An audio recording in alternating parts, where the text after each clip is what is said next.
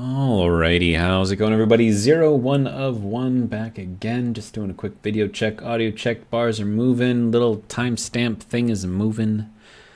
I think we're live. Alright, anyways, hi, 1 of 1 here. We are back on Mimas, and we're just gonna keep on doing what we were doing. We are fully charged, so that's good. I don't remember exactly where we left off. So I'm gonna have to do some investigation here. We have lots of food, extra food, plus cereal bars if we need it. So that's good. Yeah.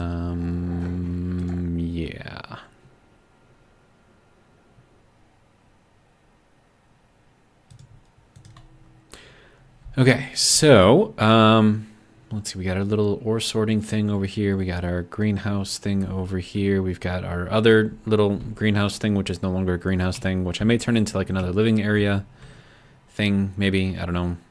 We gotta figure that out. Let's see what else. We started... Yeah, we got that done. Oh, right, we were working on our water system. And then we had our little cooler here. Okay. Let me see. Okay, so that is doing a thing. This is all set up. That I believe is also set up. Okay. Okay, so then we've got 4 of our gases done. Is there a gas that I'm missing other than nitrous oxide? I don't think so. I think it's just 5 of these? No, there's more than this. Pollutant, right? Do I need pollutant though? Probably not. I mean, do I have CO2? I think I have CO2. Yeah, I think I have these 4.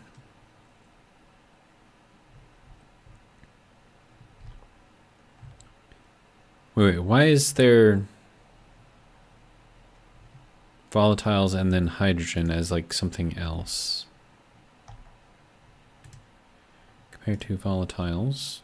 Oh, there's actually a difference. Wait, what? So then how do we get hydrogen?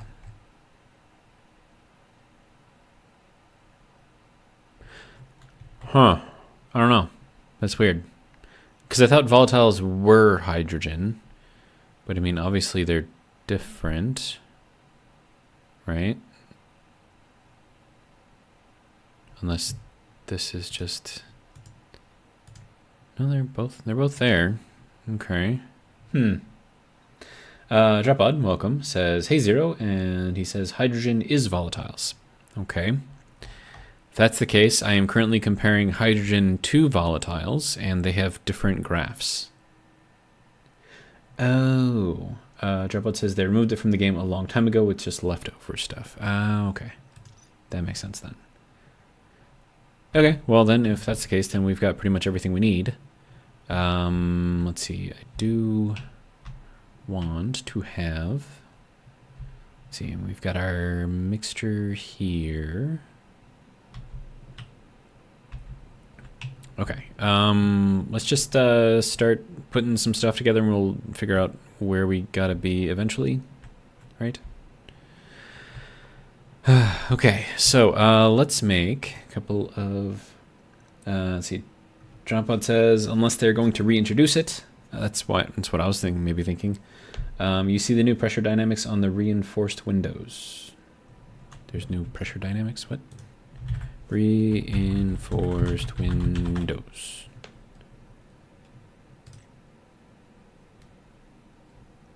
Okay, still 1,000 kilopascals. That's what they were before. Let's try the padded ones. Still 1,000. Okay. Reinforced composite. Still 1,000. Okay. This still 1,000.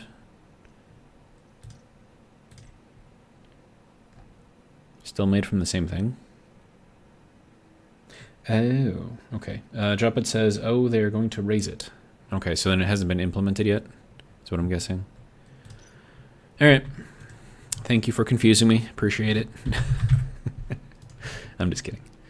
Or am I? All right, so let's make 2 of these. This is going to be for our oxygen and volatiles. So we can figure out what we're going to do with all of that. That'll be fun, right?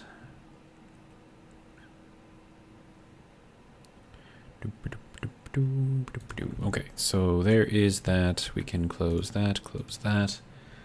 Dropod says, salutes, and says, no problem. It's just silly. All right, so we're going to throw this onto here. And then this one onto here. And that should tell us what we have in each one. And then we just need to paint them. It should be our paints. Yes, okay, good. Painting red. And then painting white. There we go. And now I can build the ceiling a little bit farther over. All of this. Okay, so we have 2.5. Okay, so that's all doing a thing. Good. That's our pressure inside of there, so I'm not really worried about that at the moment. And then our fuel is at 1.05 megapascals. Okay. And then we can turn this into water eventually. But we need to finish hooking all of this up apparently. Okay. Okay. Also, one-way valves. What's wrong with one-way valves? One-way valve.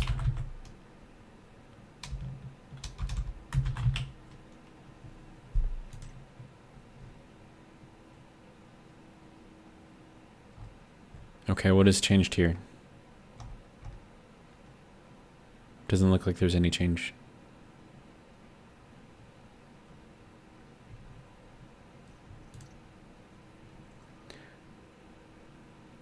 Dropout says they're adding... Well, all right, I'm not playing the beta version, so unless it's in the active version, all you're doing is confusing me right now, because it's not in here, so I have nothing to look at. Anyways, okay, so what do I have for cable? I have none. Okay, I guess that answers my question. Oh,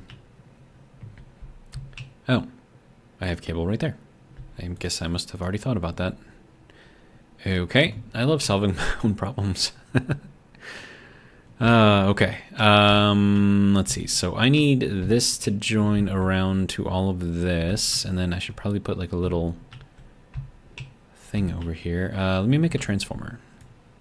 It's one thing I have not made yet, right? Is there a transformer hanging out around here? Doesn't look like it. Arc furnace, no. Nope, nope, nope, nope, nope, nope. Okay. Transformers. Wait, that's not... No, that is out of here. Okay, yeah. Transformer. There we go. Alright, make one of those. Thank you. We need gold in there. Let's see, we'll turn this on. Uranium, copper, silicon, gold. Okay, let's get 2. Thank you. Alright, and then that can go into there. That can go into there. Alright, good.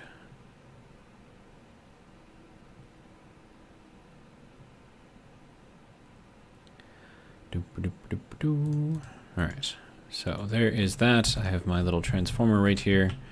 You can go into there. We now have lots of gold in there, so that's good. Alright. And then we got to get this thing over here. I've got room like right here for it, so I'm just going to put it like here. Just rotate that around. That should be good. And then I can get this to go kind of around, and then this will be for our water, and then I can just kind of connect that into there. Probably going to need more heavy cables, so let's make a few of those, like 10. Let's say 10. I like 10. Heavy cable, good to go. All right.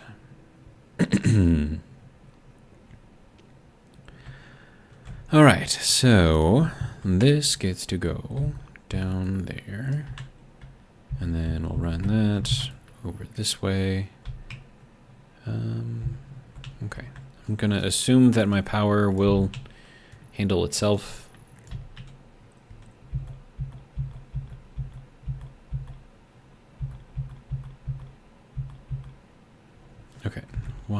is this being silly? There we go. Delta V says, you're still alive. Well, yes. Yes, I am. Somehow. There is my extra heavy cable. That can go there. I don't know how much power this is going to use. Probably a lot. Combustor. That uses... Doesn't tell me how much it uses when it's active. So I'm just going to assume that it's a lot. So this, I don't know, we'll just set that to like 5,000 or something. 25, well, 2,500? No, let's go 3,000. 3,000. Let's just max it out. Let's just max it out. It's fine. All right. Now, that is done. So now I need to get to this. I need a 3-way. And then I need that to go that way. Okay. Then this can go that way. That way. And then I kind of need all of this to like join in back here somehow. I could go through that. Yeah, we'll go here.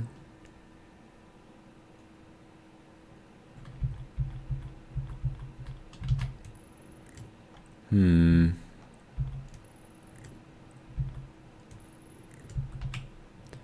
I need to put it in this, like this? No, not necessarily. Am I going to do it anyways? Absolutely. That is going through the middle of that, right? Yes, okay, good. That goes like that. Okay. So then that should be able to run this as well. Okay. Let me make sure that I've got everything in here correct. Okay, so we've got our gas connected into there, which is also connected into our liquid output right there. So we need our liquid output to go somewhere. Also, I should probably put in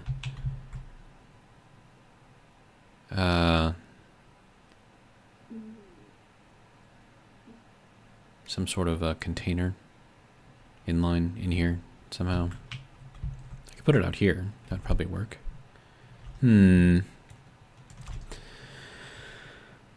Pipe utility. Let's go. Also, am I making... Oh, I am making mushrooms. Okay, and I have all of those. Okay, right. Right, that's the thing that I didn't check, is that we have this. Okay, good. So that's set up for now. That was an emergency last time because we almost died. Which we tend to do a lot of, the almost dying thing.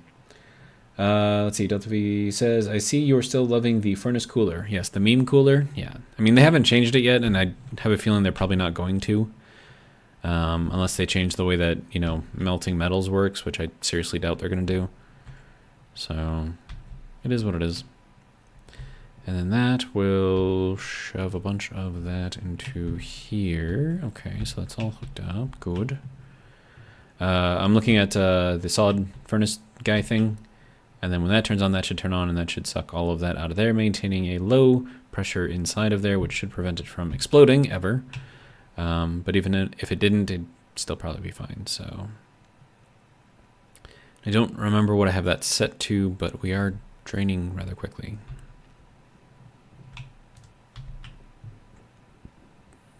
And this is like our only source of stuff right now. I have hiccups for some reason. But we have 76 grams, so it's not terrible. So, and how are you doing? We're up to 39, extra 39 grams of hydrocarbons there. And yeah.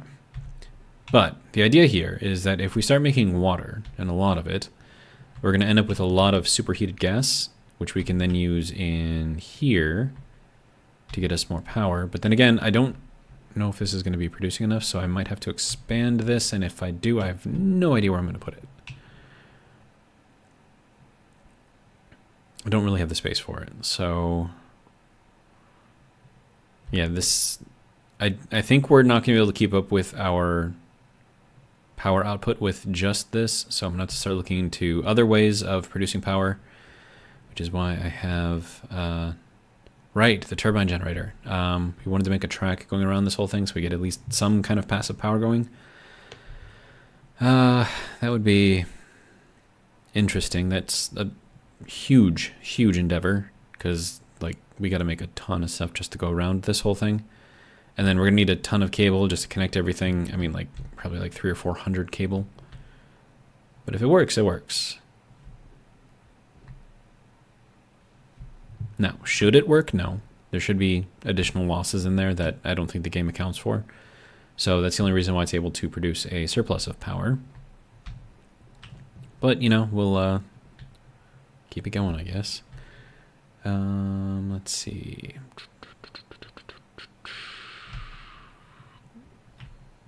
Okay, nothing turned on yet. Okay. I don't remember what my cutoffs were on here. Alright, anyways. This is idle. Yes, good. Idle, idle. Not idle. Right, this one needs to be set up for our CO2. Okay, I can do that.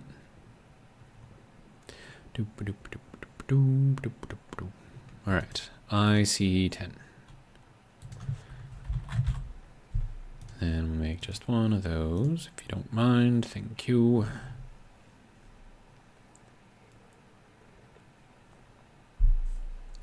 My drink for the night is water. I was thinking about drinking an energy drink, but it's the last one that I've got, and I'm going to need it for tomorrow morning. So it's going to be water tonight, energy drink in the morning, and then I got to go to the store. Buy more. Should be fun. All right, so IC10, good. And then we're going to throw this into there for... Actually, no, we don't need that in there quite yet because we got to copy the other code first. So you can go into there. Then I'm going to borrow this real quick. Don't mind me. Going to import that. You can go back there. We're going to go into here. All right, so we want this to be carbon dioxide. Okay. And then confirm. And we need you to go into here and then export. Turn that on. And right, this has to be set for that to work. Okay. All right. Let's see. We need this, and then that is set to filtration. Hang on. Why can I not click on this? Okay, so that just needs to go into there. That's got to be our pump for our CO2.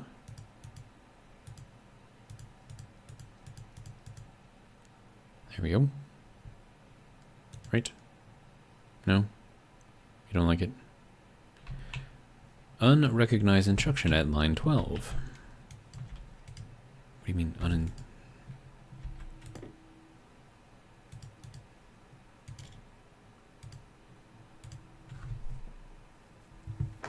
Okay, gas percentage dB ratio carbon dioxide from the input.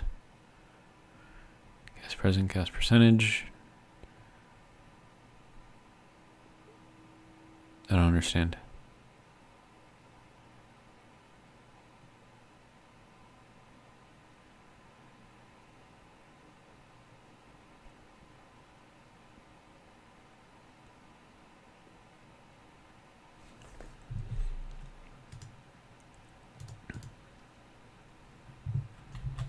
Did I write down the wrong thing? Did I spell it in? Well, no, because if I spelled it incorrectly, it shouldn't have shown up as orange anyways.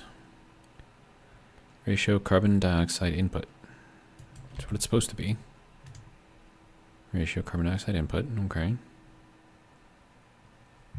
Why you no work, sir?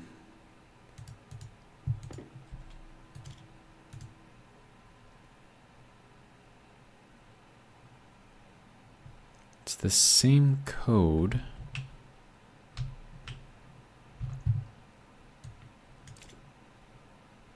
No, are you still in? You're not still in. Okay.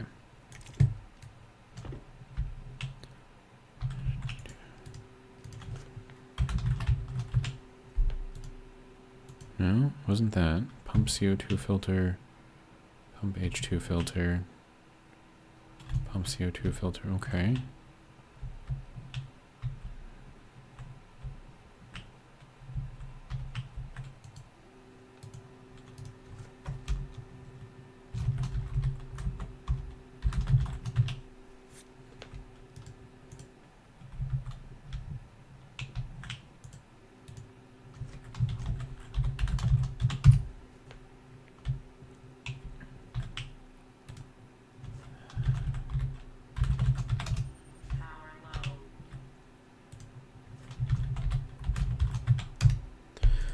All right.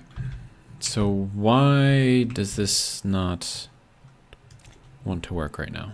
Because if I have an issue here, I should have an issue on all of these, but these ones appear to be working just fine. So why do you not like this one?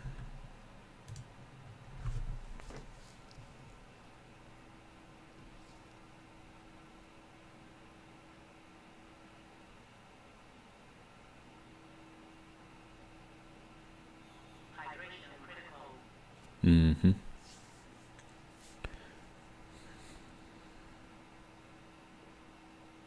This is like really, really simple code, so I don't know why it's throwing up an error. And why here?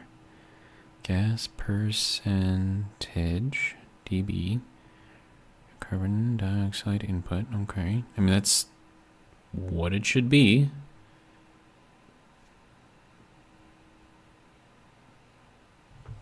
Very confused right now.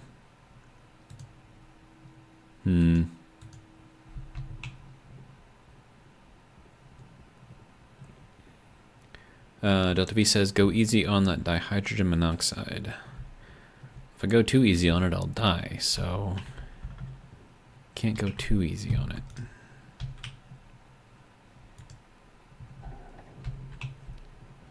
All right. We'll just put this in there. Drink some water. Good. All right. I don't know how much water I have left in here. I know it's not very much. The fact that it was probably the last of it. Alright, what is the dealio here? Oh, that was the last of it. Okay. So I really need water. It's fine for now. I still have a few extra bottles here, so we're okay. But it is a little awkward. And I should have left that on. Huh.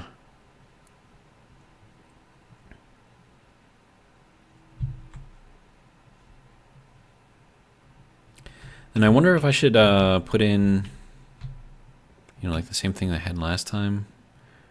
I think that's where the power is coming in at. So that would have to go up through here. And then I could rearrange that to go over there to cover that. I need a transformer in here that I could control with a sensor and whatnot.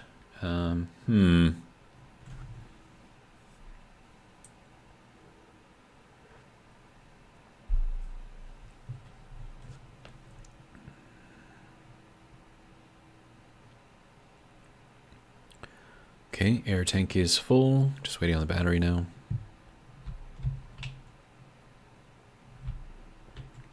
Do I need to eat something?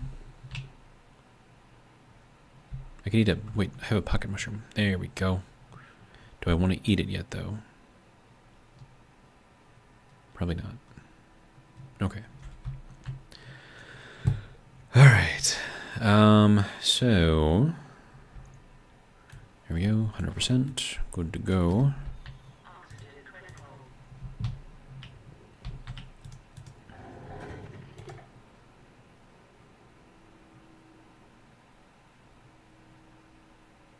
Okay.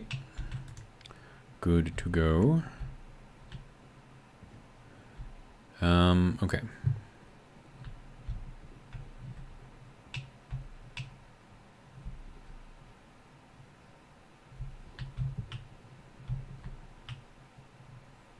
Okay, but seriously, like, what's up with this? Why Why do you not want to work? Pump CO2 filter. Pump CO2 filter. Okay. Viking, welcome.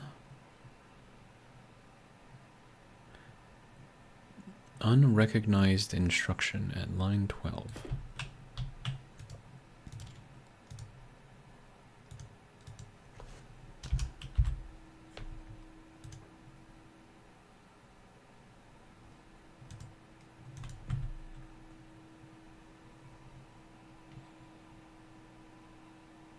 Do you guys see the difference there? One is the number 1. The other one is an L.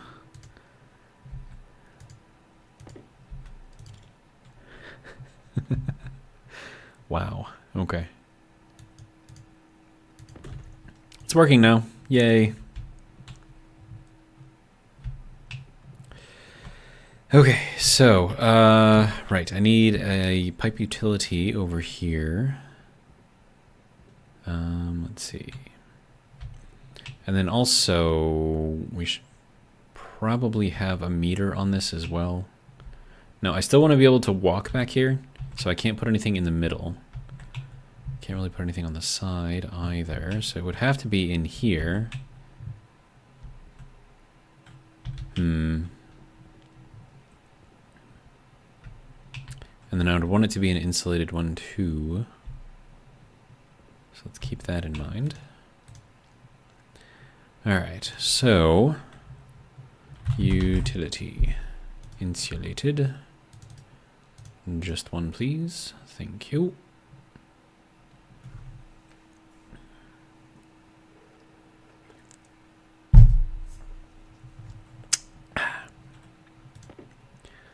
Probably gonna run out of water before too long.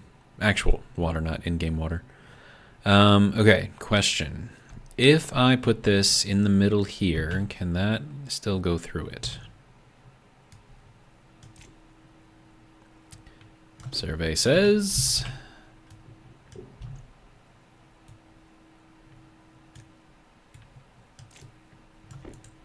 no. Crap.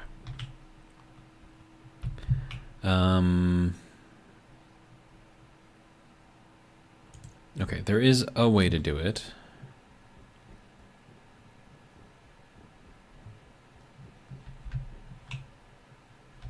I'm just going to have to reroute the cable a little bit. Alright, Dropout says, LMAO, the 1 and the L are so close, almost like the semicolon and a Greek question mark. I don't think I've ever seen a Greek question mark. It's rather interesting. Okay, so... how are we going to do this? We need to take this out, take that out, take that out. And then this needs to go some other way through here.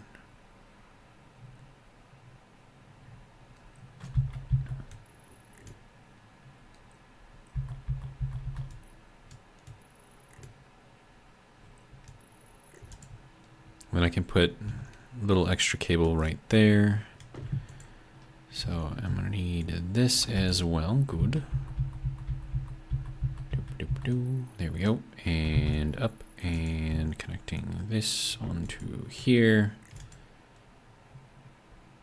I think that'll work. Yeah. And then this just needs to go back into here. And then we need to paint.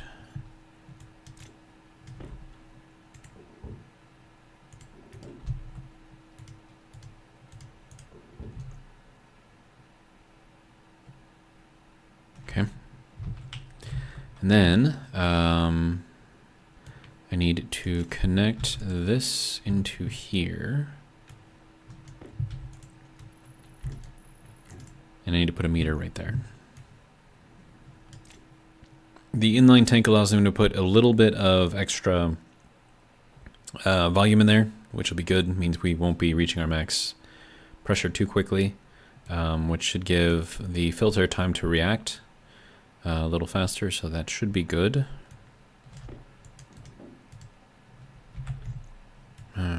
Okay. Now we need a meter. All right.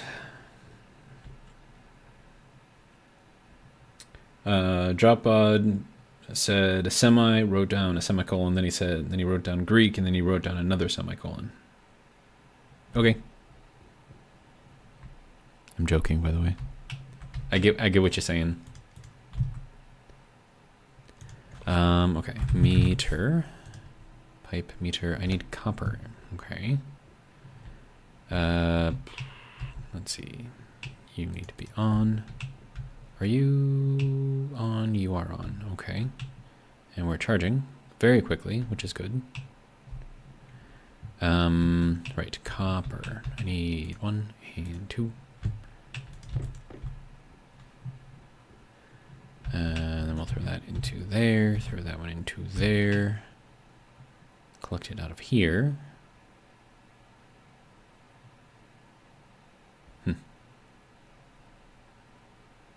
There we go. Excellent. All right, and that can go into there, and then I can make this thing again. Good.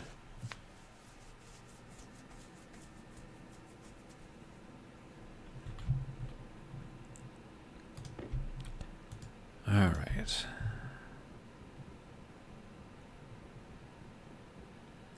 And then you need to go here. And then we need to paint this thing as well.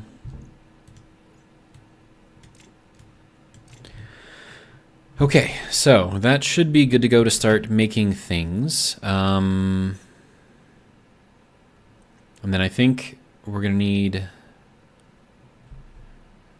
probably an IC in here too. So as soon as it detects anything in here, like it'll just start filtering.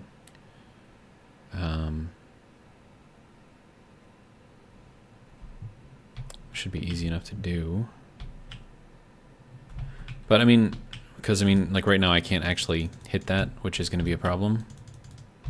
So, and I don't want to just leave it on the whole time either. So that kind of sucks. Okay, well, I mean, there's not really much I can do about that except take this off temporarily. Now I can actually get at it. Okay, so let us get another IC10.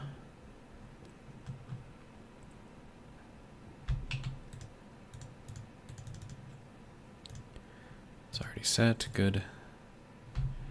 All right. And then this is going to be exhaust pump. So pump water. Oh, I'll just call it exhaust. Confirm. Because this should create the pressure, the input pressure, and then this will create the output pressure. And then this is just going to go into here where it will start cooling immediately. And then I need the water that comes out of here to be able to go somewhere else. And we're going to need some sort of storage in there as well.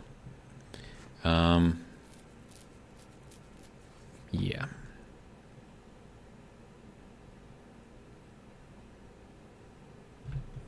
And then once it's here, I need to be able to cool it down again. So that's going to require another, probably an air conditioning unit or something. But then it's going to need to go, the exhaust has to go into something for the air conditioning unit. So if we have too much heat and we're trying to cool it down, we need to give excess heat out. So we could just open that up to vacuum outside, which technically it's already outside, and use that for cooling, maybe.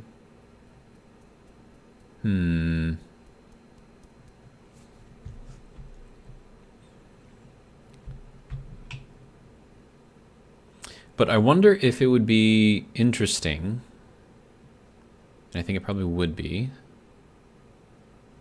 to use water as our overall cooling medium for the entire base. So we need a lot of it, but I think we can get there, potentially. I mean, I would need some way to collect that from something. Right now, the only way I'm getting it is from ices. And I could collect it from here, I suppose. Buy it, that is. Otherwise,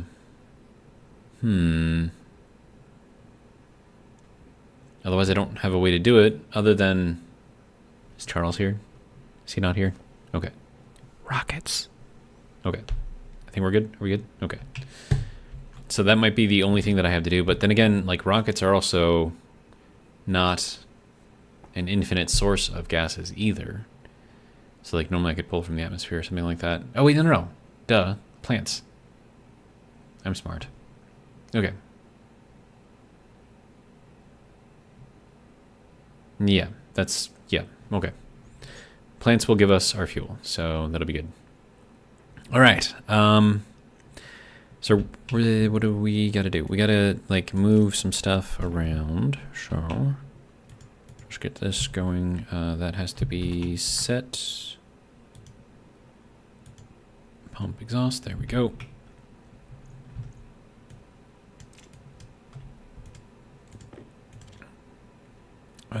Okay.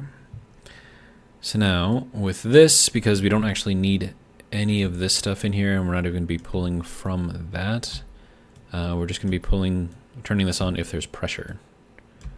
So, gas present, I don't really care.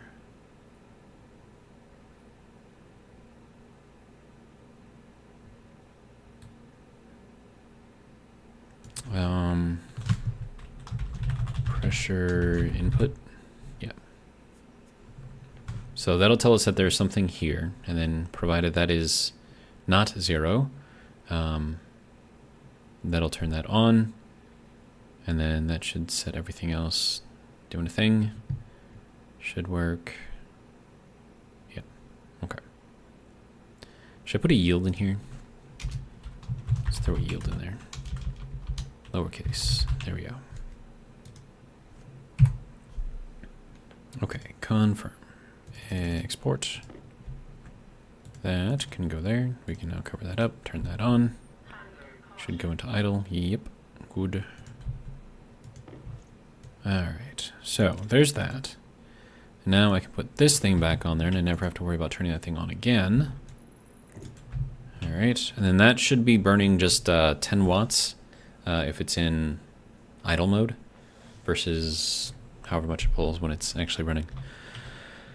Okay, so with that, this can hold 40 liters, and I think this itself can hold quite a few liters itself of water. Yeah, 1,000 liters, so we should be good on holding water in there for now, and then we'll just, I don't know, figure out something to do with it.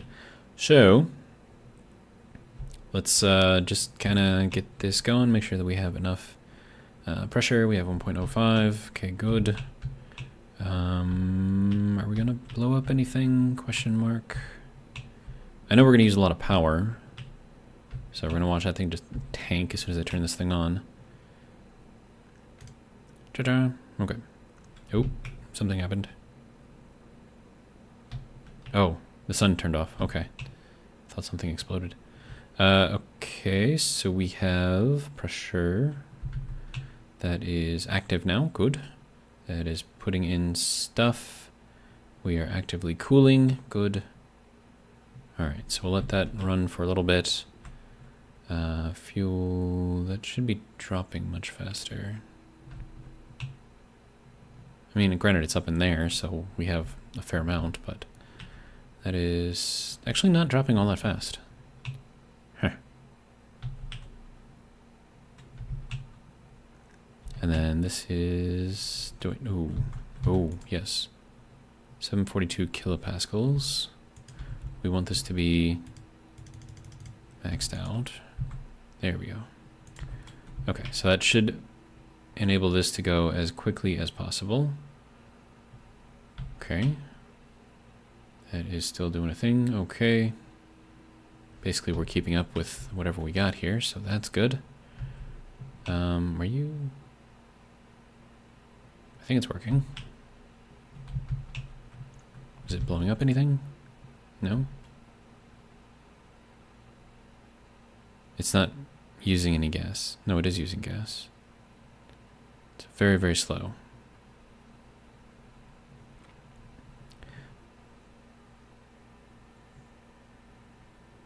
Do I need a pump in here? or not? I don't think I do. And then, of course, our excess heat, gas, whatever, waste gas, which has all kinds of stuff in it. 1274, that's barely going up at all.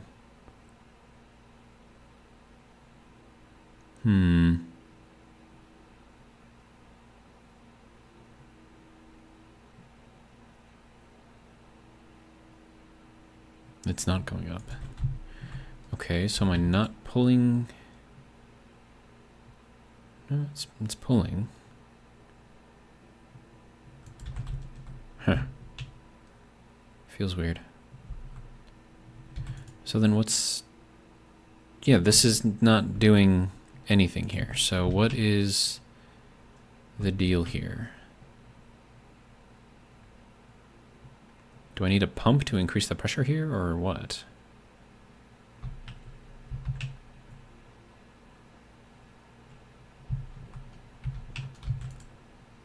Because at this rate, it's going to take a very long time to fill this thing up.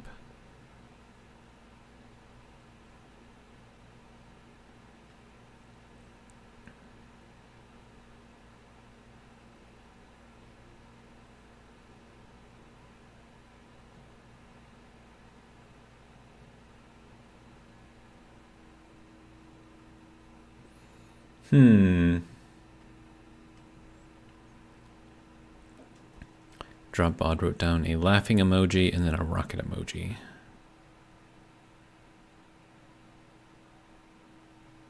I mean, it is going up, but just not very fast. And then it's like 60, 70 moles for a single liter of liquid. So this is not going up very quickly at all.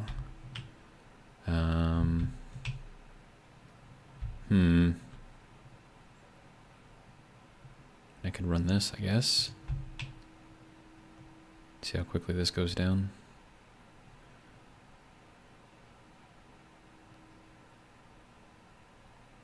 I'm assuming like the more pressure I have in here, like the more efficiently this will run. It's just my assumption here. Could be wrong. I don't think I'm wrong, but I could be wrong. Persistent Snafu says, needs to cool quicker to condense to liquid. It'll get there. Like, I'm not really worried about it. Although this should be cycling the solder through, which it seems not to be doing. I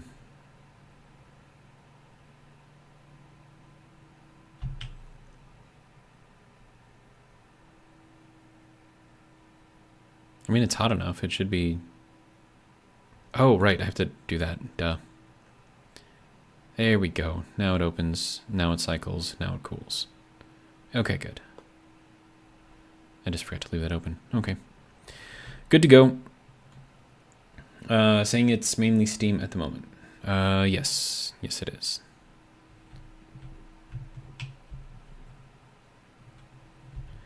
What do I have for... That's not it. Okay. I don't have a whole lot, but I could probably run that in there. And then that will turn this thing on. Eventually. It's got to heat up the ice first. And then, I mean, I could set that with the setting and change it to something less, but I actually like the idea that it heats up the gas and then I can store the gas at a higher temperature. Because then it's more manageable and it's not like super cold. Alright, yep. And then it is active and doing a thing. Why is all of this active? Because all of that is in there. Why? That was weird. Have they changed what gases you get out of volatiles?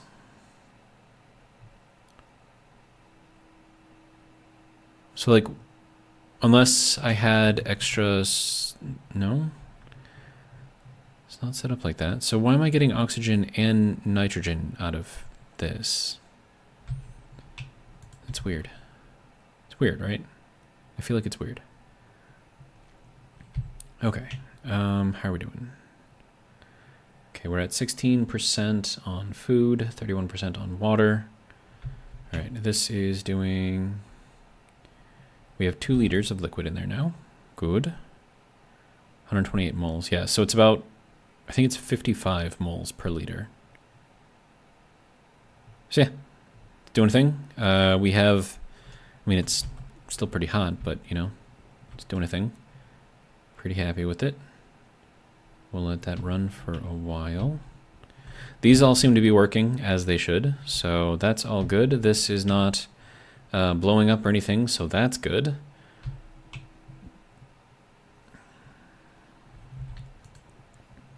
Doesn't appear that anything in here is blowing up either, so I think all in all we're pretty good. We now have 3 liters of water in there, or 2.5 anyways. Yeah, okay. How much power are we using though? And also, I don't know, like, are we raising the temperature in here? Because we should be raising the temperature. Then I have to make sure that I keep an eye on how much pressure is in here too.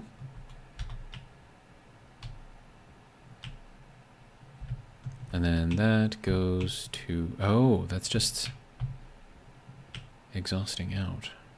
Is that what I want it to do?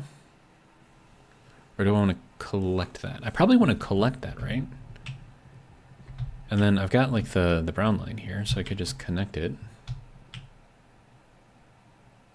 Oh. This would have to be put onto like a turbo pump or something to make sure that this stays at 0. Because otherwise it'll overload in here and then blow this up, which is not good for anyone because it'll blow up a lot. All right, how are we doing over here? 70 grams of hydrocarbons, that's nice. Okay. So, what do you say we get some food, water? Actually, hang on, why are you on? You don't need to be on. There we go. Good, good. All right. I mean, everything seems to be working. Okay, you on, you on.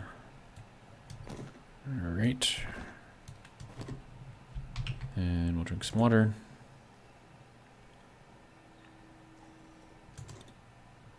There's no water left. It's fine. Okay, and then pocket mushroom. Thank you. Pocket mushrooms are delicious. Don't let anyone tell you any different.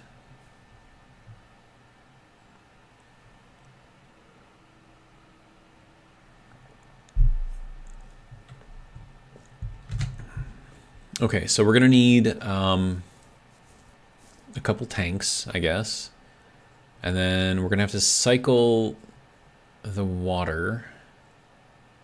Now I am a little curious about something. If I run the hot steam through an air conditioner, so that connects into the output, and it runs through the air conditioner, I have the air conditioner set at 25, is the output of the air conditioner also, is it going to be at 25?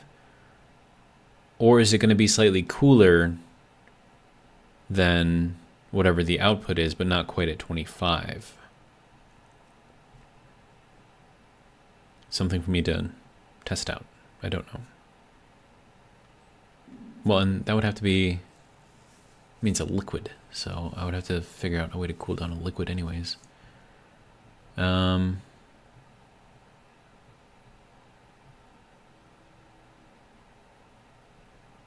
that's going to require more thought.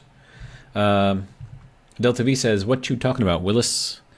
I'm talking about if I were to run a hot gas into an air conditioning unit, would the output of the air conditioning unit be at the temperature that I have the air conditioner set at, or would it only be slightly cooler and the set point that you set on the air conditioner is just what it will stop at, not what it necessarily cools to?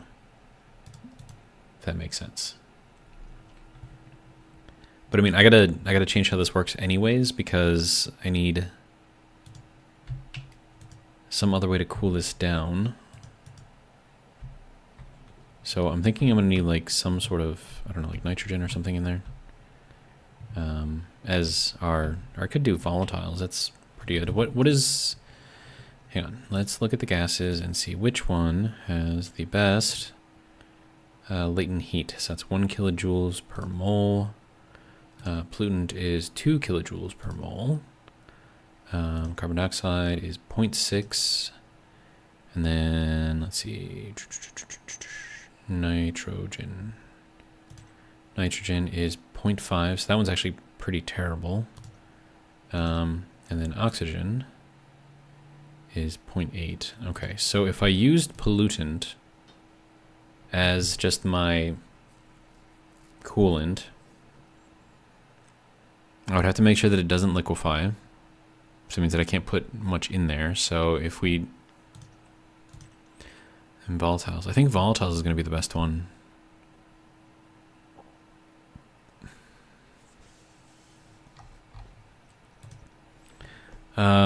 Delta V says water.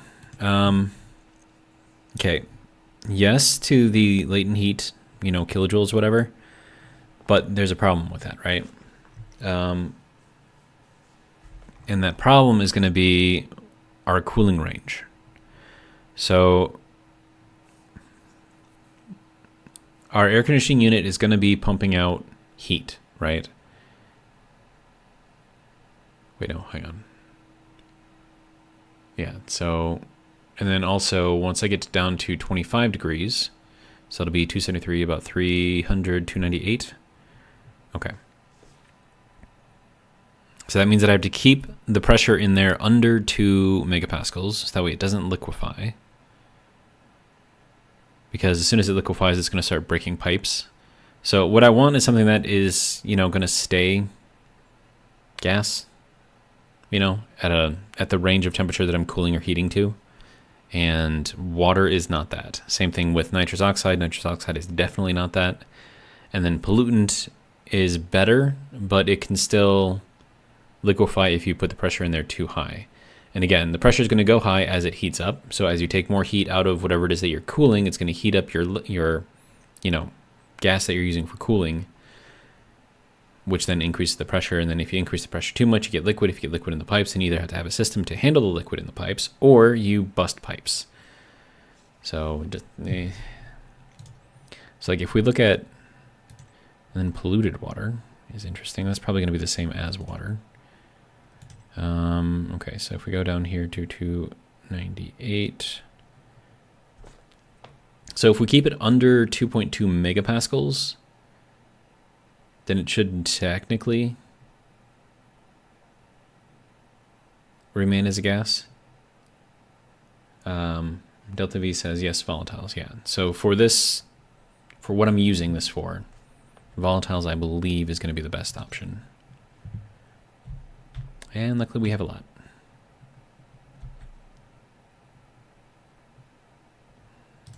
All right, we'll just turn that off for now. How are we doing?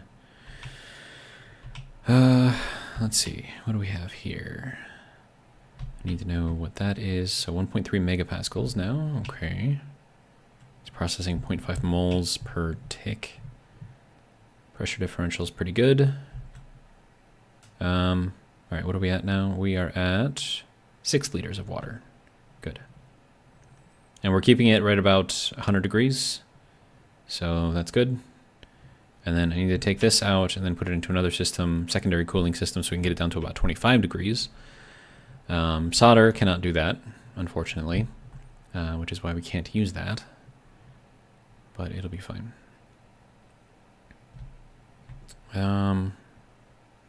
Yeah.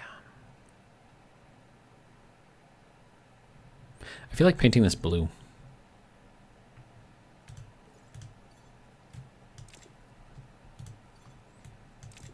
Because it goes to our water system, right? So that way you can know at a glance that that transformer right there controls the water. Okay, so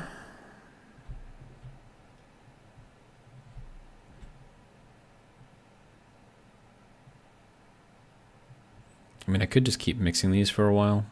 I've got this stuff for it, I guess. But we are going to need more gases eventually. And I don't think I'm going to be getting very much out of this because it's just going to combust and I won't end up with any volatiles, right? So that's the plants. That's where they come in. Okay. Speaking of plants, how is our atmosphere in here? We now have 86.9% and we do have 3.1% of CO2. It's not a lot. Now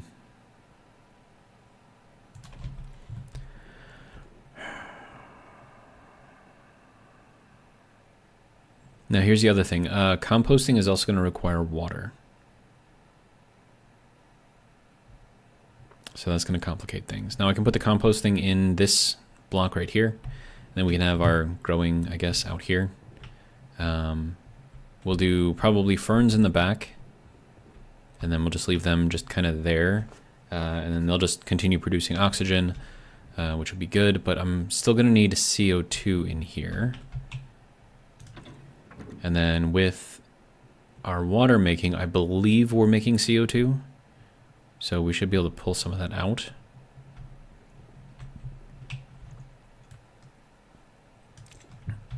And then also in here, we also have, CO2. Not a lot of CO2, but some CO2. And that's just from, powering things up, we get CO2. And in here, we don't have a lot. 196 moles, it's not a lot.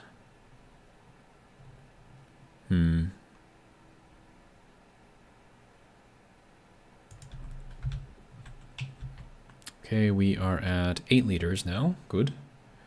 Let's see. Delta V says make biomass charcoal, no water plus volatile CO2 pollutant.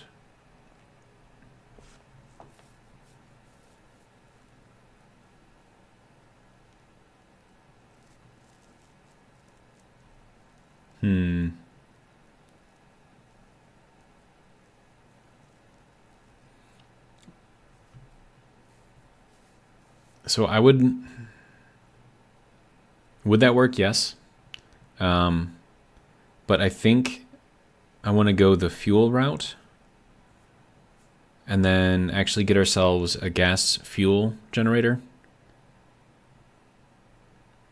That's going to require, more setup because you need to maintain the temperature or pressure, whatever, inside of there, which, fine. I could probably do that, but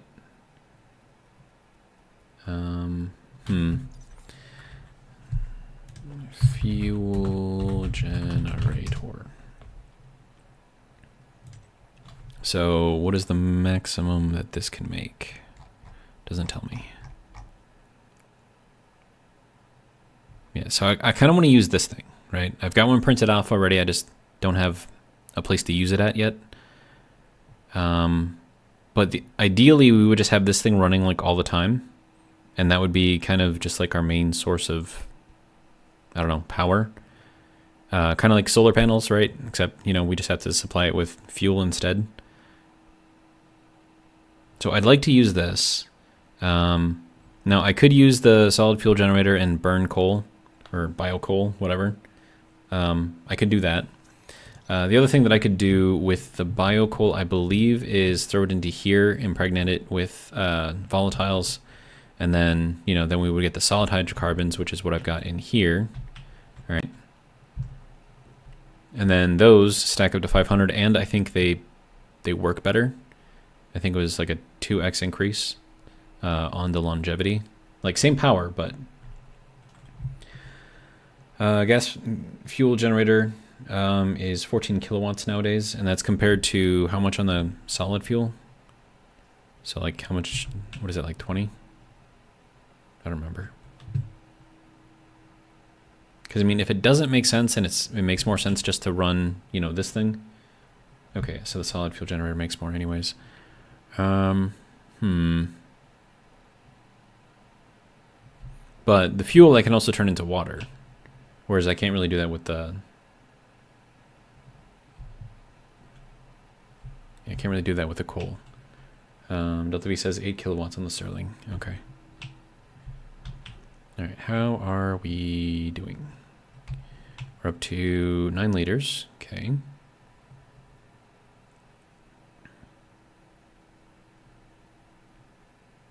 Well, temperature is staying pretty consistent, which is great.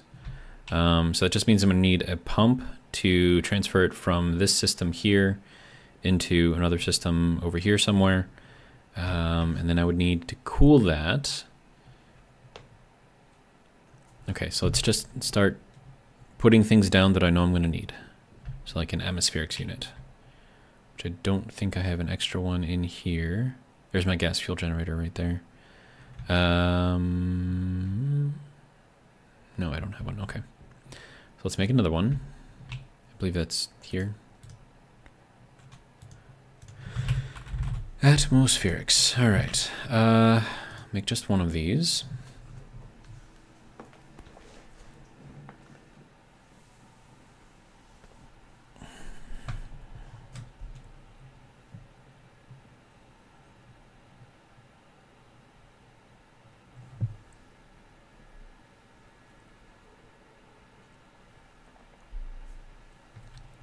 There we go. Okay, so here's what I'm thinking here. We're going to run this kind of in front. Put it kind of over here on the side. And we'll have all of our piping and everything behind it. Charles, welcome. Charles says, evening. All right, then we're going to need one of these things along with a screwdriver. Good. All right. That's that. We will set this to 25. Okay. Now, we're going to need some amount of fuel in here. Volatiles, I should say. And we're going to need a fair amount of pressure as well. Basically, if I can go 10 megapascals, that would be good. If I can go, even farther, that would be better. But basically, I need to run this over into another system above here, put in some small heat exchangers, which I don't think I have any of. No, doesn't look like it. Okay, so I need some of those. And then I would like to have... Well, actually, could I do a large one? I mean, we've got this heat exchanger here, which is like our medium-sized one, I guess. And we've got our large one, which uses the same as that. How does that work?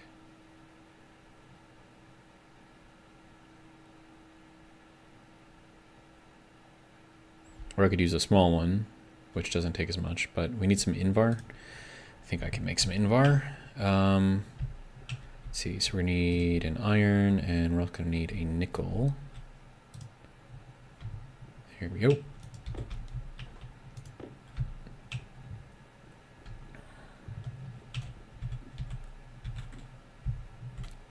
Excuse me. Why are you making an iron pop up? That's just rude.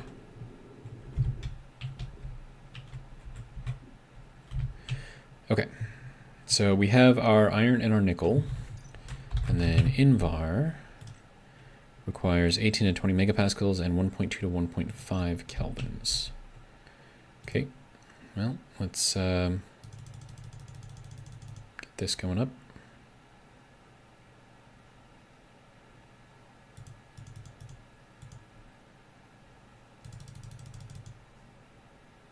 Okay, a little bit lower. There we go. And then it was 1.2 to 1.5, so it's a little too cold. Okay. Well, let's take this out for now.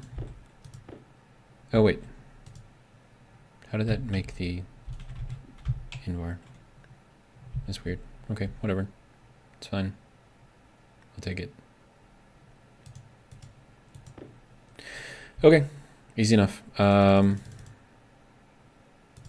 Drop that off.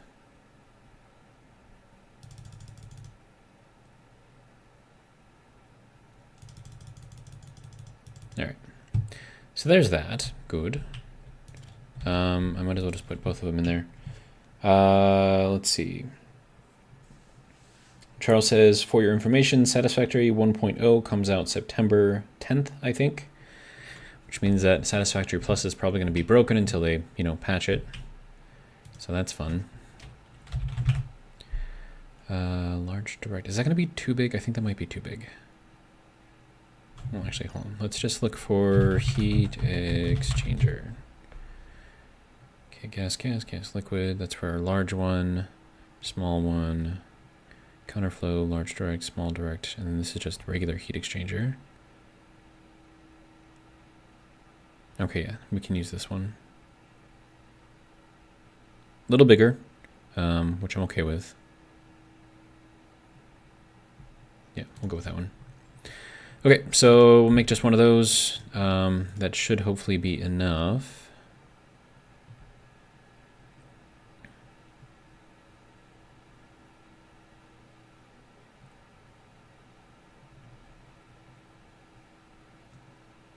And I think the large heat exchanger would be too big to fit back there. So that's why I'm going with this one instead. Thank you. Yeah, like this one should fit. Large one, I mean, it might fit in here, but it's going to be really, really cramped. I mean, it probably would fit. Oh, but then I need to get the wiring back here, so no, that wouldn't work. Okay, so this one should work. Then we need liquid and gas.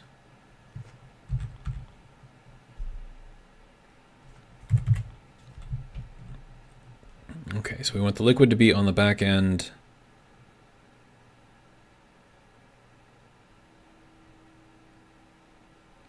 Gas to be on the front end. Okay, so that should be fine. Set that up in here. Should give us more than enough room for, yeah, for cables and whatnot. Yeah, that should work. Could put this up. Yeah, we'll put it up one. Right there. Okay. So we need to run our hydrogen through here. And then we need to run our liquid through here. And then we can run our liquid down and under once we get at temperature, whatever. Yeah, so let's start setting this up. So we're gonna need our normal cycle stuff.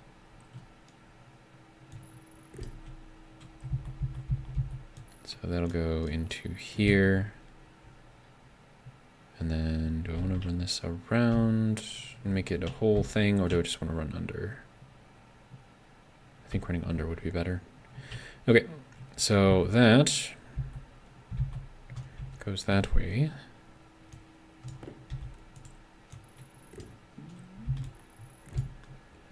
Okay, that can go over to here. Okay. Now, I would like to have an inline tank for that. Maybe even 2 inline tanks. We'll just go with 1 for now. I mean, it's going to be a big one, so it'll still take 2 parts, but... nope, I definitely don't want that one. Utility. Because I don't want it to be too cold, because I need to control the temperature, not, let it just cool down to vacuum, which is very, very cold.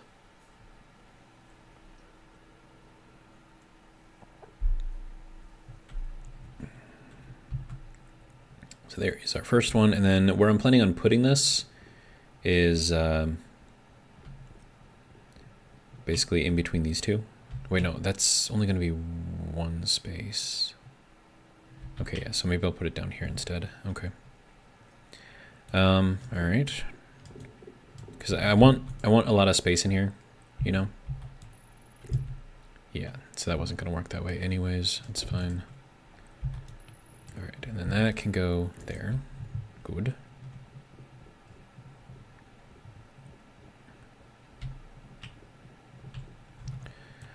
All right, we're probably going to need more stuff eventually.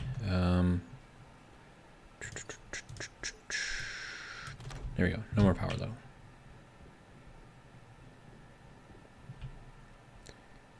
Okay, looks like we're running that again. Okay. All right, so that gets to go there.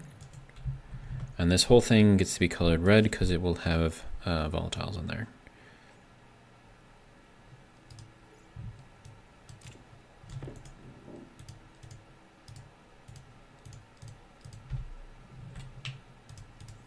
I'm not going to paint this one because I need to get the volatiles in here first.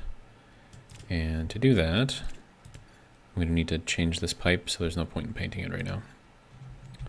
And then that's going to have to come in from over here. And then I can actually set this thing. That's at 50 kilopascals. Let's change that a bit. 7,500, confirm. And that should be like more than enough to power that thing too, so we can just like connect this, turn that on, should be fine. Okay. Then this is gonna have to go eventually out to here, and we'll have like a whole cooling thing out there, I guess. Let's see. All right. Next thing, we need to get our liquid into here. And then that liquid is also gonna have to go down.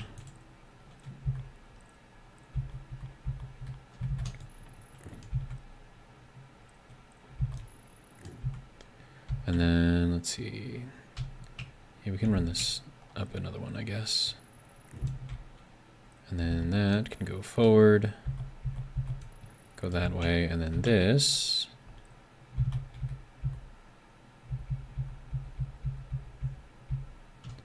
To there.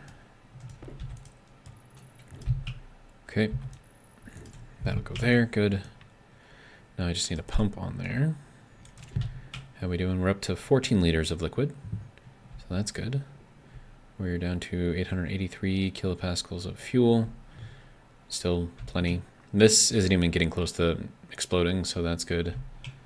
Everything else seems to be working, so that is all well and good. And then we should also, at the same time, be increasing our temperature inside of here.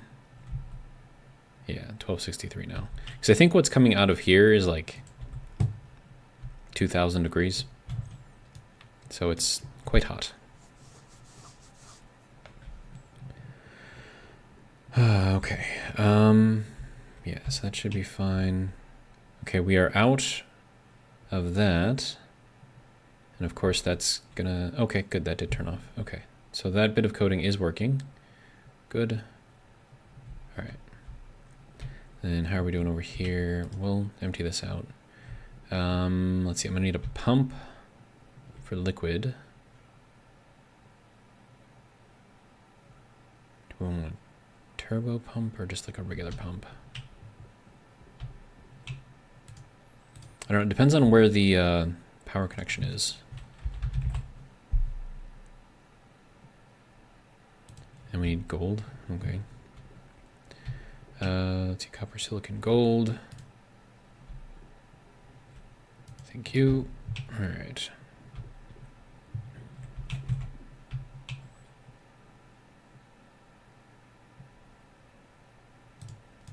That doesn't need to be on right now. Okay, gold into there. Good. Make just one of these.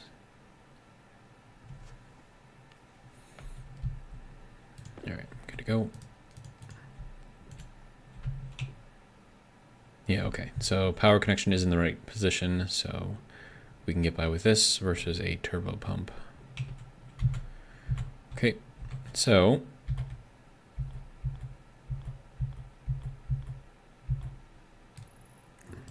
there we go. And then we can control this via smarts if we really, really want to. I'm not going to worry about that for now.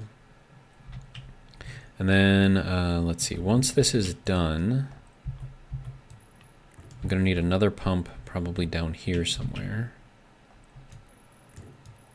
And that will pump it into an actual holding tank for our liquid. Should probably go and drink something.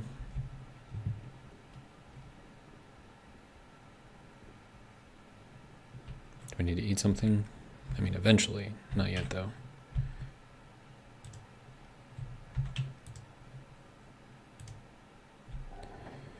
Okay.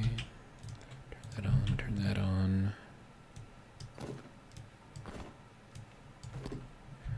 Okay, good to go.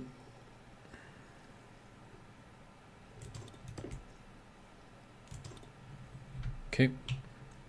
Then I guess we just gotta wait for this then. I mean, we swapped out our battery, so that's why it doesn't take too long, but do I need my air tank to be all the way maxed out? I don't know, maybe, I don't know.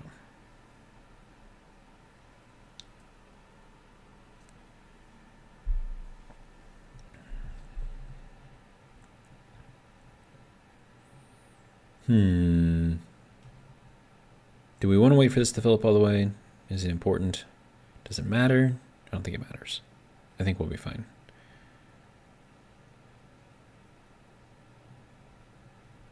Just wastes more time. Okay, there we go. All the way full. Excellent.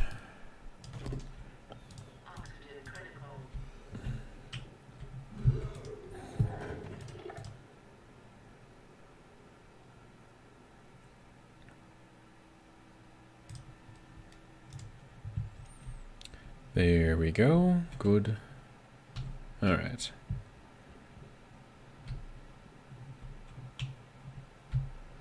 And this is still going. We still have quite a bit of fuel in there, so that's all good. We're up to 16 liters of water. Good. And it's all like already at like 100 degrees, so that's perfect. I can basically just pump this out as soon as I'm done. And then that'll go into there, and that will start cooling. So this needs to start filling. I'm gonna need a lot more pipes for that. So let's go and get some.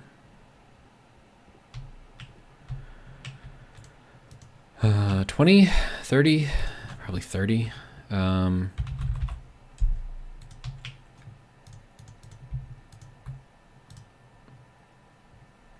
We could probably cook some more silicon for that. Copper, silicon, there we go. And then while that is doing a thing, we'll open that up.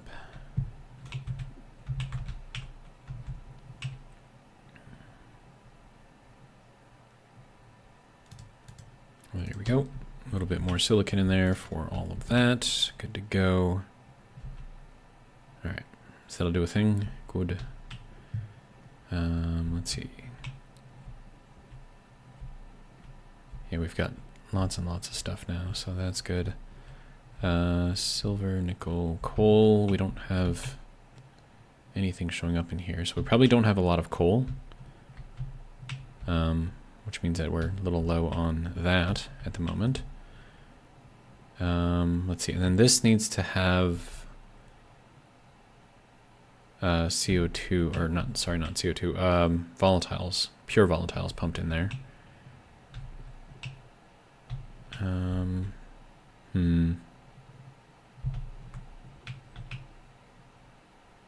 Temperature's hot enough, so that's good.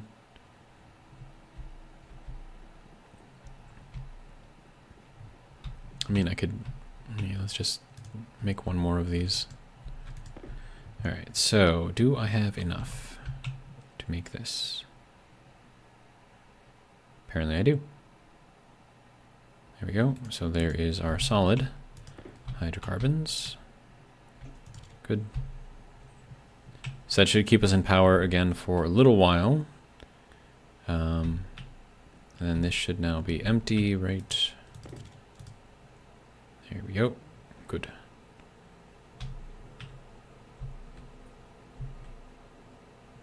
And then how much fuel do we have? 349? Okay. I mean, now that I have like actual fuel, I should probably run that over somehow. I don't know how I'm going to do that though. I mean, it comes in over here, but there's other stuff going in over here, so I got to be a little careful. But if I could hook this up to just like pure fuel, that'd be great, because then I can get rid of this whole thing here and I won't need it.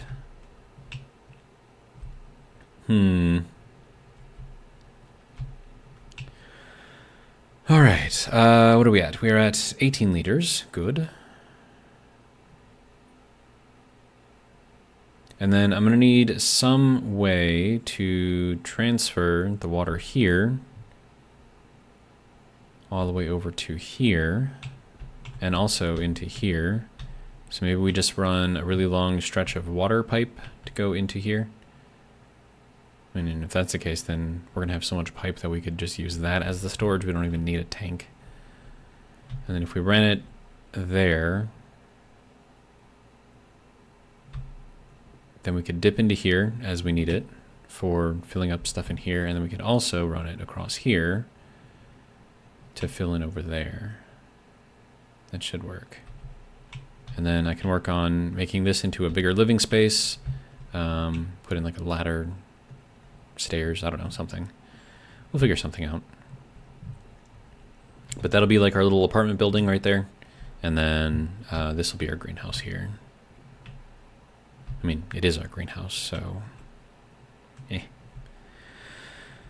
Okay, so... How are we doing? Are we at... No, not quite at 20 liters yet. This is dropping... I think 0.5 moles is like the smallest it'll go. But if you have a lot of pressure in here, it'll go much higher.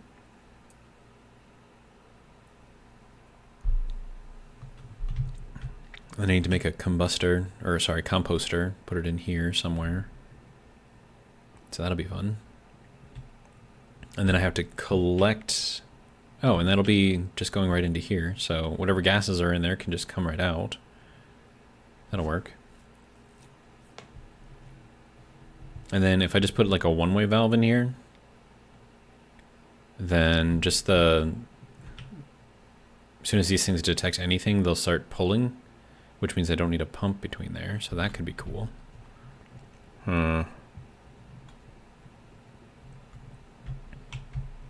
And then I also need a CO2, like a CO2 system in here. So I'll probably run this up and over that. And then I can take the oxygen out.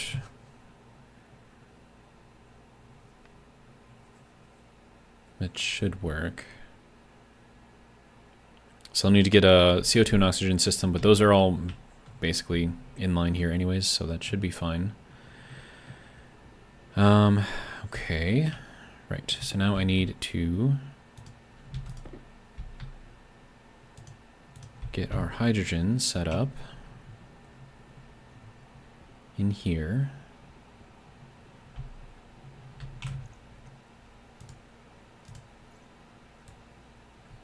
Yeah, we'll do it this way, that'll work. Okay. So that'll go here, and then we'll just pull off of this. I'm gonna have to repaint that, but that's fine.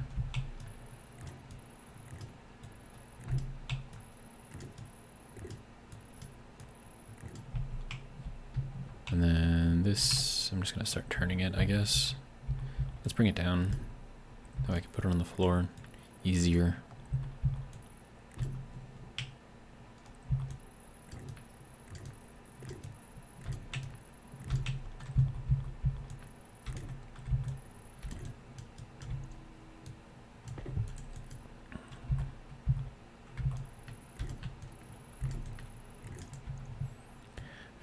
Okay. So now that we have that done, we can turn this on, and that'll start pumping in to here.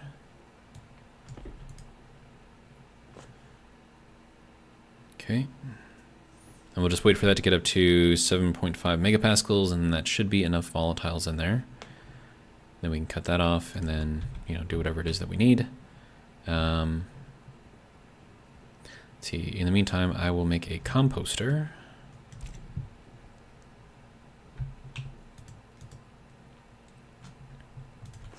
Compost. There we go. I can actually make it, which is amazing. We need more steel in there. Oh, right. Steel requires iron or coal, which is why I don't want to use the coal if I can help it. No, we have no more coal. Crap. I used the last of it in there. Okay. That's not good. And we don't get very much coal out of this either.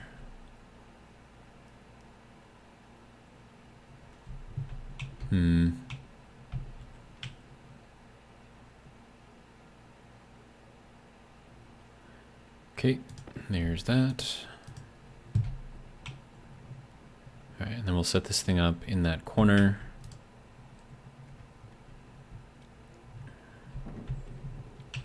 Okay, so let's see. We need our control panel is going to be over here. Okay. We'll have our water in there. That's our pieces out there. We need, okay, so water in. Gas comes out the top. Okay. I feel like we should put this in here like this. But the thing is, I don't know, like, if I put this in there, is that going to also vent into the room? Like, do I need to have it completely enclosed in here? I think I probably do. And the fertilizer, I don't even know what I'm going to do with the fertilizer. It's just going to be there.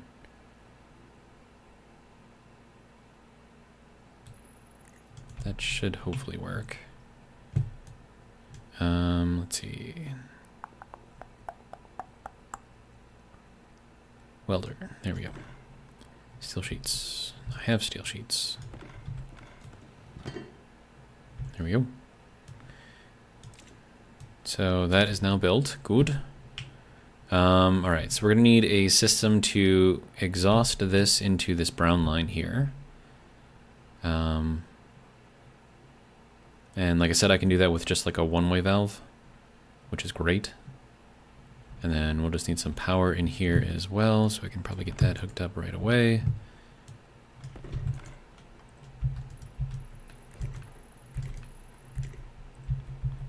And then this is going to give me nitrogen and hydrogen, I believe.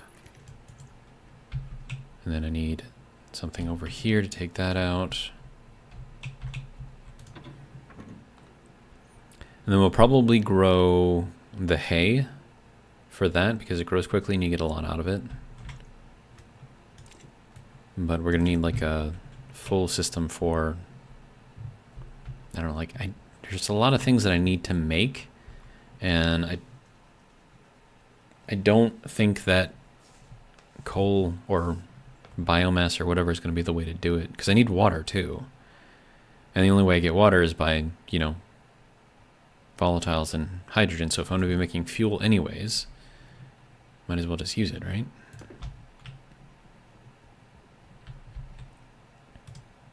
I don't know. Okay, so this, I think I would like to have go down. Just so it's kind of like out of the way. Then I'll just kind of spit it out this way. Or, no, because if I put a floor in here, that's going to be mostly covered, which is going to cause issues, so maybe we don't do it that way. Yeah, we'll just run it straight out. It'll be fine.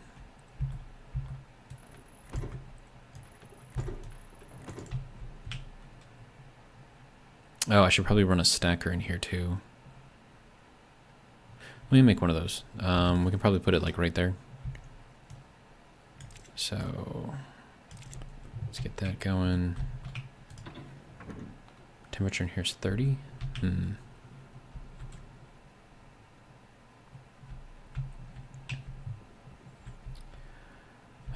Okay, so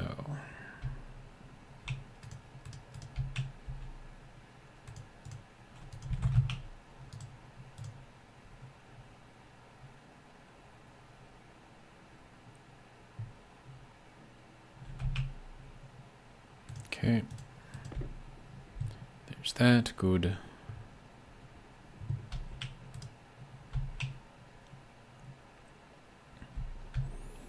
All right, and then stacker here. We'll just rotate that out. We'll set this to 10, because that's the only thing it's going to be set to, or the only thing it can be set to, I should say. This gets to go into there. Okay, and then that'll just spit out over here, which I'm fine with. Let's see. I need to get our collection method here.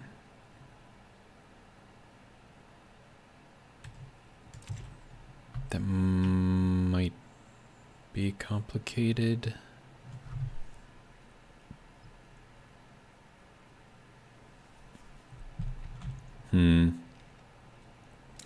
Dr. Close Enough, welcome, says, was changing the bedding and such, and just now getting a chance to say GG for not RIP after the last setback. Very much delayed, but still accurate.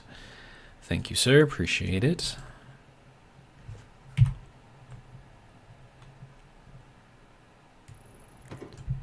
Okay, so that should be good there. Then I'm going to need just some regular walls in here. So let's do that. Shoots I'm not going to need any more of, I don't think. I should be able to fill this in from the outside here. So that'll be fine.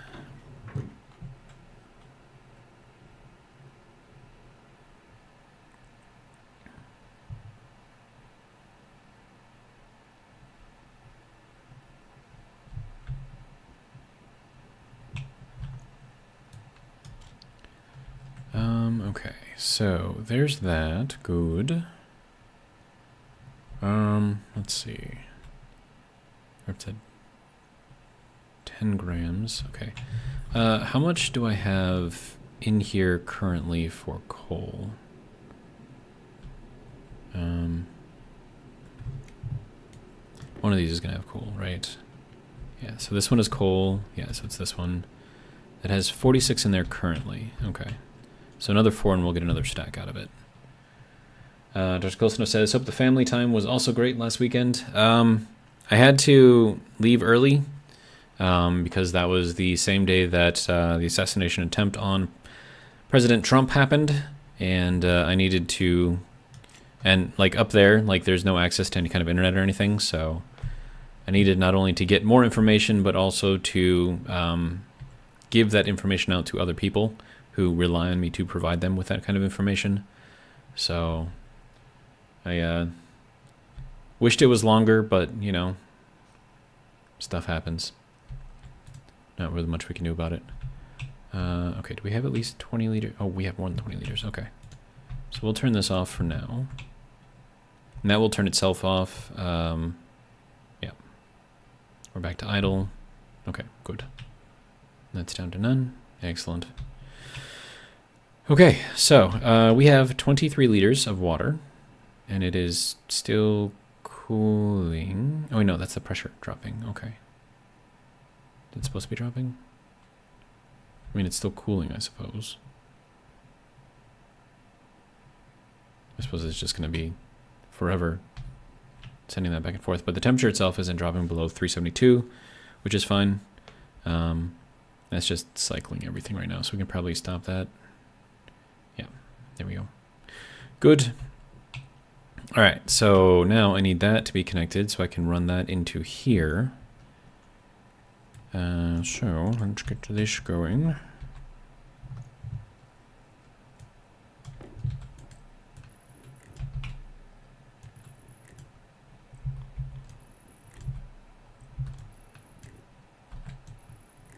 All right, and then we'll max that out, get all of that out of here.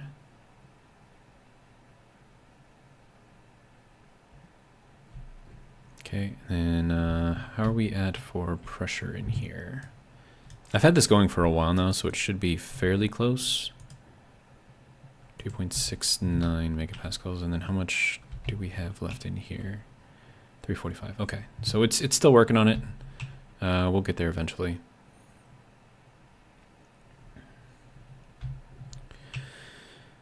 Okay, so that is actually cooling. Why? Question mark.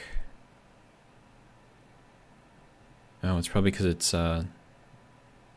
gasifying, evaporating. There you go. Yeah, otherwise it's not really changing in temperature, so that's fine. Okay, so that's 14.8 liters in there. Liquids is all transferred out. Okay, good to go. Dr. Cosno says, I guess congrats on your, quote, upgrade, unquote, to reporter, question mark. Still glad you were able to get some time with them all. Yeah, I miss being up there. Like it's in the middle of nowhere, right? So you go 2 minutes, 30 seconds in any direction, you're like farmer fields or forest. So there's not really much of anything. Cell service is terrible up there. And even like there is no water supply, so you have to, like my grandpa has a well.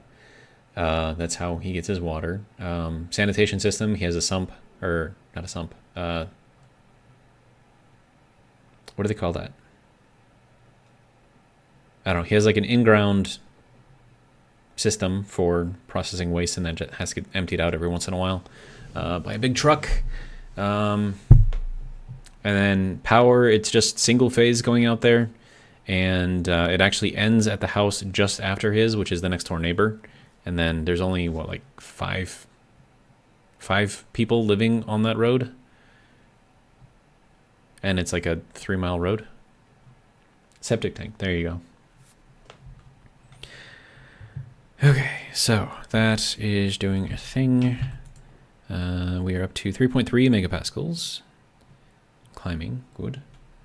Sparta Mouse says leach field. They don't have one of those. It's just a concrete tank that's in the ground with a little open, I don't know. It's like a pipe with a cap on it at the top. It's like 3 feet by 3 feet in diameter. I don't know.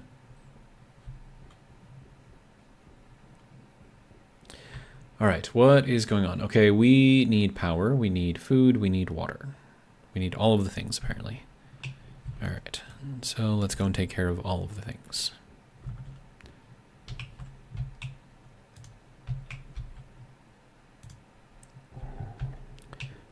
That does not. Okay, there we go. That can go, that can go, that can go. Oh, that one's empty already. Okay. Okay, and there's no more water left in here, so there's nothing to really pump in there. So, kind of is what it is.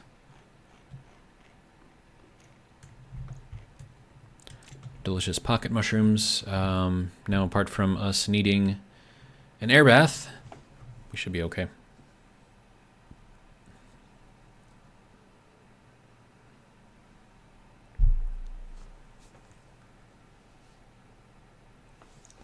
Now, here is the issue that I am foreseeing with our water system. If I were to string a very long line of pipes around there, it's probably going to be around 50 pipes.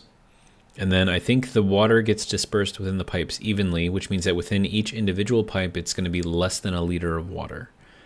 I don't know how that is going to work on things, especially like plants and whatnot. I don't know if they need like a certain volume of water within the pipe that they're connected to, or if it all gets connected together. I don't know. Dr. Close Enough says, sounds like my parents' old place before they moved in with us. Their property backed onto a national forest. Septic, second aquifer with storage tanks for water and electricity off solar. Pretty views. Yeah. My dad actually lives farther down the road than my grandpa, so he has no access to, grid power. So all of his power is either done via like a gas generator or solar. And I think he has a wind turbine or two as well. But yeah, most of his power, and like he runs like the cabin that he lives in off of a battery system, like just lead, iron, whatever, deep cell, car battery type things. But yeah.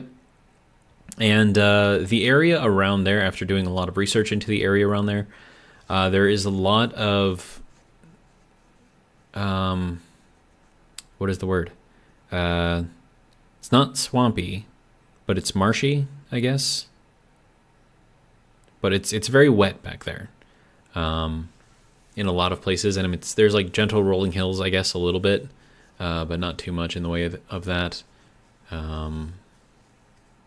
But yeah, there's like low areas, there's higher areas. The low areas are usually really wet. There's a creek that runs through there. Creek is about 15, 16 feet wide at some places, 40 feet wide at others. So it's slow moving for the most part, except for when it floods and it's a little faster. But the creek is fed off of a lake, which is, you know, the next road down. It's a big lake, actually. And then that creek then flows into a river that is a couple miles away from where our place is. Actually, it's more than a couple miles. It's probably like 5 miles. So it just kind of like meanders, you know, through our property. But yeah, it's we're forest people. We like forest. So it is what it is, I guess. But yeah, I mean, it's my childhood right there. It's how and where I grew up. I mean, not 100% like I grew up in a city, of course, but like we would go up there for weekends and cookouts and family reunions and whatnot. During the summers, my dad would kind of pawn me off with my grandparents, and then I would just stay with them for pretty much the entire summer. And then they pawned me off to the neighbors who are farmers, so yeah, I would help them, you know, milk cows and collect hay and do other farm stuff. And they had 3 boys. They were older than me. I think I was like 8 and they were like 14, 15, and 16 or something like that. Older. But, you know, kept us company. Made us work hard, but, you know, good experience. All right, so let us... No, I need you to show me what we have in here. Okay, so what I'm going to do now is I'm going to remove from over here, which will then force in whatever pressure is in these pipes here into there. And hopefully we end up pretty close to our 7.5 megapascal target. We don't have to be exactly there, but I think we will get close. And then that can go back to there. You can turn off, thank you for your service. And then this is just kind of forcing all the gas that is remaining in the pipe farther into the pipes, which should then collect into that inline tank over there.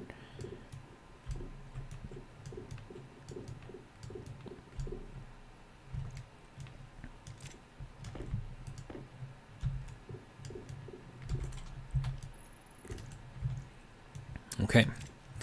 Now we get to see what we ended up with, and 4.1 megapascals. That's not a whole lot at all. Whatever, it'll be fine.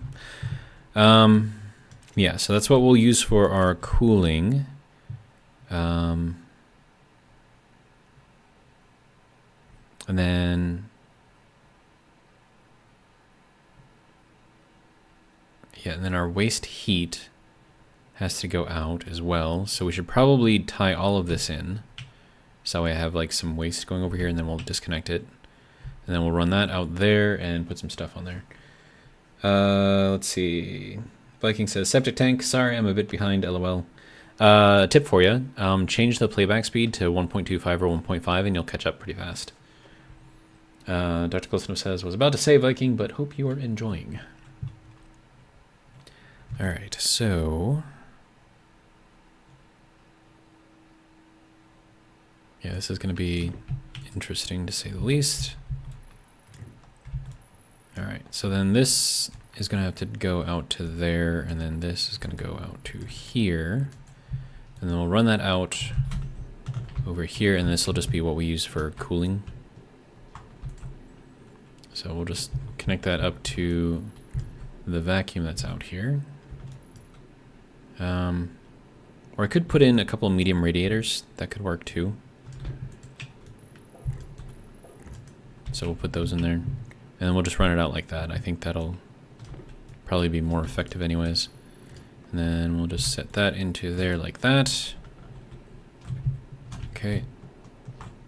All right. And now, let's see. Oh, and since Viking is behind on the video, I think he's probably playing it from the beginning.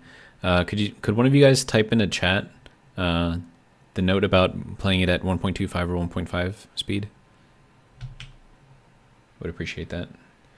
Viking says, LOL, just fighting off fleas. They won't leave my dogs alone, and we've had 3 different companies spray for them just this summer. Wow.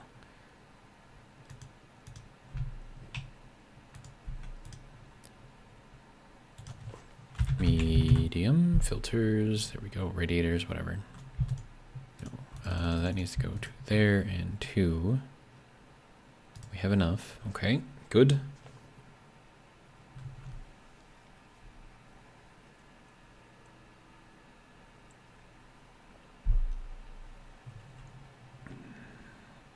Oh, I just thought of something. This will eventually liquefy the hydrogen.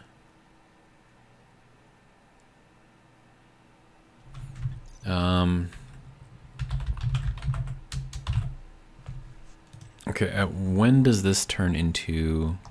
Use the log scale. Let's say that we're at...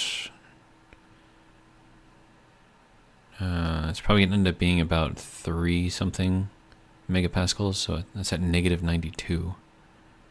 Oh man. Yeah, that's going to liquefy. That's not good. Okay, so we're going to have to put in a system to handle the liquid volatiles as well. That's going to suck. Okrad, welcome, says, greetings.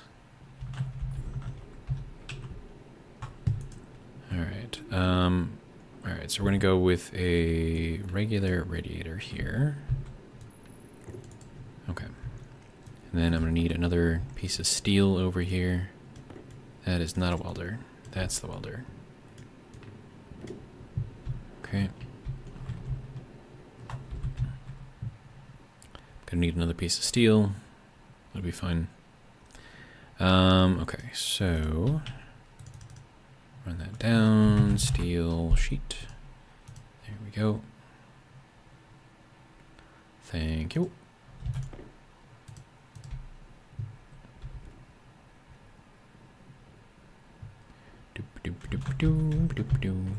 All right. There we go.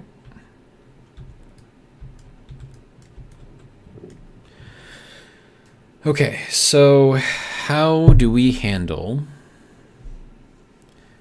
liquid in here? Okay, first off, we're gonna need a valve. So let me see if I have one of those made. How are we doing on power? 28%. Okay. Have we gone into that yet? Not yet. Okay. So that'll start burning through that. I do not have a valve over here. Okay. Valve. Okay, we're gonna need one of these. And then we're gonna need yeah, this is gonna be complicated. And then when does that turn into a solid? That's at negative 196. Okay. If it turns into a solid, it's going to break the pipes, regardless of if it's in gas or liquid pipe. So that's going to be an issue. Okay, so that gets to go.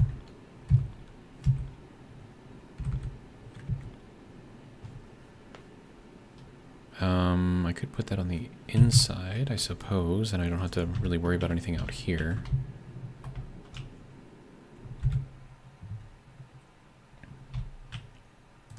Alright, so that will send liquid up there.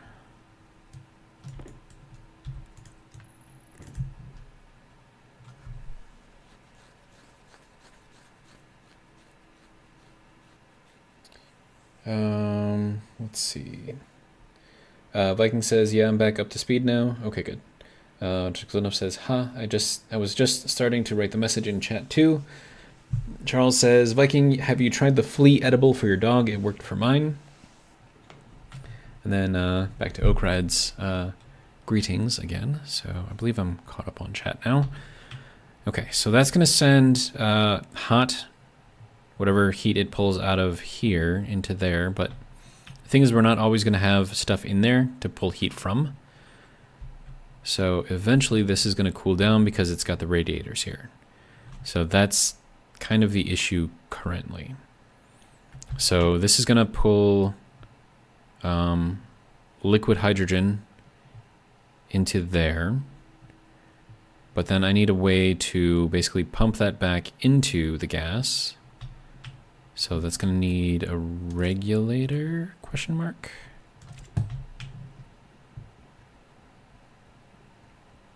Yeah, I think I need a regulator for that. I do not have one. Dr. Kolsonov says, Charles, it took me a moment to realize you were not talking about the adult edible. I blame it being late. Nice. All right, regulator. Good.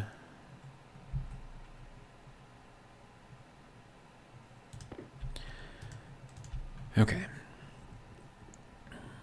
Now, I don't know how well, hold on. Let me see what I've got for 470. Okay, yeah, so the potential moles in here could be quite substantial.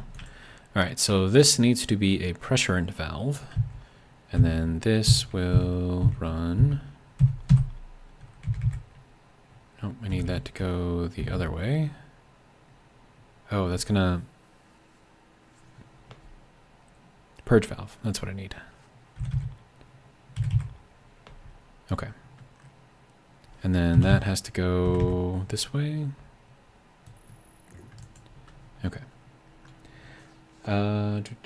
Viking says, yeah, I just gave it to her now, gave her a bath yesterday and let it soak on her for 5 minutes, and I gave them frontline, but I'm about to switch that up and see if that will work better. Aha. Okay, now what I can do here versus, you know, going super crazy with all of this stuff. Do I have, yes I do, okay.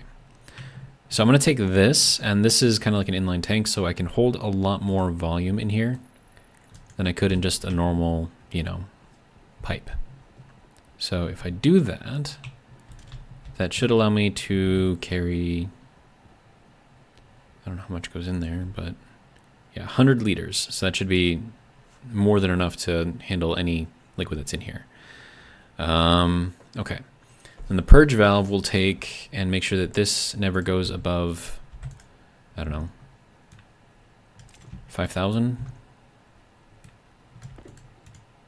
That's not what I wanted to do. Need this guy. There we go. 5,000. We can do, let's do 4,500. I don't want it to creak because that's really annoying. Okay, so liquid H2 goes into here. If it ever liquefies, it'll go into here, and then this will keep, it will force that into here, which is then just going to cool again. So I need a way to heat this, or keep the heat above something, which means that I'm going to need to do some controls on here. Because this will eventually freeze all the way, which I don't want. So I need to make sure that whatever's in here stays at a reasonable temperature. But I mean, for right now, I could probably start cooling this down. So let's do that real quick. So we're going to equalize out our pressure by connecting these two pipes. Okay. And that shouldn't take very long. Yep. 184, 183, okay. And then what I do here is I disconnect it again. Okay. That goes there. That goes there. All right, good to go. Okay, now this immediately is going to start cooling down a lot. So what I'm going to do, oh, I need power. Let's get that connected in here. Okay, now that has to go over to here. And then I can get this to go into here. That's just going to be where we connect. It'll be fine. There we go. We can start that up, and then that'll keep this warm for now. And it'll also work to start cooling things down. Okay, yeah. Good. All right. And then that should be cooling this down. Good. Excellent. Okay. So that's doing a thing. That will cool that down to 25. Once it's down to 25, that's when we need to start collecting it. Okay, but now I need to figure out the rest of this.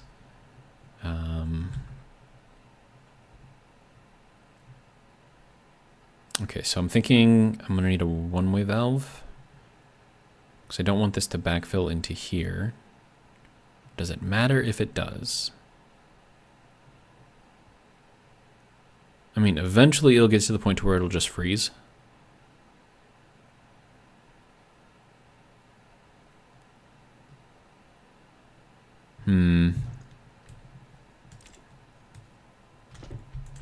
Not super happy about that. But yeah, I think I'm gonna put a one-way valve in there. I don't know if I need it, but I'm gonna put it in there anyways. And it's just gonna be, I don't know if that will help anything or not. I just feel like it would be a good idea to put it in there. So I'm going off of instinct here. Charles says, purge valve is like a back pressure regulator. Correct. And that's exactly what I'm using it as. I want to control the pressure inside of this liquid right here. So that way it never reaches 6,000, which will then burst this. So that's just making sure that that stays low. But then that's going to be off-gassing whatever liquid is in here into here, which I believe is going to cool it down even more. Because it'll immediately... Or would that heat up, or would that... No, I think that would... I don't know. It's going to do a thing.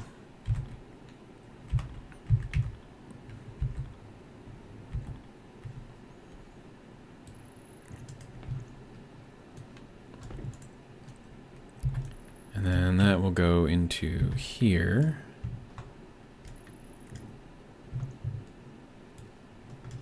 And basically just cycles that in there just to make sure that we don't burst pipes due to there being liquid in the pipes. It's a thought anyways. We'll see if that actually works that way. But this thing is always going to have to be on, which is going to be a problem.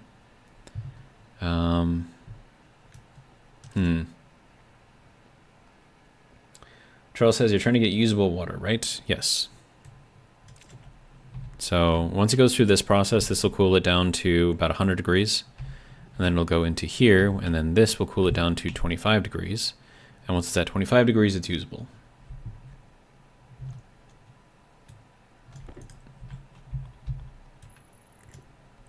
And then this gets to go down to here.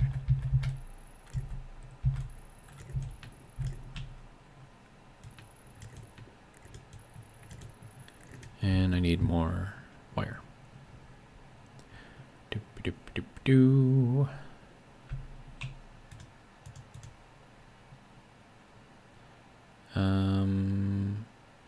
Okay, I need more copper. And we'll put another 100 in there.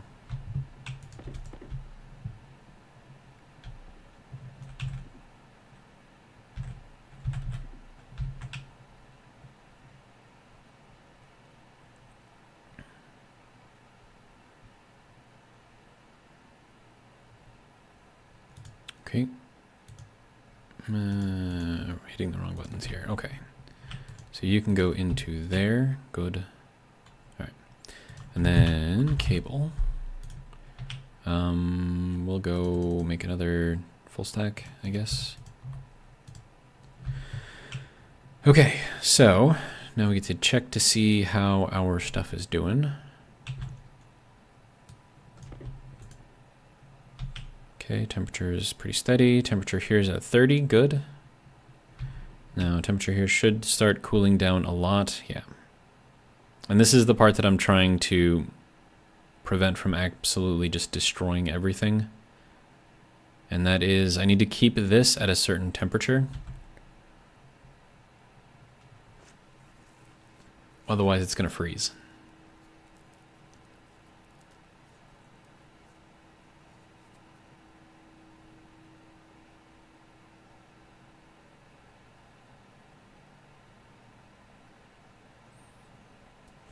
Yeah, and I don't have enough heat requiring stuff in here. I mean, I could run this as like the global cooling line, but I mean, right now this is going to start liquefying before too long. And I have like, I've taken all the heat out of this that I can. So this is the failure that I'm expecting right now.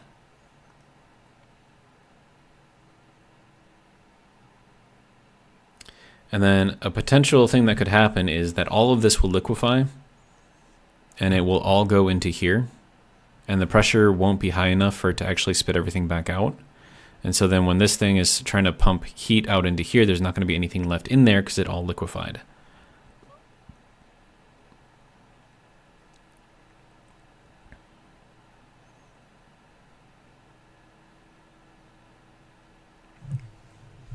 This is quite the conundrum. And just there's a ton of, I mean, it doesn't really show you here, but we are cooling this off very quickly. Too quickly, one might say. Charles says, in that case, use a dock valve and turbo pump. Valve open if temp is above 20 degrees, turbo if below 20 to vacuum the gaseous pipe, and use the heat exchangers to cool the liquid water at the same time. It will take time, but it will be stable.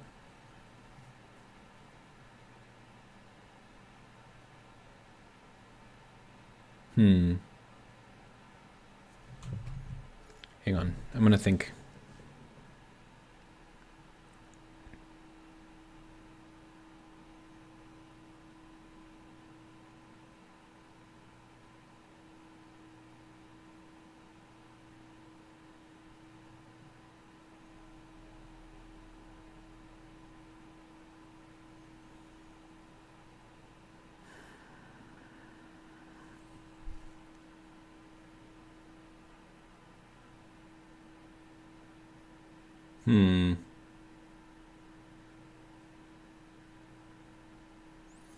Yeah, because if I could just vacuum everything out of there,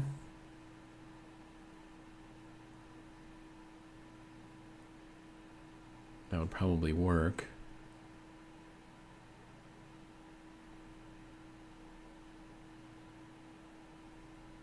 But I'm thinking it might be easier to do a cycle system type thing.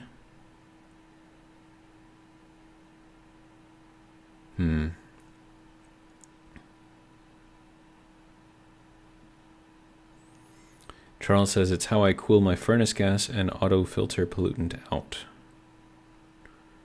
Yep.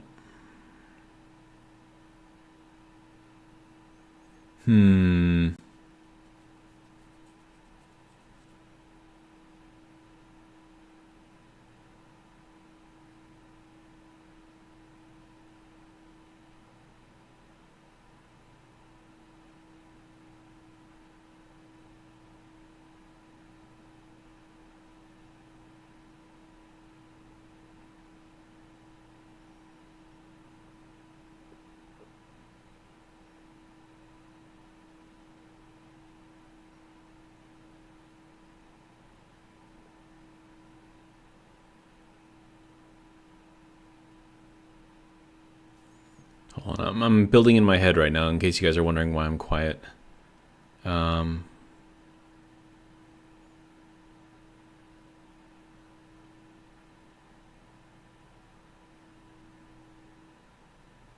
could put that on just one side and that should work. Put a valve there and pump there.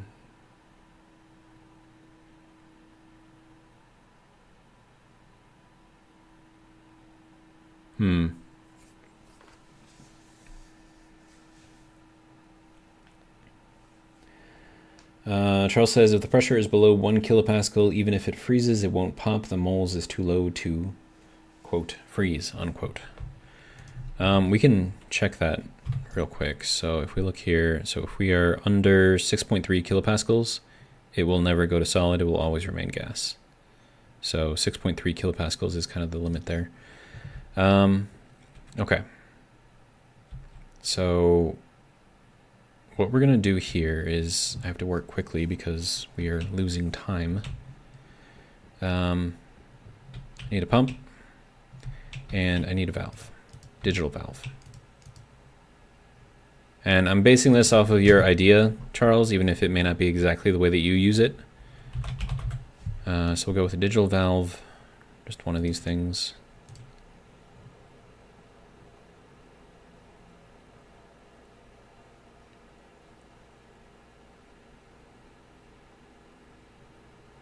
Okay, and then I'm just going to use a regular pump. I don't need anything super crazy here.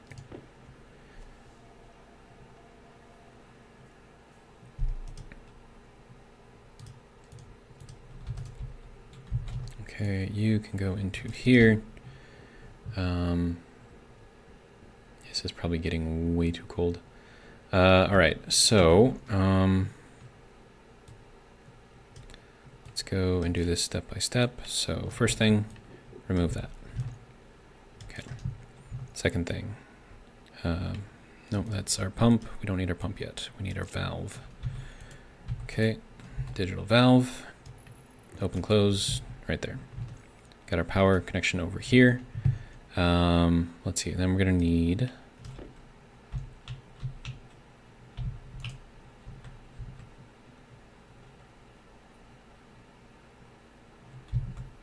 and then this is gonna have to go probably over here. That should work. Or I could put it here. That would work too. Okay. We need our cable. And I can control this manually for now.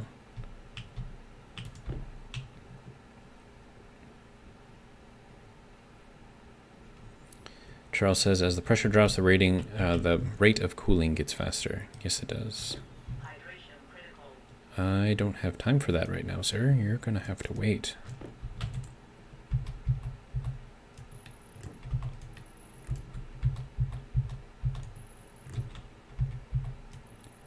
Okay, so now we need to make sure that these two things are powered.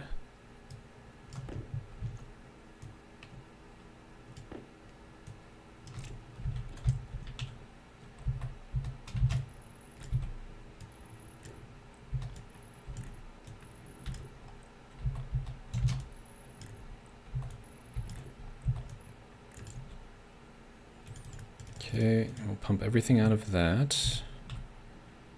I have no power here. Why? Oh, because that's not connected. That makes sense.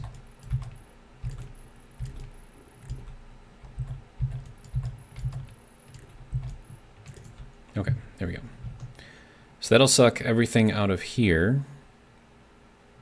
And then I'm going to put a valve on here, not a valve, but a meter on here so I can make sure that that is empty.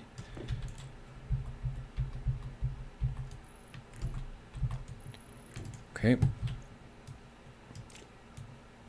Let's go and get our meter. With that on, I can probably take a break to drink something if I need to. But I'm at 15%, so I'm still okay. Okay, so I'll make one of these.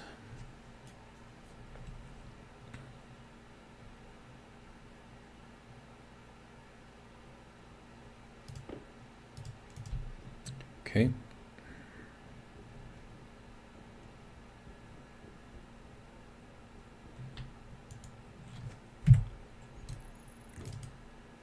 Okay, so that's pulling all of that out. Oh, we have condensation in here though. That's a problem. Got too cold too quickly. Oh yeah, that's gonna break. Crap. Okay. Hopefully I didn't damage anything. Ooh, I did. Okay. Well, let's see if that's still gonna damage stuff.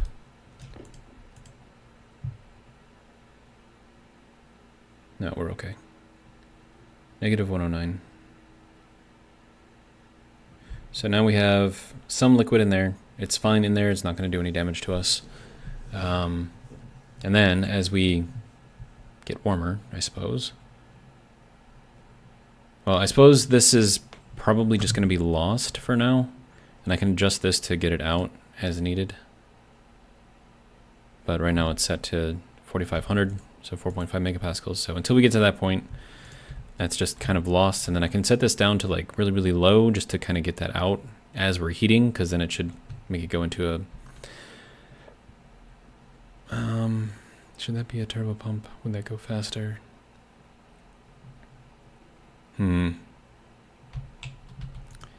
And then that is no stress. This is max stress. Okay. Are we breaking things again? Yes, we are. It's too cold. And it's only going to keep on cooling, which sucks. Because I need this to get out, but it's too cold. So all that's going to do is just keep on liquefying as we get more stuff in here.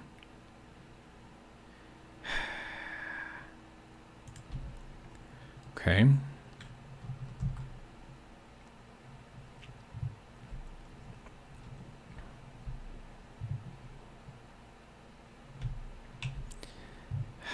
I didn't want to do this, but I'm going to have to put a pipe heater on there. I didn't get this done fast enough, so now we're just going to be stuck in a loop here of things breaking, or trying to break anyways. So let me get a pipe heater. This is stupid. I shouldn't have to do this, but whatever, it's fine. Yeah, because these things use up a lot of power. And I don't want to use them if I don't have to. But what I need to do is pump all of the liquid out of here, so that way it can go into here as gas, you know. Okay, that's got the button up on top. Good. All right. Yeah, I just gotta get faster next time, I guess. All right. So you can go there. We're gonna start heating you up. All right. There is liquid in the pipe. Thanks, buddy. Are you gonna break? Something's gonna break. Okay, hang on. Let's get that open up so we don't break anything. This pipe is at 87% damage. It's the only pipe that's damaged though, so that's fine. Okay. Let's fix this pipe.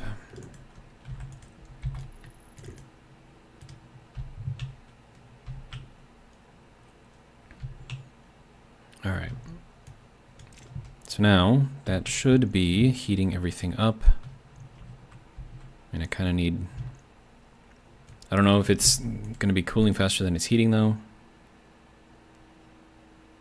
Yeah, that's really, really cold. Okay, let me try something real quick.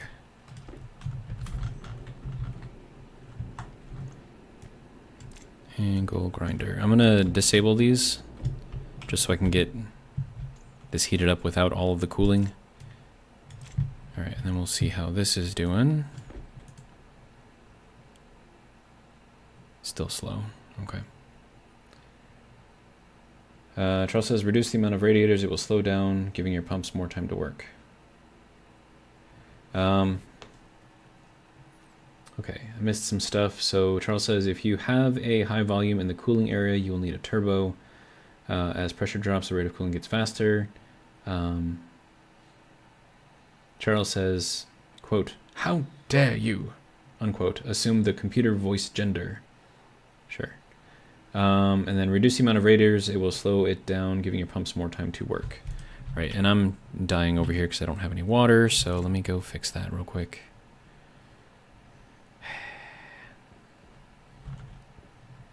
All right.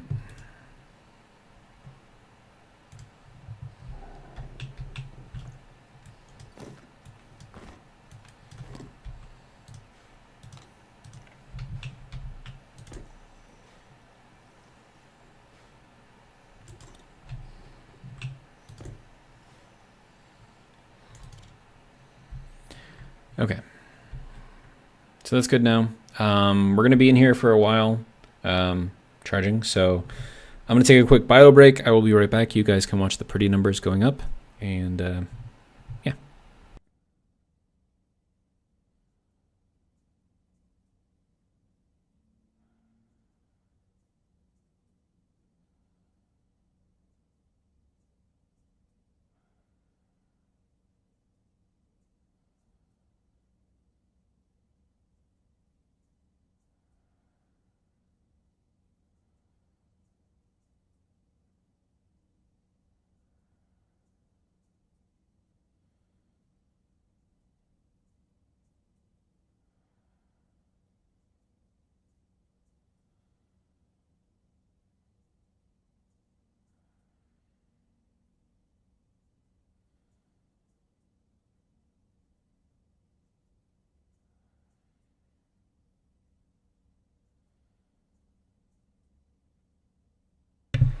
All right. Yeah, we're still charging here. Other things I'm going to need on here. I'm going to need an analyzer on the pipe so I can control, you know, the valve and the pump. Charles says I'm going to need a turbo pump. I'm inclined to agree, but turbo pump uses up a lot more power, so considering that power is kind of the main issue on Mimas, however you say it. Pretty sure it's Mimas, but meh. Yeah, I'm going to need to transfer some of that water over. Just so I can fill up my bottles again.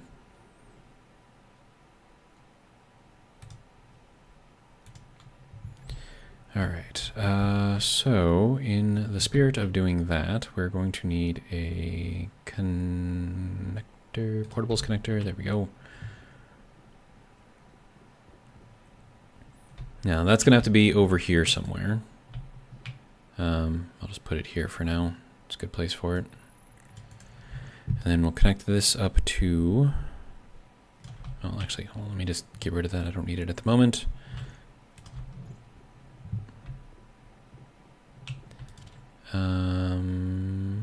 Do I have a liquid tank? I do have a liquid tank right there.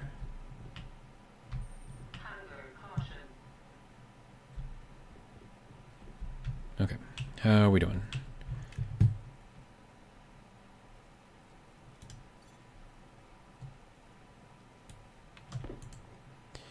Okay, we're at negative 82. We're not really heating up anymore. That's not good. Is it because this is like, do these things still work even if they're not like completed? I don't know. Or is there just like nothing left in there and so there's nothing to heat? Oh no, if that's the case then it should be heating up really, really fast, right? Oh, there we go.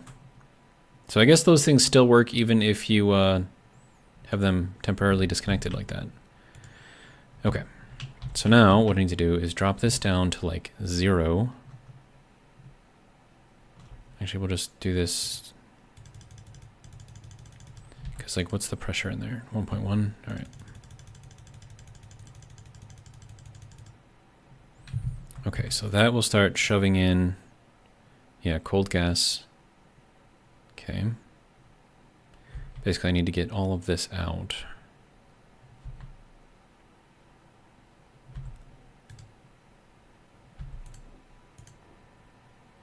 Yeah, that's pretty fast. Okay. Okay, so I'll pump all of that into here, and we'll heat it up.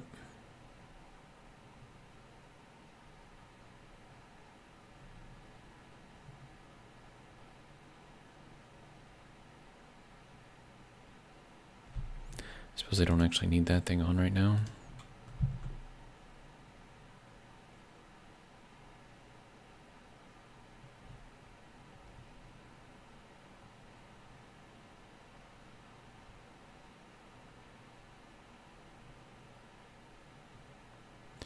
Okay, so that's gonna have to be on there for a while till it drains everything out. I mean, this is meant to be just like an emergency thing. Like it's not supposed to be like something that's constantly working.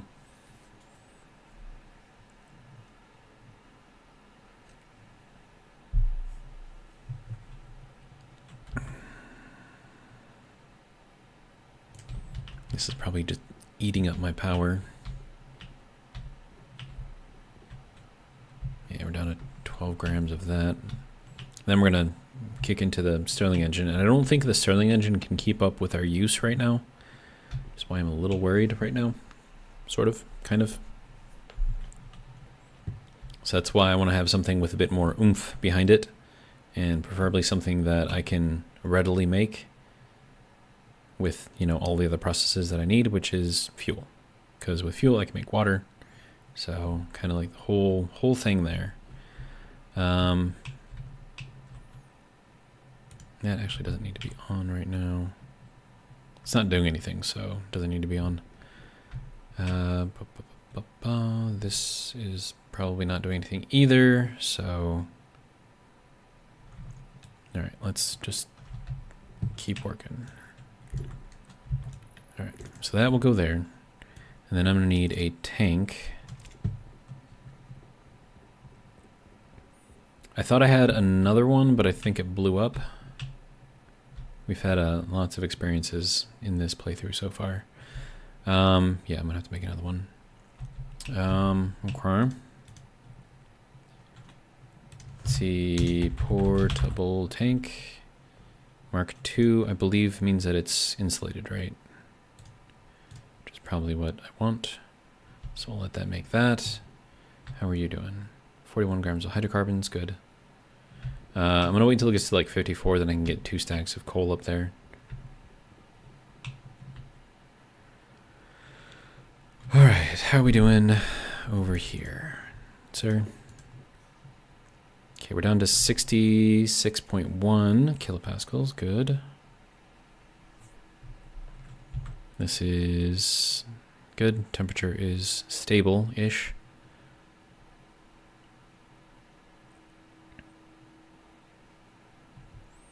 And as soon as this is emptied out, I'll close the valve, turn the pump on, and then that'll evacuate everything out of there.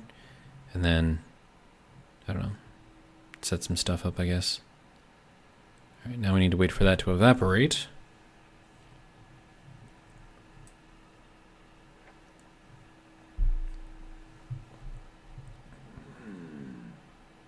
That was my stomach telling me to eat something. I had mac and cheese earlier. I don't know why it's still hungry.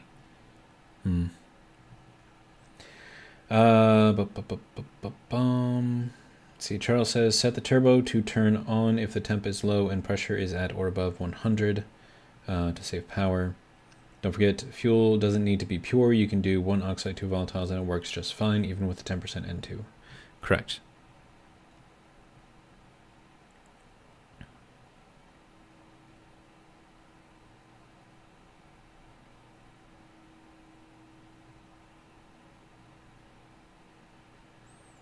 Now, ideally, this liquid part of this will never be used if I can get this controlled properly. But we shall see. Okay, that can probably turn off now. I think we have enough heat in there. Okay, good. Stress is low, pressure is high. Pretty much everything we need. All right, and then that is just about empty. Good.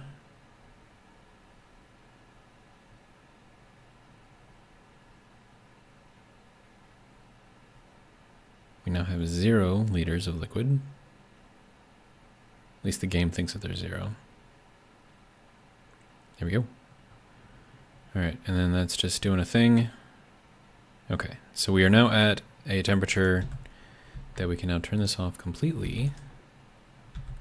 Good. We can close that off, open that up. And then that should bring the rest of this down.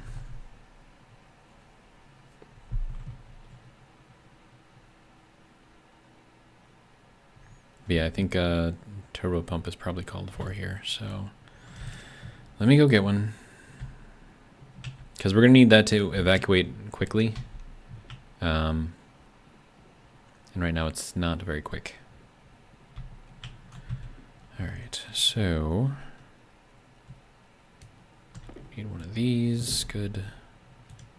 And then you, pump can go over there, I guess.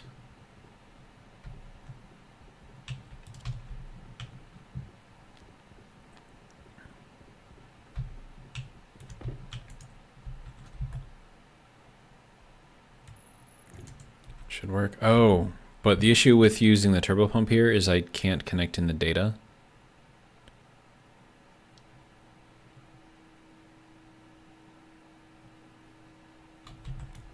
Yeah, I think I want to go back to the regular pump because I want to control all this through data and I want it to be small. I don't want to have to like rearrange everything and make it use up more space.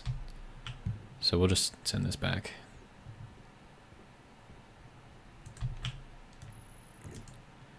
Alright. It's just going to have to be good enough. Charles says go vertical. I don't want it to be vertical. I want this to be as low profile as possible because I'm going to put flooring in here, and I want mostly all of this to be covered up. I don't want anything up in the way. Okay, and that is all the way emptied. Good. Alright. So now I can reconnect this stuff. Or re-weld this stuff anyways.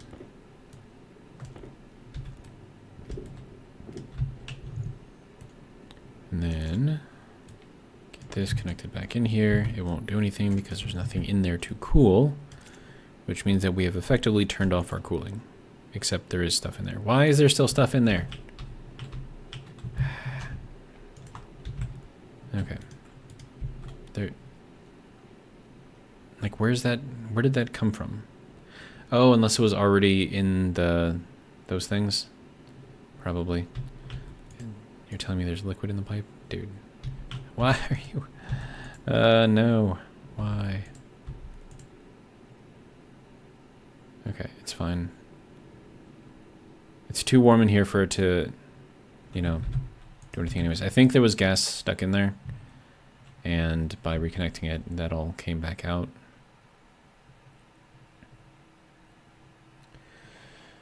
Oh, man. This is just too much. But it is by going through all of these processes and trying to figure out how things have to work that you get better at the game. Okay, we're at 49 hydrocarbons. Alright, so you can go there. And then that will then fill up that with 17 liters. Excellent. And then I can take this, put it into my living area, and then I have water. Yay. Gotta go this way, this way, this way. And that way. Okay, and then you need, nope. Wrench. There we go. Okay. Then we'll get this painted because that should be blue. Alright, so that will give us water for stuff, which means that I can go and refill everything and then also eat a pocket potato because I probably need one. Alright.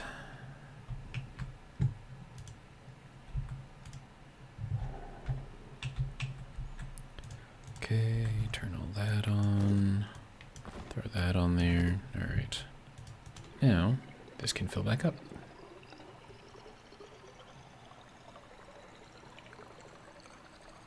And it's all perfectly drinkable.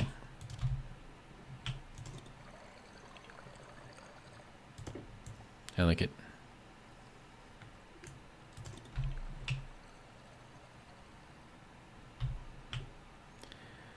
Okay, so there's that. Pocket mushroom.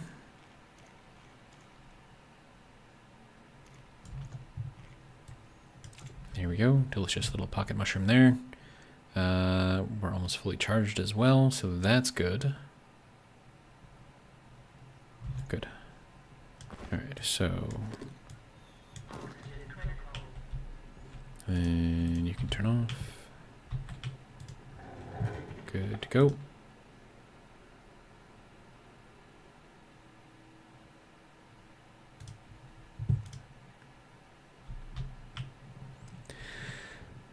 Okay.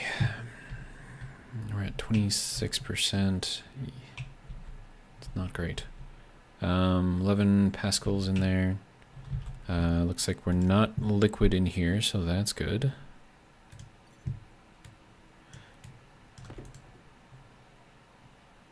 Yep, we are definitely hot enough. Okay.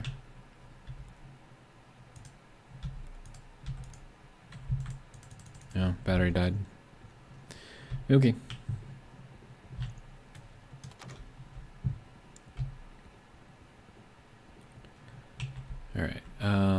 let's see. So that is saying that there is no more pressure in there. Good. All right.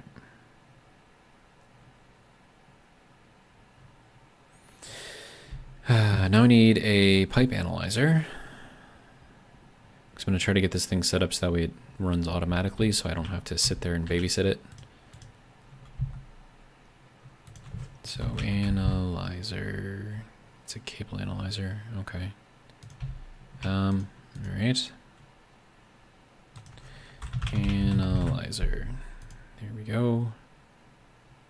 Just one of those, good to go. And now we need a housing. Because you know I'm going to program this crap. Okay, so there is that, good. Set this in while it's building up the housing. All right. So the housing, or sorry, the analyzer I'll put here.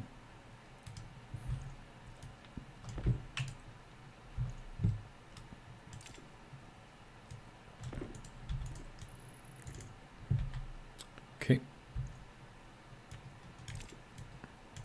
Now I can pull all of this off and it'll do its own thing. I should probably put this on its own circuit.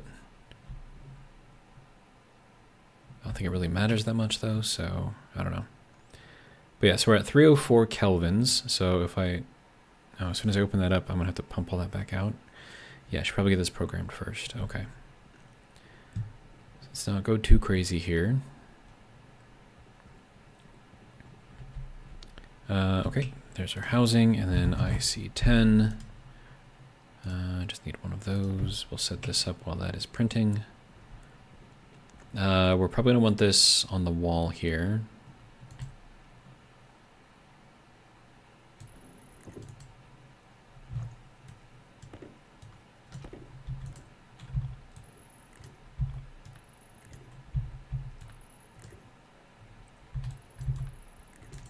Okay.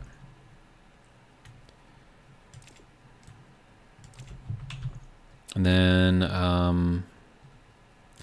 let's set this thing to like 1,000.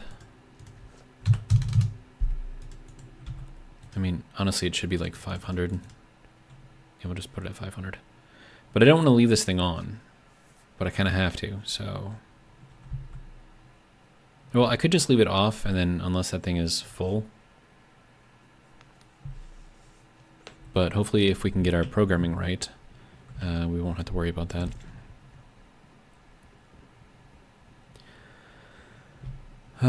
Okay, so that can go there. Now we need to work on our little program here. So, we need to name a bunch of stuff. So this is going to be our cooling. No, this is going to be valve cooling. Pump for cooling. Analyzer cooling. And I'll even put this heater in here.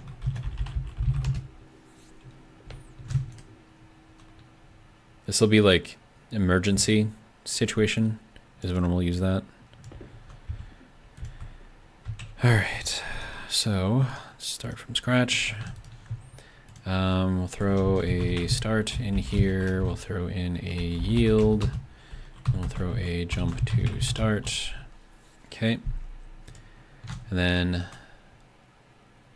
let's see, we're gonna need alias valve as D0, alias pump as D1, alias analyzer as D3, alias heater as D4, and then alias purge as D5. Okay, so valve, pump, analyzer, heat, purge. Okay.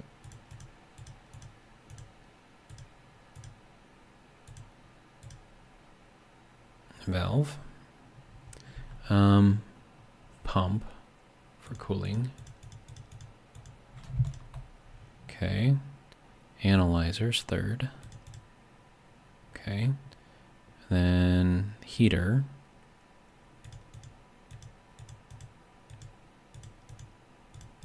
Did I pass it already?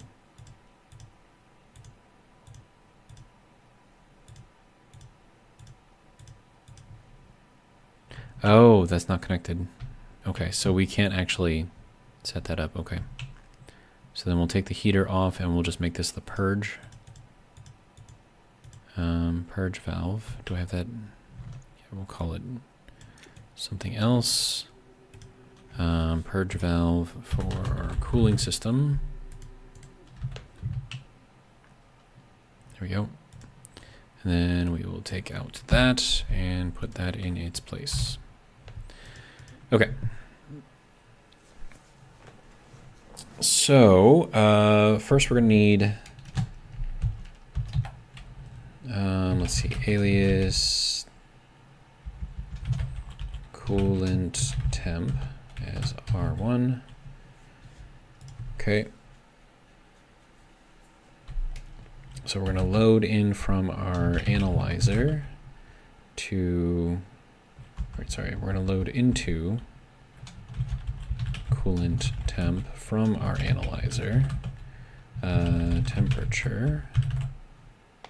Okay. And then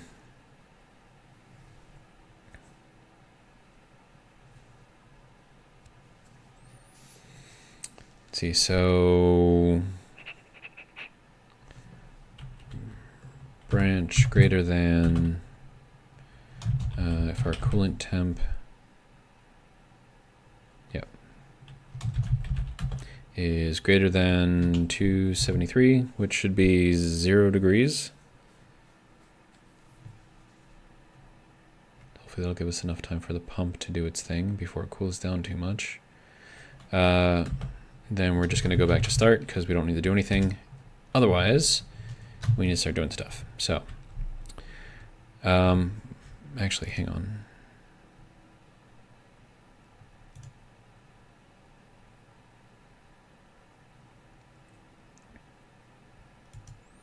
No, we got to do something else here.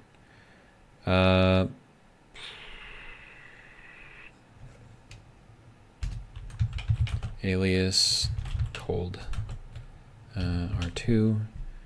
And then, okay, so then set, let's see, it's gonna have to be opposite, right? So if it's greater than 0 degrees, we want our valve to be open. Okay, so set greater than,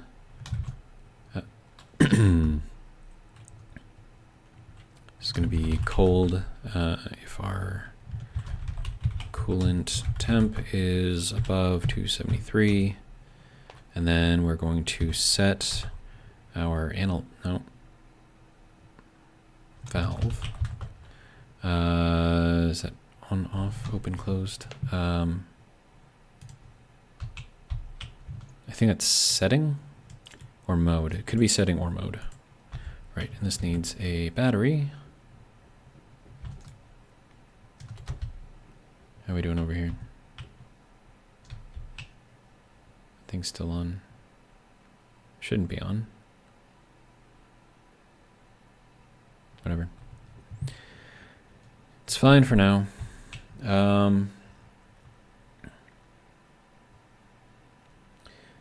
Charles says, don't to 0C, that's freaking set to 293-ish. You're getting too close to freezing temps. At the pressure that we've got, just about 11 megapascals in here. That's going to be well above this. So then our freezing point is going to be negative 83. And that's Celsius. So if we get out of that, that's going to be 190. And we're stopping it at 273. So 83 degrees Kelvin of, you know,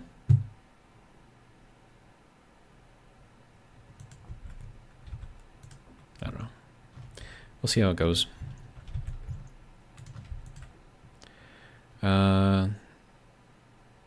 Okay, so setting Lighting on, required power.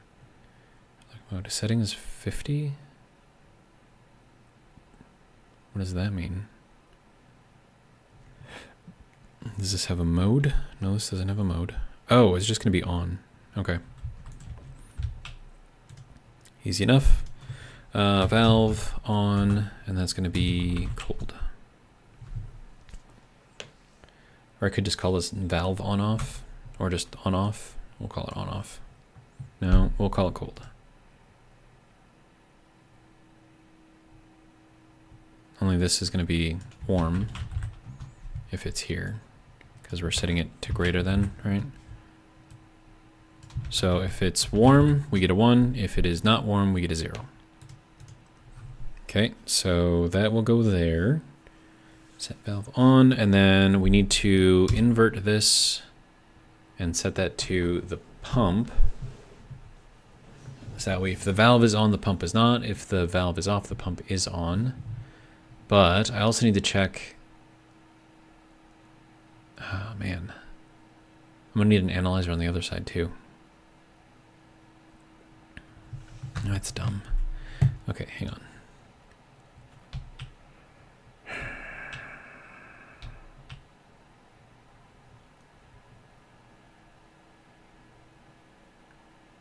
Charles says, weight of water. There must be... I'm looking at volatiles, Charles. That's what I've got in here is volatiles.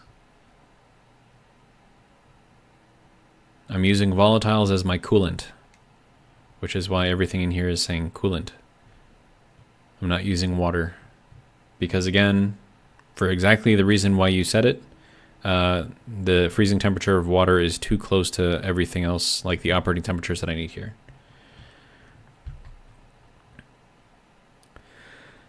Okay, can I read anything on here? No, I can't. Okay.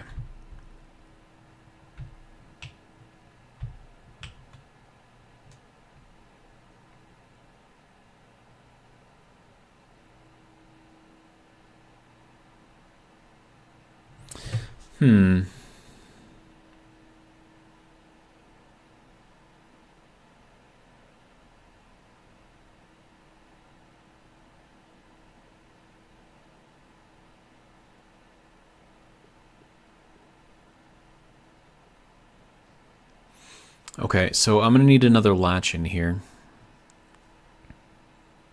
Because I only want this to open up the valve if we're, like, hot in here. So we've got a 75-degree variance that we can handle. So our air conditioner will continue to work if our exhaust gas is at 100 degrees. You go beyond that, it starts failing, right? So I only want the valve to go on if we're above 100 degrees. So let's set that in here first because that's going to be kind of important.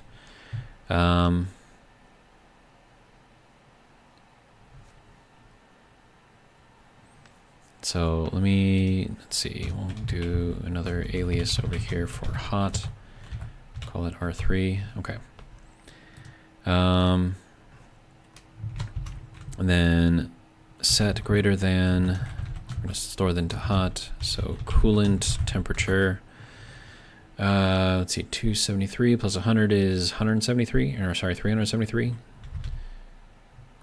So if we're hot, we want to open this thing up because then it's not going to be working, right? Maybe we set that to 75, which will be 358.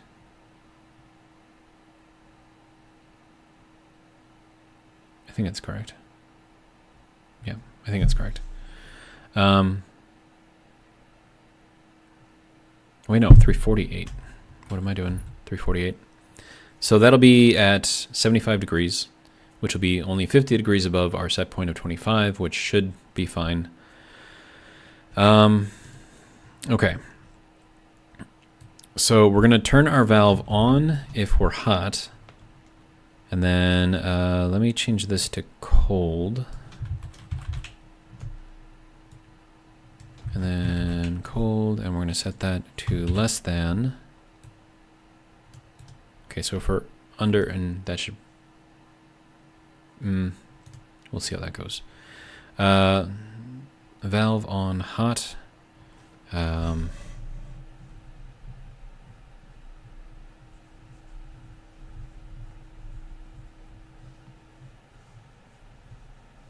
hang on. No, this is going to be... I should probably pause this so the game doesn't continue on.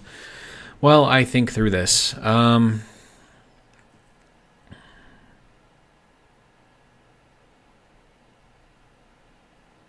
Okay, so if we're cold, we want our pump to be on and our valve to be off.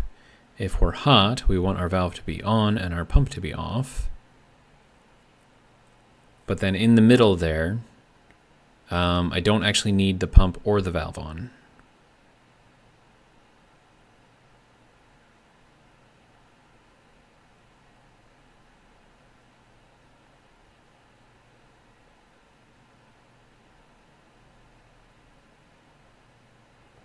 Okay, so there's logic in here that I can use. I'm thinking a NOR. So that's a neither or. So that will only give us a 1 if both are 0, both inputs are 0. Or would that be a NAND? That might be a NAND, not AND, or not OR. No, I think a NOR would give us a 1 if both inputs are 1 as well. I mean, both inputs aren't going to be 1, so I don't think it really matters which one I use.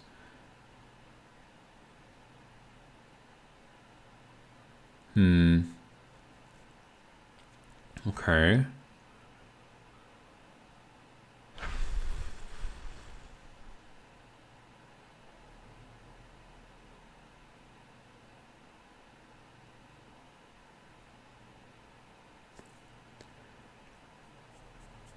Charles says the in-between is like half a second if greater than 20 or less. The in-between?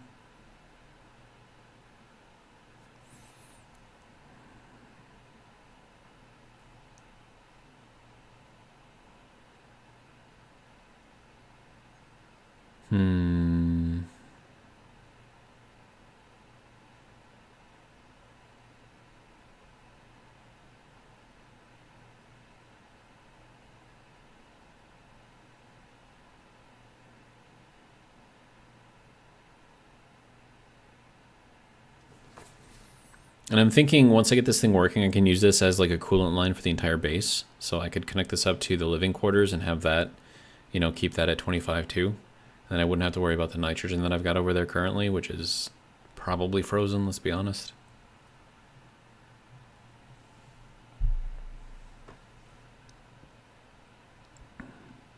Or it's in a liquid format, one of the two. Ah, man. My brain is not working right now.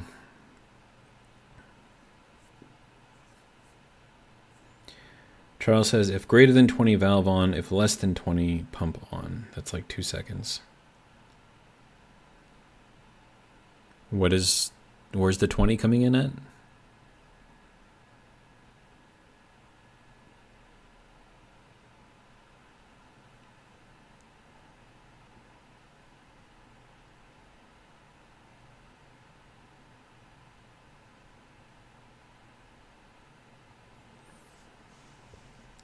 $20°C. Okay, again, where is the 20 coming in at? I understand that it's 20°C, but where in anything that I'm doing right here does 20 come in? Or is that a value that you've picked? Oh, it is a value that you picked. Don't set to 0C, that's freaking set to 293, which would be the 20, but that was when you were thinking I was thinking of water, but we're dealing with volatiles here, not water. So I don't know where the 20 comes in at.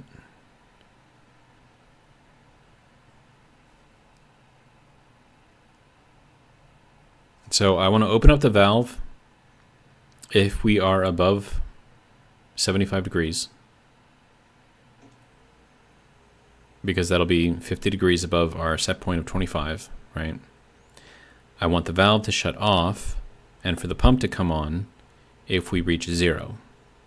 And then I'll have 80 degrees to work with there before at this pressure anyways, before the volatiles start liquefying. So 80 degrees, even if it's cooling quickly,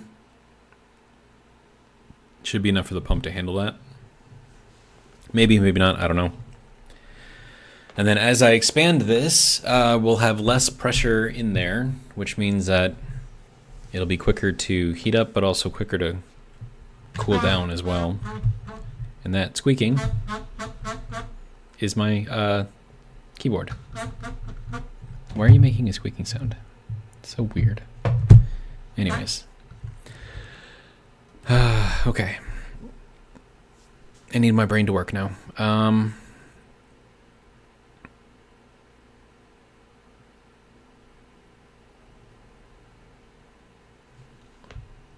Okay. So now I need to compare hot and cold, because they're going to be set, and they have different set points, so I can't make them the same variable. Charles says volatiles liquefy at 152 at 6 megapascals. Okay, we've looked at this before. We're at 11 megapascals, which means we're way up here, so we're at negative 81. If we go here, it's at 190.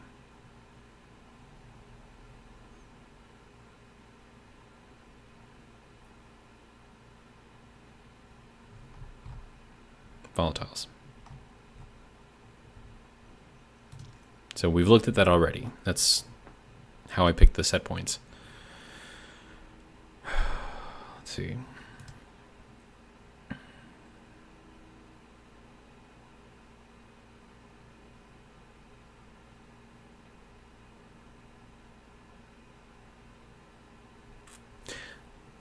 Hang on.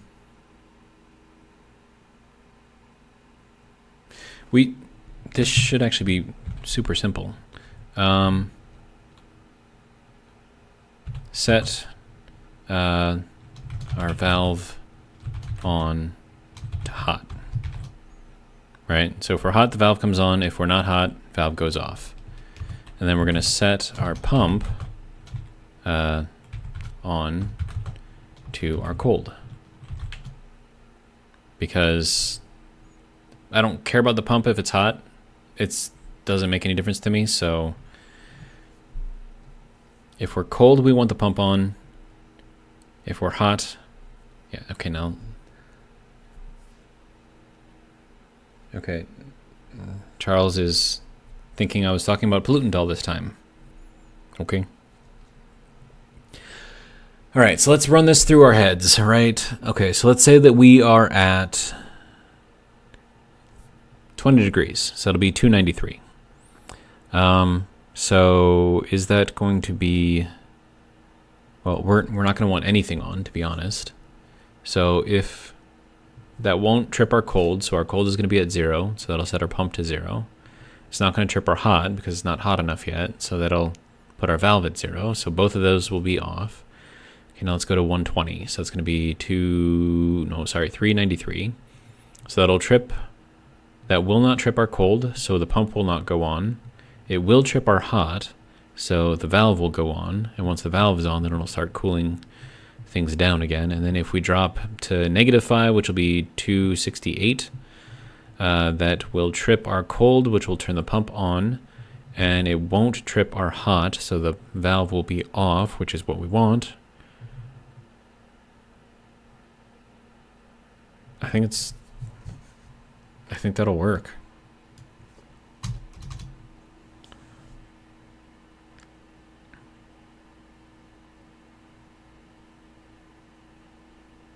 That seems too easy.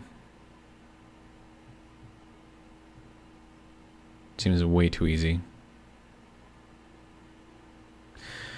Okay, but now the other issue is what happens if we are already at a vacuum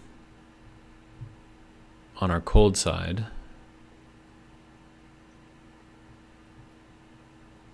Okay, so that'll leave the pump on, and if we leave the pump on, that's just wasting power. Well, actually, if a pump is looking at a vacuum, does it even use power? Hmm.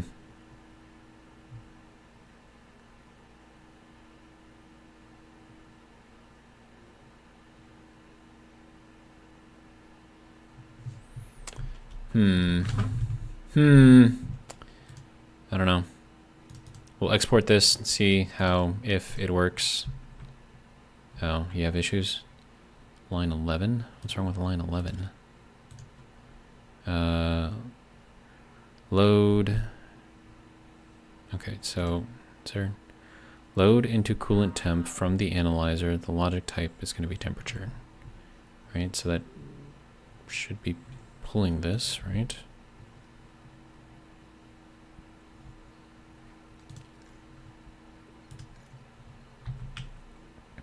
It's on. Analyzer cooling, pump cooling. That'll be there. It's set up correctly. Right? Yeah, it's D3 or D2. Wait, hang on. Oh, there we go. That's what it was. Okay. Export. Try again. There we go. Okay, so I need power, water. Yeah, let's just go and recharge ourselves. Okay, so none of these are on right now because our temperature is at 304, which is kind of what we want. All right, good. Charles says, okay, I'm confused. What's your goal? Liquefy volatiles? No, our volatiles are a coolant. I'm using them via an air conditioner to cool water. That water is going from 100 degrees down to 25 degrees. 25 degrees is drinkable. But in order to do that, I have to control, because I'm just exhausting all of that heat into the volatiles, so I have to control when I cool the volatiles, that way it does not go liquid.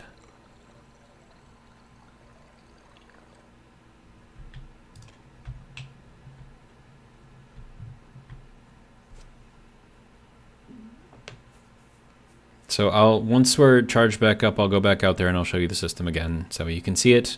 Hopefully it'll help you understand it a little bit better. And then what I can do is I can use this coolant line in our entire base, and it should, I did little air quotes right there, I know you guys couldn't see them, it should work. And then I can run that into here, and then run that just like into this right here. And then instead of having this whole thing set up back here, which is a whole lot of crap that I don't really want to deal with, it'll just be our coolant going through insulated pipes, just connecting directly in. Easy peasy. I can just leave this on. Speaking of, should probably cool it down a little bit in here.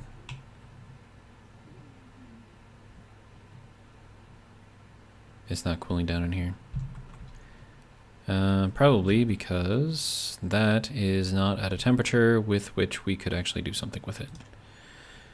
Okay, but again, that's why I want to get this coolant loop throughout the whole building, because then don't have to worry about it.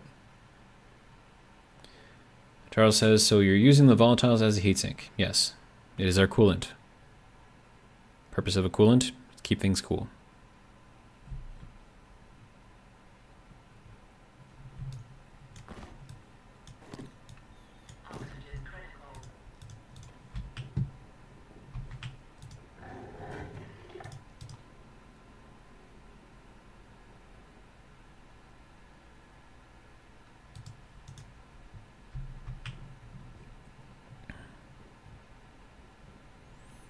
Okay, so starting from scratch, okay, we've got our fuel system over here making fuel for us.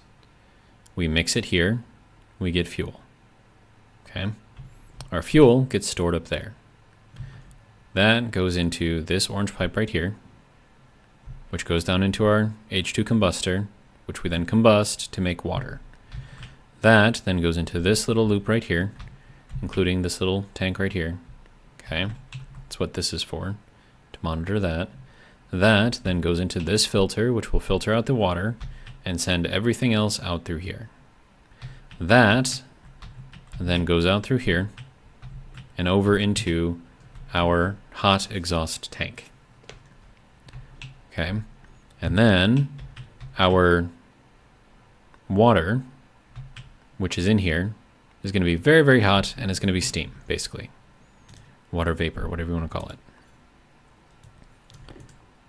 That is not hopefully breaking anything. No, 1.18. Okay, that's fine.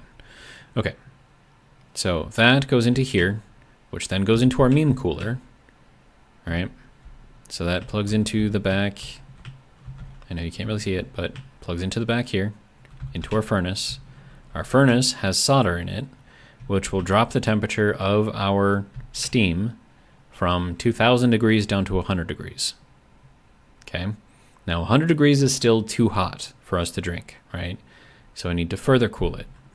Now I have this heatsink up here, so that way when it does start to liquefy at 300 degrees or whatever, it will still continue to cool based off of the gas that's currently in the furnace, right?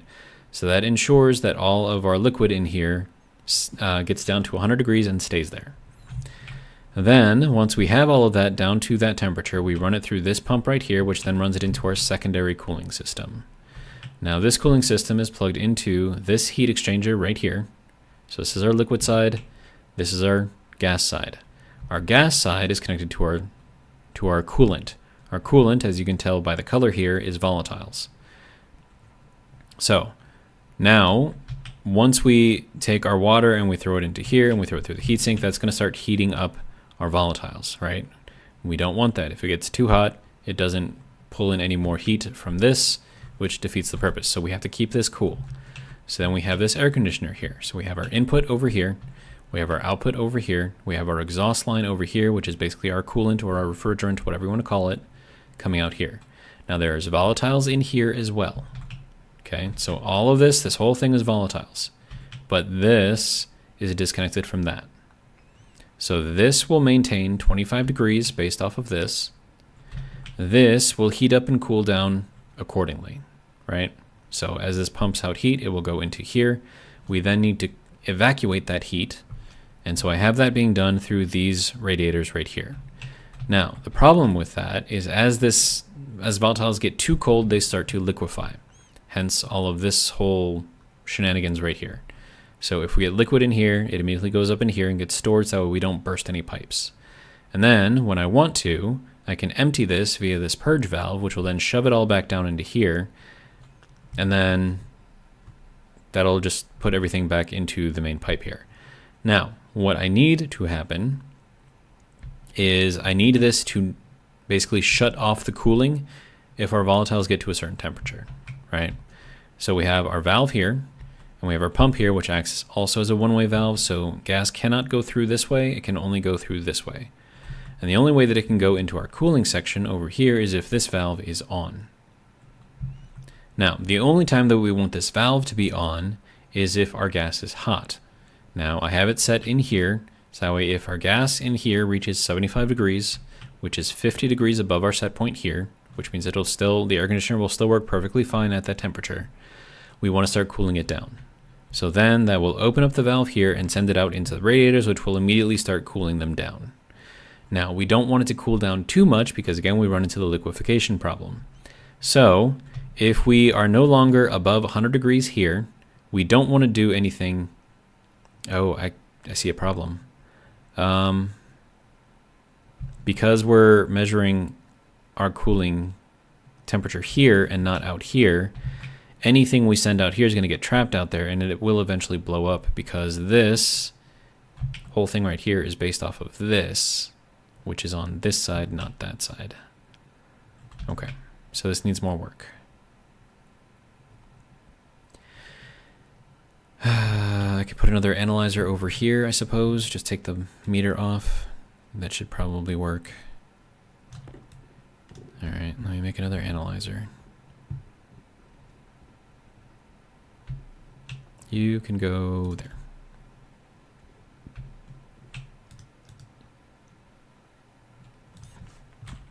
It's already set to an analyzer.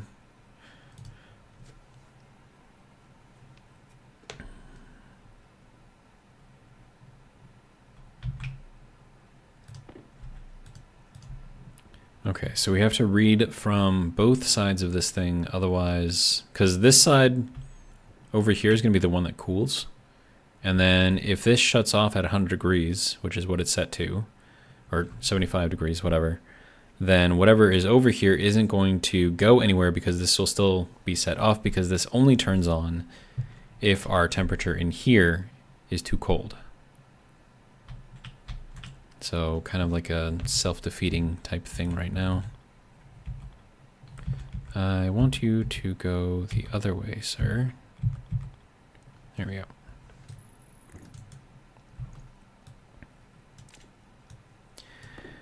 All right. Which means I'm probably going to have to rethink the coding as well. All right, that's fine. All right, so pressure in there is now currently at none. Now, we need to be measuring the temperature in here for our cold side and here for our hot side, I think.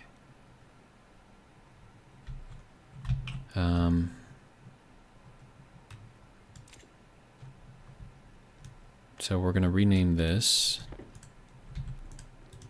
to analyzer cooling hot side.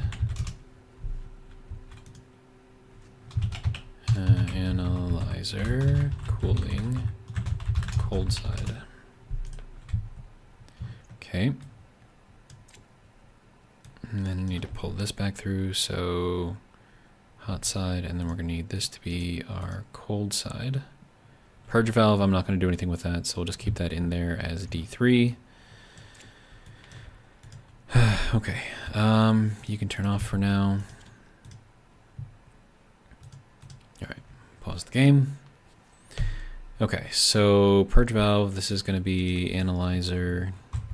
We'll call it cold analyzer. No, this is going to be the hot analyzer. Hot analyzer. Cold analyzer. Okay, so hot analyzer temperature, and then this is going to be our alias radiant temp, R2, makes into R3, R4. Okay. Load into radiant temp, which is the side with the radiators. That's going to be from the cold analyzer temperature. Okay. Now, the cold side, we want this to be based off of our radiant temperature, not necessarily our other side. Okay. So now, if we get the gas trapped, let me just run this out and make sure we don't have any issues. Okay, good. All right. So now, let's think about this again. Oh, that's right, because that's reading 0 degrees, which is too cold. Okay, so that needs to be set. So if we're always going to be at 0 degrees Kelvin, okay, so then we need to run that with pressure then as well. Okay.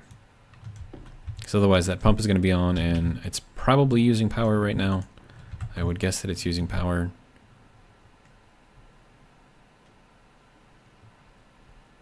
Yeah, it's using 200 watts right now. It's not doing anything, but it's using it. Okay.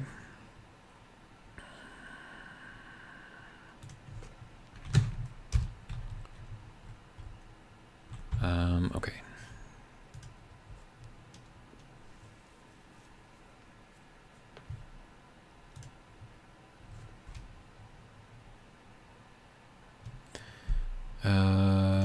Let's see. Alias radiant pressure. That's going to be R3 again.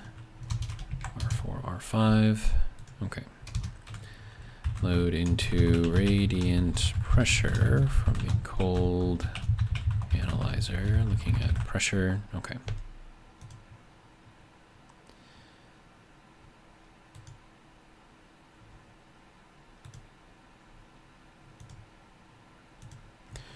Okay.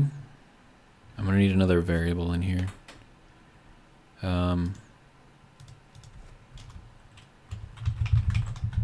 X as R6. Okay.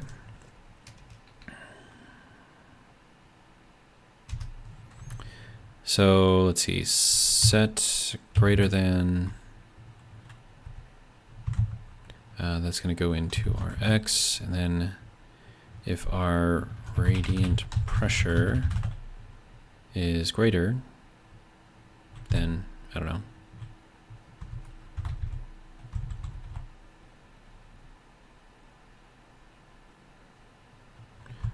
Or we could do this as a set equal to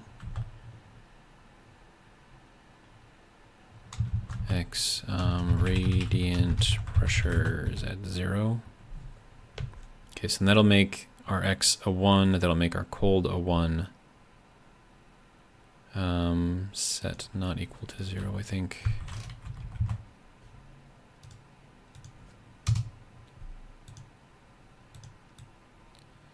Snick.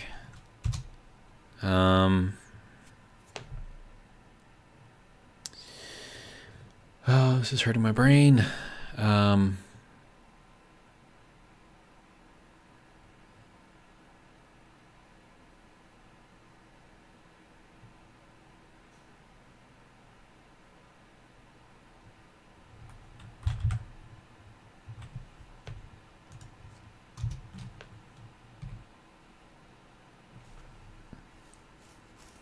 Okay, so if we're less than 6 kilopascals, I don't think we have to worry about anything freezing. It'll just remain a very, very, very cold gas. We'll just make it 5, I guess. We can make it 1 kilopascal.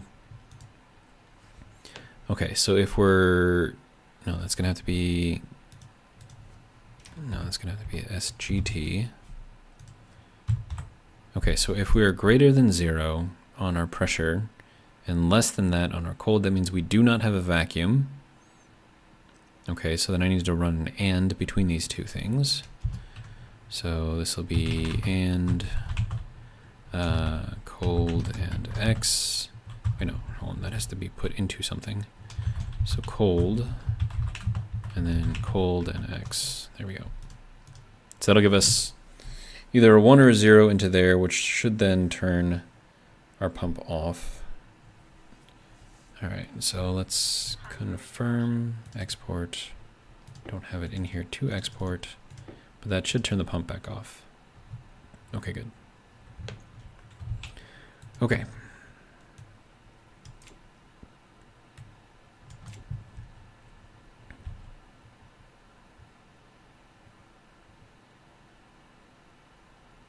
Yeah, so if we have any kind of pressure in there whatsoever, that will give us a 1 on our set greater than, and also a 1 on our cold, which means that there's still gas in there and it's really, really cold, so we need to pump it out. And then as soon as our pressure reaches 0, which is kind of what we're at, then we can turn the pump off because we have achieved vacuum. Okay, I think that should hopefully probably work. We shall see. Okay, so I'm going to need a new paint color. That new paint color is going to be purple, and that purple will represent our coolant line. So purple, just make one of these things.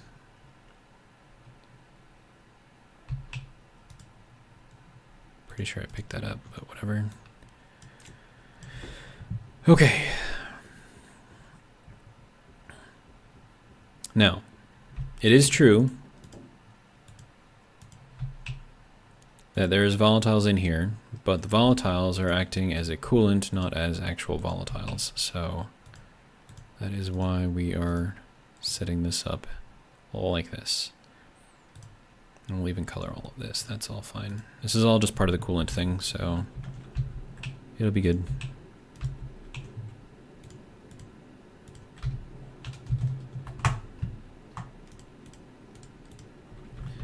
Okay. So there's that. Good. Can I paint this? Yes. Good. Okay. Now, what I can do here is run this line right here pretty much all around the base. And I may have to pump in a little bit more hydrogen as we expand out. But this and the water, we're probably going to want that to go over here too. It's going to be interesting. I can run that across the ceiling though over here. So I should probably get some of these, run them across, and then we can run that way.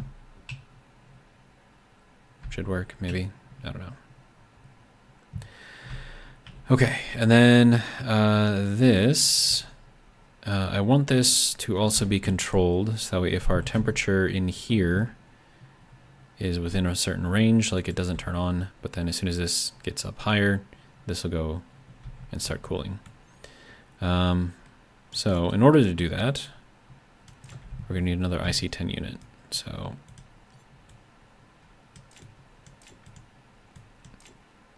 I'm using so many of these things, it's insane. Okay.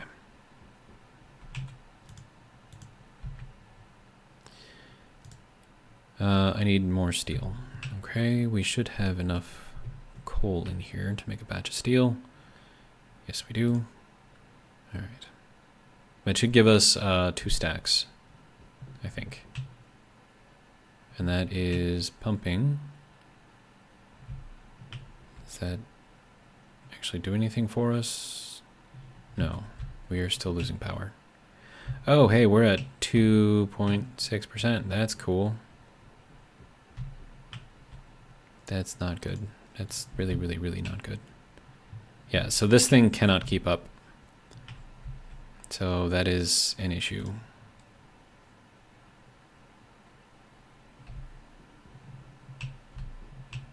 It is dropping rather quickly.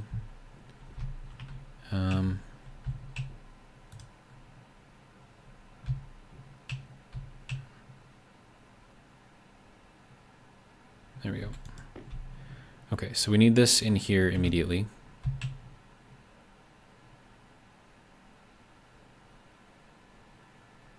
Okay, good. I still have enough volatiles in there.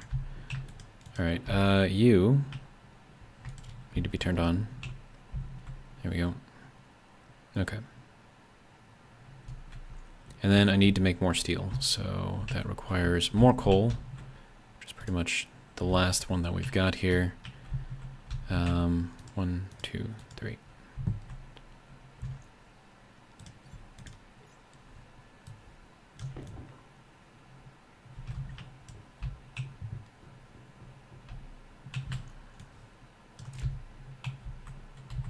And I'm going to need to eat before too long as well.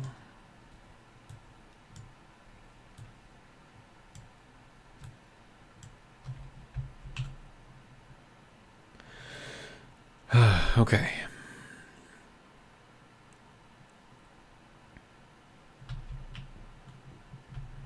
Yeah, so this cannot keep up, so that's going to be an issue.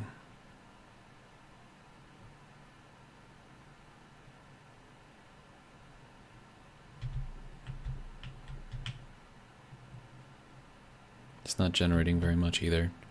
I think it's because we don't have enough pressure or temperature in here, one of the two.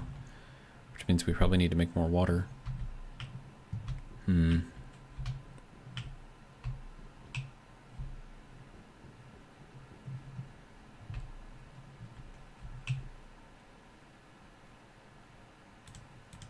Okay, so there is our steel. I'm going to break this up into hundreds.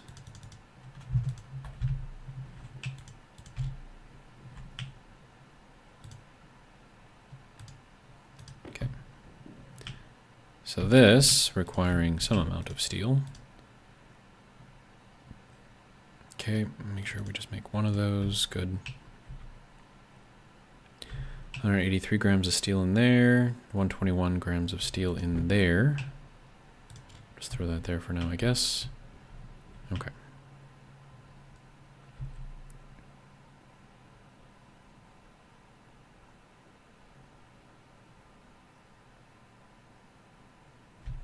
Right, and if you are done, you can start back up. Should probably wait for that to fill up a bit more though. Otherwise we're just wasting fuel. All right.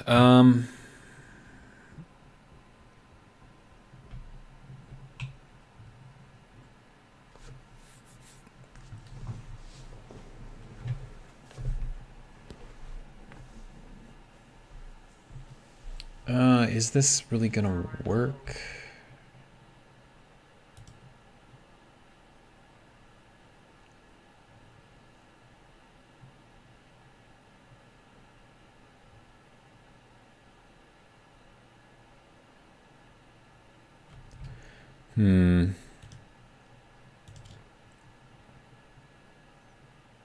It's not doing anything in there right now, so...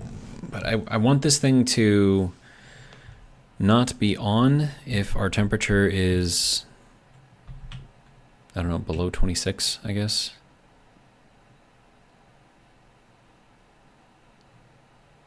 I don't know how well that's going to work, though. Because it might just be constantly like turning itself on and off, which may or may not be ideal.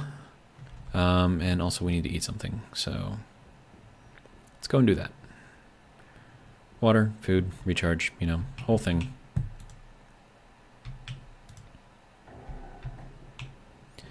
All right, so you there.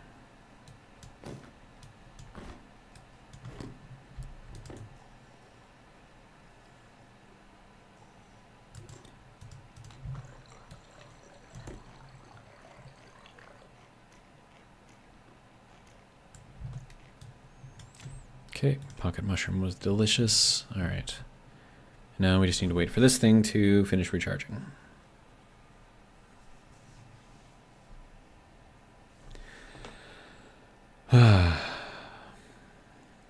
What are we at? 3.5 hours? It's a pretty long stream tonight so far.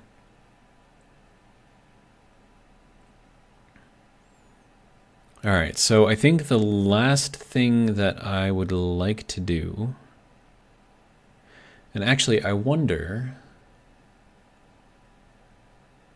if I can use this coolant as a way to cool down a room with a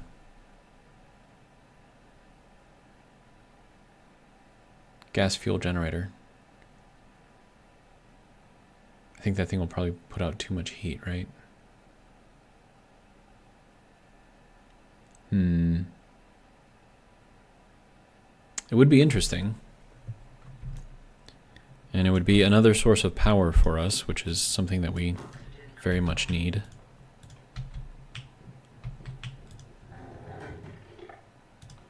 But I also need to set up other things too. So like I need to get the water to go around our little base, right? So that's something I got to get done. I also need our coolant to go around, but I think the water is probably more pressing right now. So let me do some stuff. Oh, you don't need to be on, sir. I'm going to make some flat walls and some steel sheets. Then, actually, hold on. Let me count and see how many I need. So I've got these ones over here. I'm just going to run this all the way back. So we need 1, 2, 3, 4, 5, 6, 7, 8. And then 9, 10, 11, 12, 13, 14. Okay.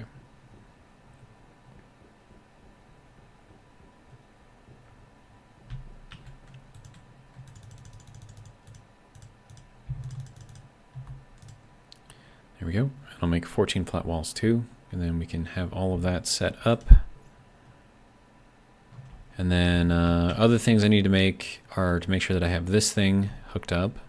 So I need to make a little box for that and then have that evacuate out through here. And then I'm also going to need, once we start planting in here, another way to basically fix the gas in there. So we pump in CO2, pump out, you know, oxygen and whatnot. We're going to need cooling in there as well. So that's got to go and get done. So I can run another air conditioner in there, hook it up to our cooling thing, which is why we need the cooling thing. There's a lot to do.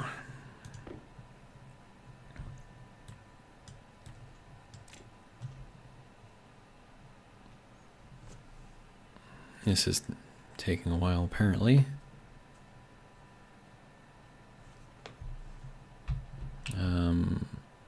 think I'm gonna just take this and put it in here. All right, and then we can turn you back on. How much do we have left? Okay. Let me throw in, no, not that. There we go. Turn this on. Then we'll get one of these in here.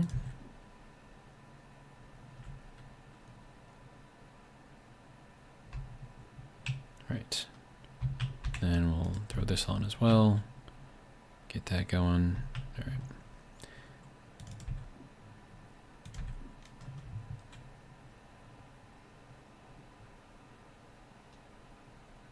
Just want to make sure that we have enough fuel in there to keep the centrifuge going for a little while.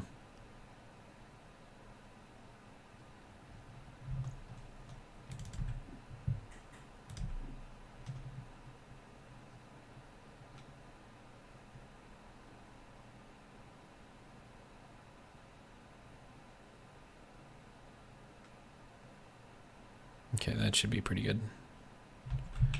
Okay. Now we just need the pressure in here to drop, and we should be okay.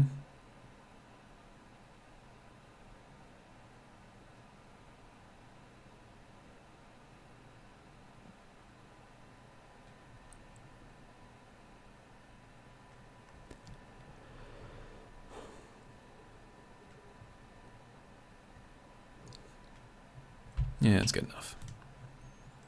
All right, so you're doing your thing. We got plenty, well, a little bit of dirty ore for you to work with, so that'll be good. Let's see. So now we have this. Good. Sir, thank you. Okay.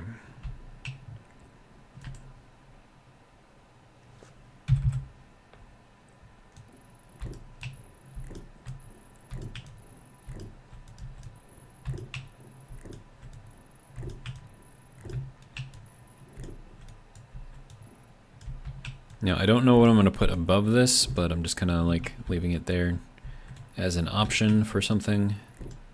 So we can, I don't know, follow this around or something. Whatever needs doing. Alright, now this can go.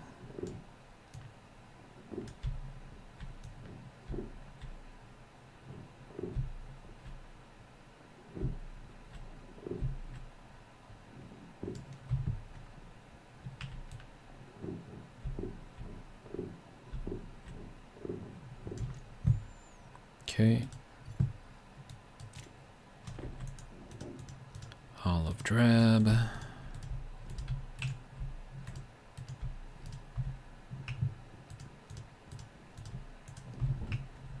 There we go.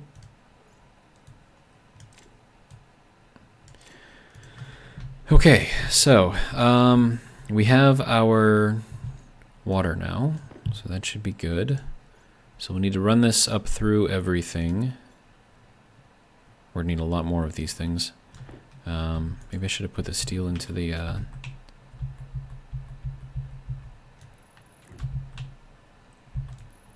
pipe bender. Okay, I'm gonna run this probably here. I don't think there's a need for me to run it up against, you know, anything else over here. And then this I'll need to run up as well, so maybe we put this, well, hang on.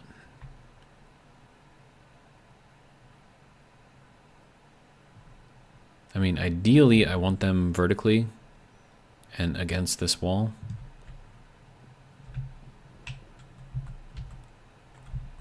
But I can't run it there in the corner, so we're gonna have to get around that somehow. So if I go this way,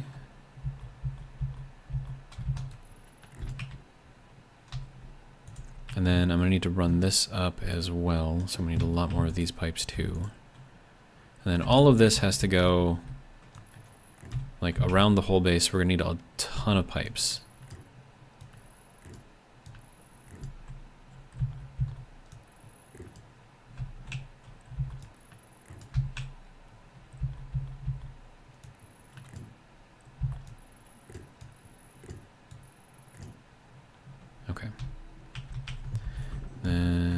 get this going up here. As far as we can anyways.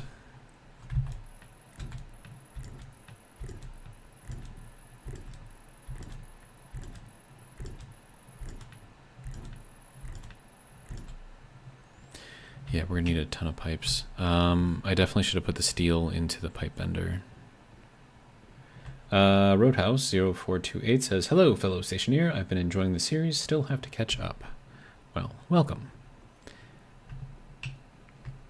Hopefully you are enjoying it as much as you just said that you were, so I don't know why I just repeated what you just said. My brain is fried right now because I've been trying to figure things out, and it's complicated. Okay, so I need a ton of pipe, basically. Alright, so this has to go over, and we're probably going to put the water down on the bottom, and then maybe run the cooling next to it. So we're going to need, what's that, 4, 8, 12, plus another 16 is going to be, what, 28? Just to get over to there. Dude. Alright. Yeah, we're going to... Roadhouse says, "Any advice I could lend?"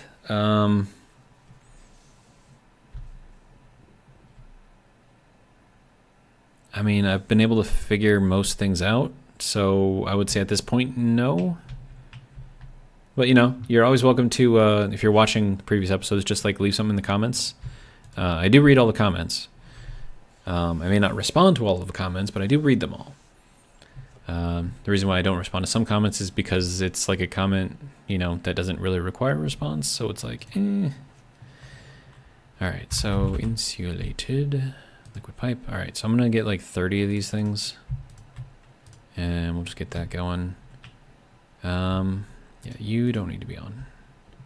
Alright, yeah, I'm gonna need more steel. I could take some of the steel out of here and put it in there. Probably be a better use for it, to be honest. But yeah, we're gonna have to change this to like 500 or something.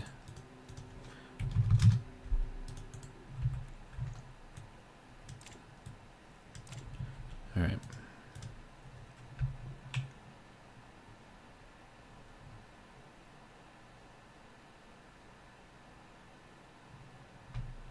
Okay. So we're good there. All right. So then we can put a bunch of this stuff back in there. It's just the steel that I want to break up.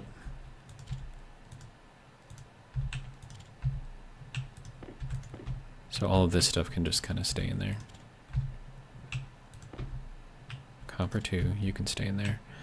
All right. Yeah, I'm going to put this down to like 100.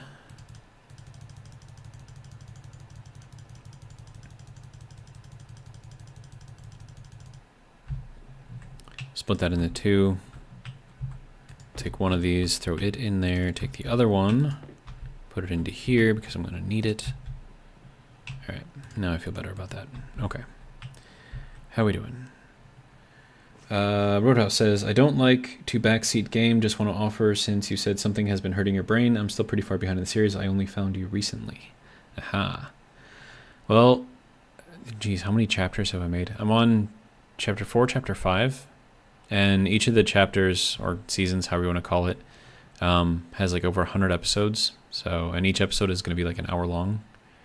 It's a lot that you have to catch up on. It's going to take you a while. And then, of course, the live streams here, these are usually at least 2 hours. And then sometimes I think I did one that was like almost 6 hours. It's crazy. All right, so pipe here, pipe there. Good. We'll leave that for now. And no, it was just coding this thing right here. I think I've got it set up though, so should be fine.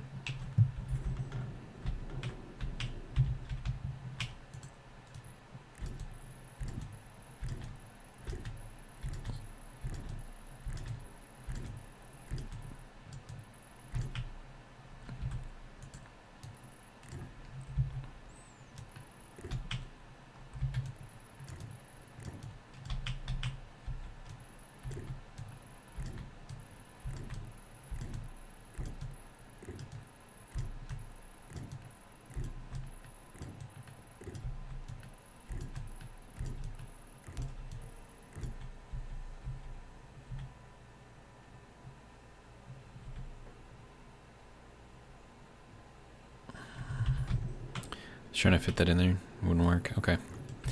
So that is our liquid, our water, basically. All the way in there. Okay, so now we need a bunch of this stuff, and that's going to be 5, 9, 13. That one's going to be another 6, 5, 6. So let's call it 19. Plus another 16 on top of that. So it's going to be 37. All right.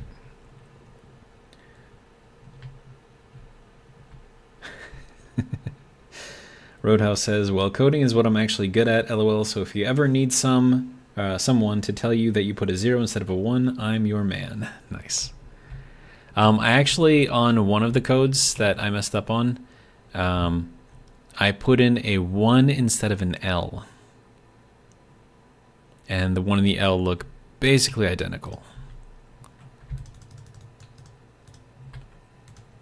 Alright, insulated pipe, good. Now we get to make a bunch of this. Alright.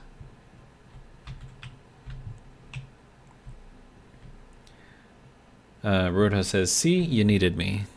I mean, the only reason why I was even able to tell, because I looked over the coding and it was in this one specifically, is because the error that it said is it said unknown command. And I'm like, wait a minute, unknown command, it's an L, right? And I'm like, so I'm like looking at it and I'm like looking at it, it's like, yeah, it's an L. And I'm like, well, hang on a sec. So then I just deleted it and put an L in there instead. And then it worked. And I'm like, oh. So I had a 1 in there before. But the 1 and the L look practically identical.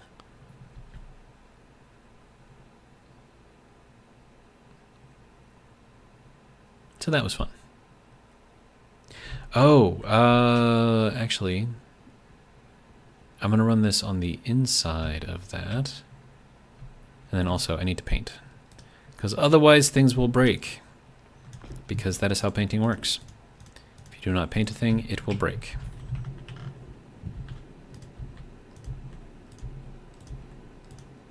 There we go. Now it should not break.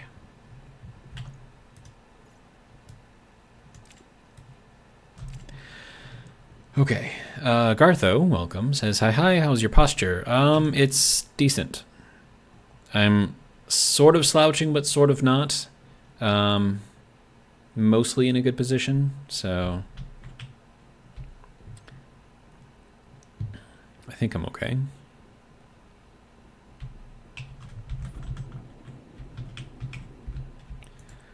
Alright, so now this all gets to go this way.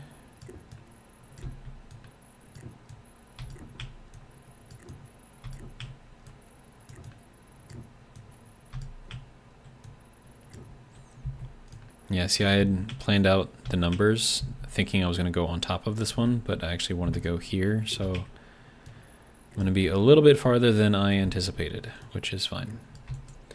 Roadhouse says, how long have you been playing? That's a good question. Let me see. I'll go into here, YouTube Studio. Go into the content. Go into the playlists. Let's see, Stationeers Season 1. January 9th, 2024 is the date that YouTube is telling me for that chapter. So nope, that's incorrect. Okay, well, there are 59 videos in there. And then if I take a look over here, okay, so the very first video that I started, July 14th, 2023. So about a year.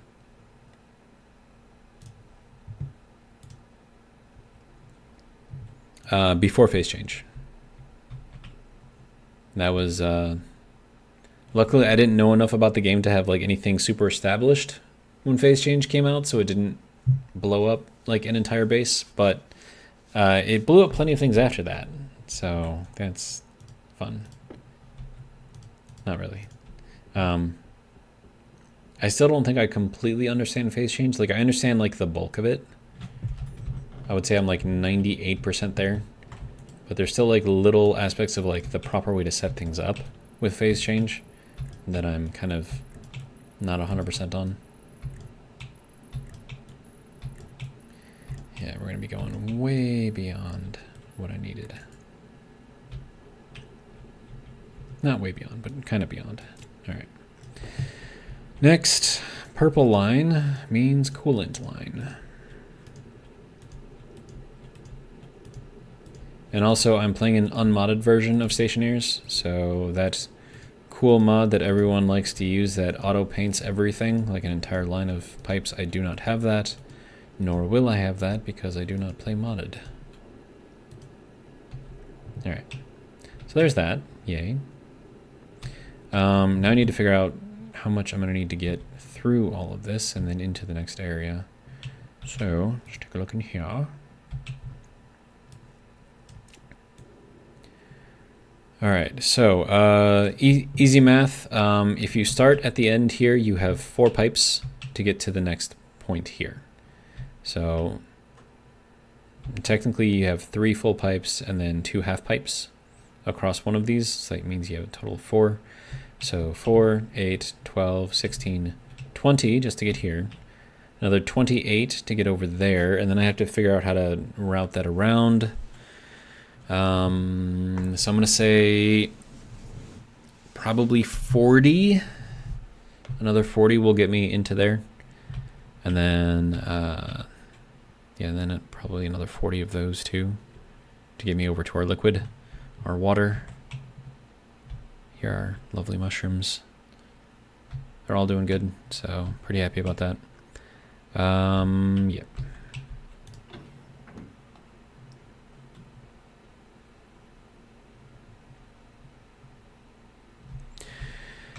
This is gonna, it's gonna take a lot of steel to make all of these things.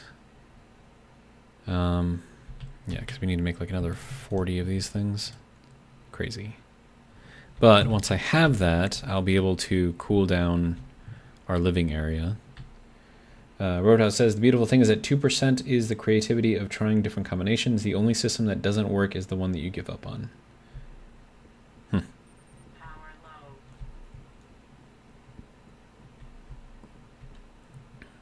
suppose that is an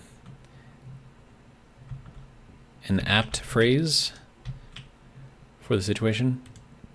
Although, if you have a system that does not work, by altering the system, you then change the system, so you no longer have the system you had before. So technically, the original system you had did not work. And it's only after you changed the system that it did work.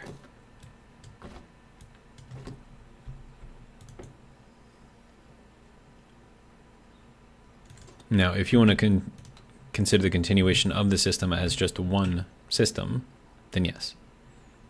I would agree with you 100%.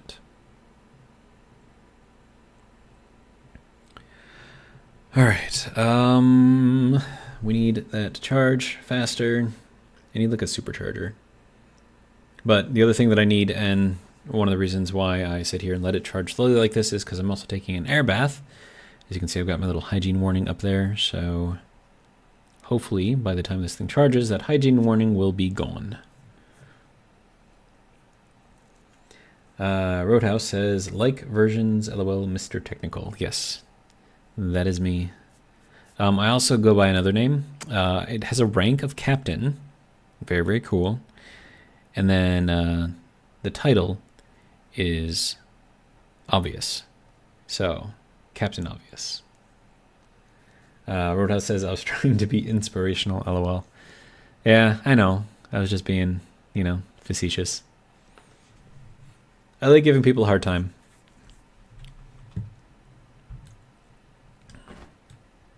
And if you watch my videos, especially for the live streams like this, you'll see that I give a lot of people a hard time.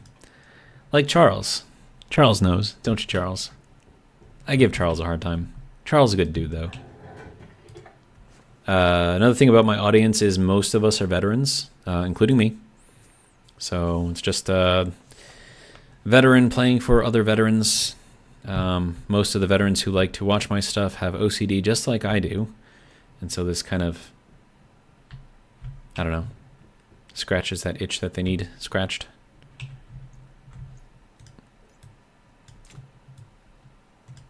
I think that's one of the reasons why Viking comes here. So Viking is also a veteran. And then Charles is also a veteran. Roadhouse is a veteran as well. All right, so at least I'm being consistent.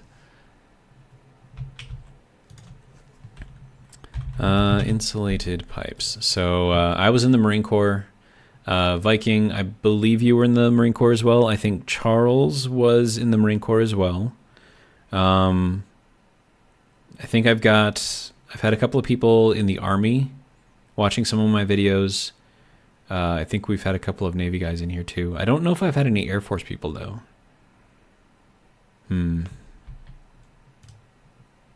Oh, I need silicon. A lot of silicon actually. So let's get a couple of that. Thank you, thank you. And we'll throw that in there, and we'll throw that in there. So, Mr. or Ms. Roadhouse, I don't know your gender. Don't want to assume it. Which branch were you in? And can I make fun of you relentlessly for it? Because that is what we do here. All right, so next thing, I need to get across here. So what I'm going to do is I'm just going to paint all of these purple.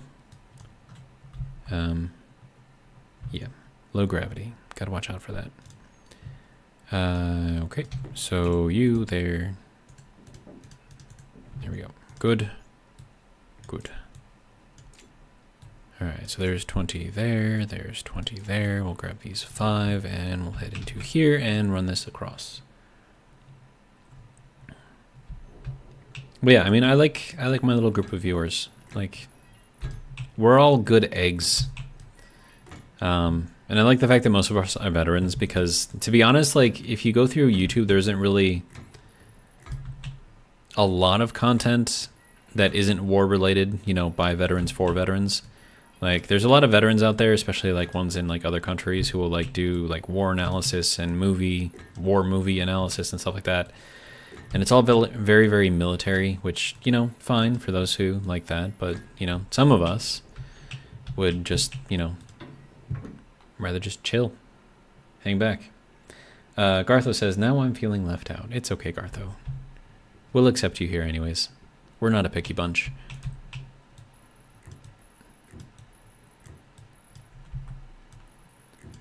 Roadhouse says, the fact that you cared about my feelings tells me you had a lot of bark and not much bite, Devil Dog. No, it's because I'm on YouTube. That's why. If we were in person, our conversations would be very different. Okay, so now I would still like to put a shower in this area, so I need to make sure that we avoid that. So I think I might go around the back here. And I'll leave that kind of out of the area here.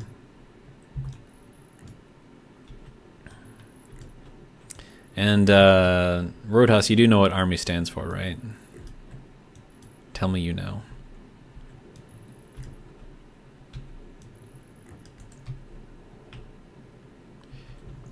All right, let's see. Let's take this apart. And hopefully we don't break anything. No, that could have stayed. I need this. There we go. All right, so you are probably using up a lot of power that I don't want to be using right now. There we go. But yeah, in case you are scratching your head about what Army stands for, it stands for Ain't Ready for the Marines Yet.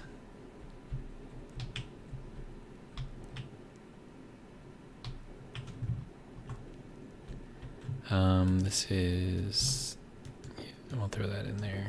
There we go. Okay.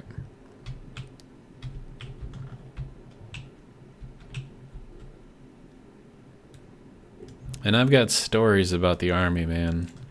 I spent a tour in Iraq, and I worked in a command center. I was one of those, quote, smart Marines, unquote. And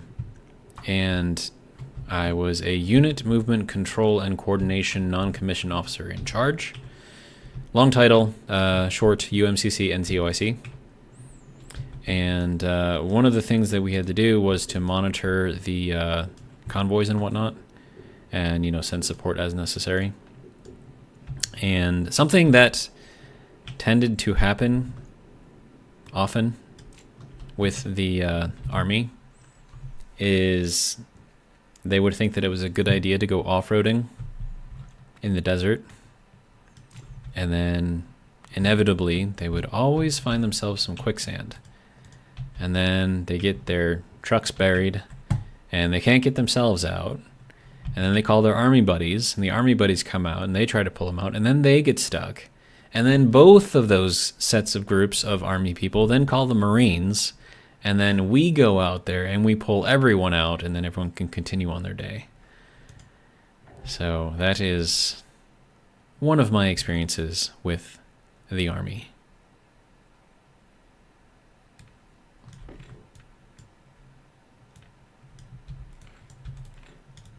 What do you mean it doesn't have enough charge? Grr. Hang on. We're gonna do this. We're gonna do that. Throw that on there too. Okay, now I can take this apart. Good. Alright. We'll throw this outside because reasons. This.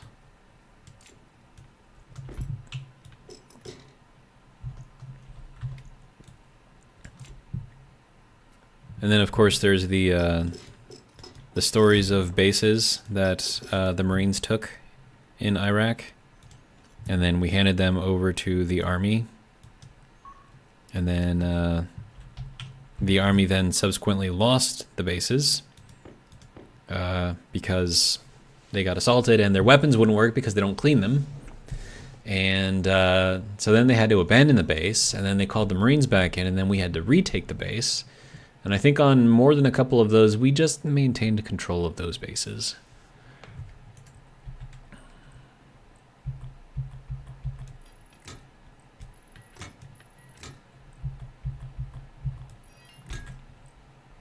But no, I mean, we had some Army Rangers, and those guys were good to go. So not all the Army's bad. I mean, and this is not bad in just a general sense, but just, you know, compared to Marines. So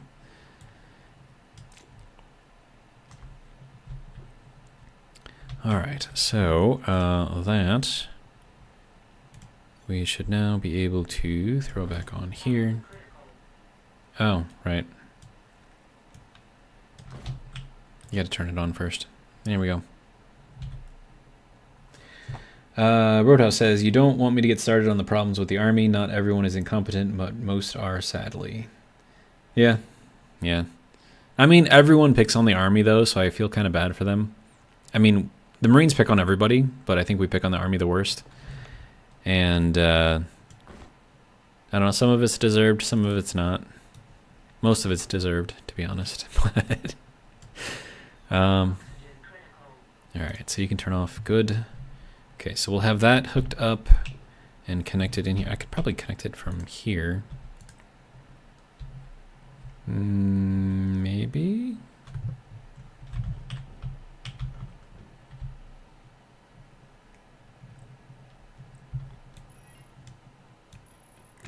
Okay, I'm trying very, very hard to maintain my position right now. This is not easy. Okay, there we go. Haha. Okay, so there's that. So that should be our coolant line. We should have much less pressure in here now. Yeah, 778 kilopascals. But what we can do now is cool the room. Ta-da! And it works. That'll be pumping that out, and then once we get up to about 75 degrees, that should kick on our valve. which will open it up to the radiators on the outside. So we'll see how that goes. Okay, so now that, yep, and it worked perfectly. And it just turned off. Good. It's going back up again. Okay, good. It looks like it's working. And I'm just going off of the bouncing of the temperature. Like, I can tell like what's flipping on and flipping off just by the temperature, which is crazy.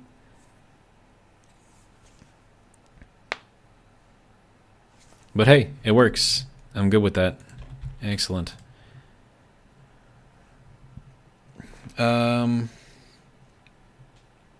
Let's see. Roadhouse says, to be honest, the Army is the ground logistics and reconnaissance for the Marines in times of conflict. I know there's a lot more that goes into it, but to summarize, yeah. Well, I mean, they do their own thing too. I mean, they're not completely useless. I mean, and I can't say that the Marines are perfect either, because they're not. I mean, dude, the amount of stupid things that Marines have done that we've had to pick up after them for is just ridiculous. I mean, we're very good at our jobs, but we have some dumb people sometimes.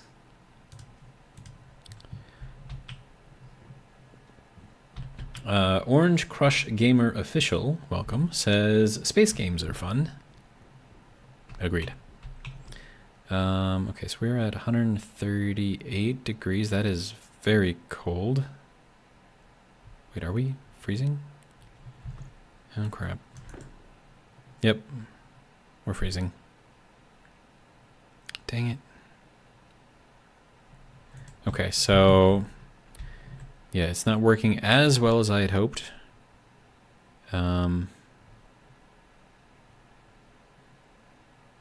Yeah, that cools down way too quickly, and so we end up losing some of our hydrogen in here. So that kind of sucks. I can fix it though. Like, once we get too much in here, then we'll just, you know, move it around. It'll be fine. But yeah, these things work amazingly, so I'm pretty good with that. Let's see. Roadhouse says, I like your dispensary for ore. Do you have silos hid somewhere? Yeah, they're in the ceiling. Orange Crush Gamer Official says, you're in the Marine Corps. I was, former Marine. 2 honorable discharges. So yeah, this is our kind of dispensary, as you said, over here for getting all of our stuff. And then all of the actual storage is right up here. So we've got silos for everything. And then we've got our sorters over here and our stackers right next to it. And so I just have that in a horizontal configuration because it saves space. And I can use the outputs right here facing downwards to do all of this stuff. And then these are just digital valves. And then I just have it set to just 1 stack. So each push of the button gives me 1 stack of stuff dropping down here. So works out pretty nicely. Let's see. Okay. So that's doing a thing. How are we doing over here? We are still pulling out. Okay. Which means that that's probably still cooling down.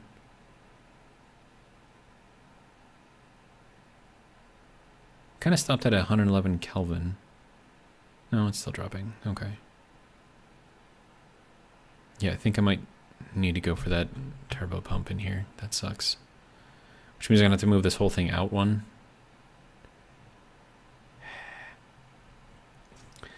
Roadhouse says, I'm only on episode 3 or 4 of season 5, so I don't know where you are.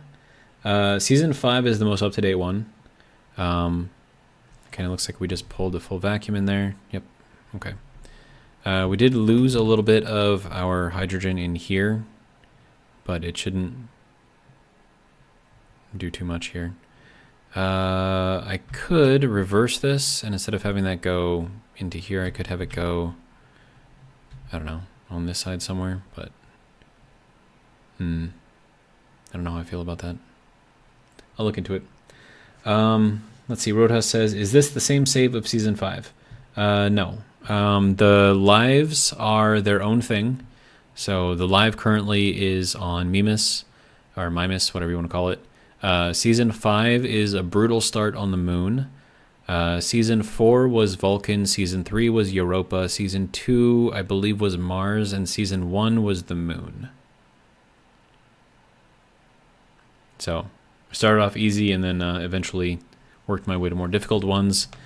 The Vulcan, that's Season 4, the base there got freaking huge. And the reason why I died is because I wasn't paying attention to my my filters. And I was outside. Filter stopped working. Got a lot of heat inside the suit. Ended up doing too much damage before I can get back into my living area and ended up dying. Roadhouse says, do you have a Discord? There is a 01 of 1 Discord.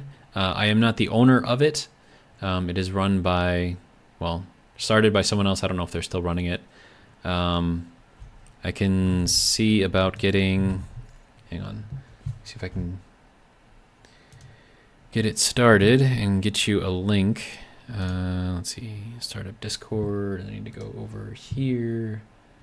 And then, let's see, we'll go to the dashboard. No, let's go to the content. Lives. Here we go. We'll go into this one. Pause it.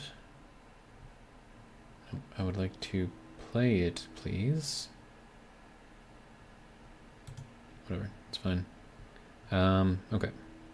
And then loading. Here we go. Okay. And then let's see. We need Discord. No, we need this one. Okay. And then I need invite people to get the link.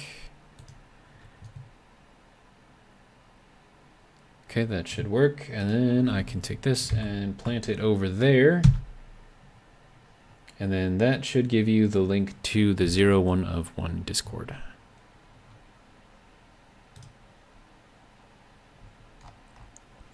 And then Charles posts a lot on here. Viking veteran also posts some stuff on here. I think Viking, you generally put stuff in the general chat, right? Yeah, I think so. And then Charles likes to put in some coding and stuff in here, especially when he's arguing with me. So he'll post something into the Discord, and then, you know, I'll just go and read it every once in a while and be like, Charles, no. Let's see. Orange Crush Gamer Official says, dang, you really love this game. I scrolled your page and almost all of it is this game. To be honest, I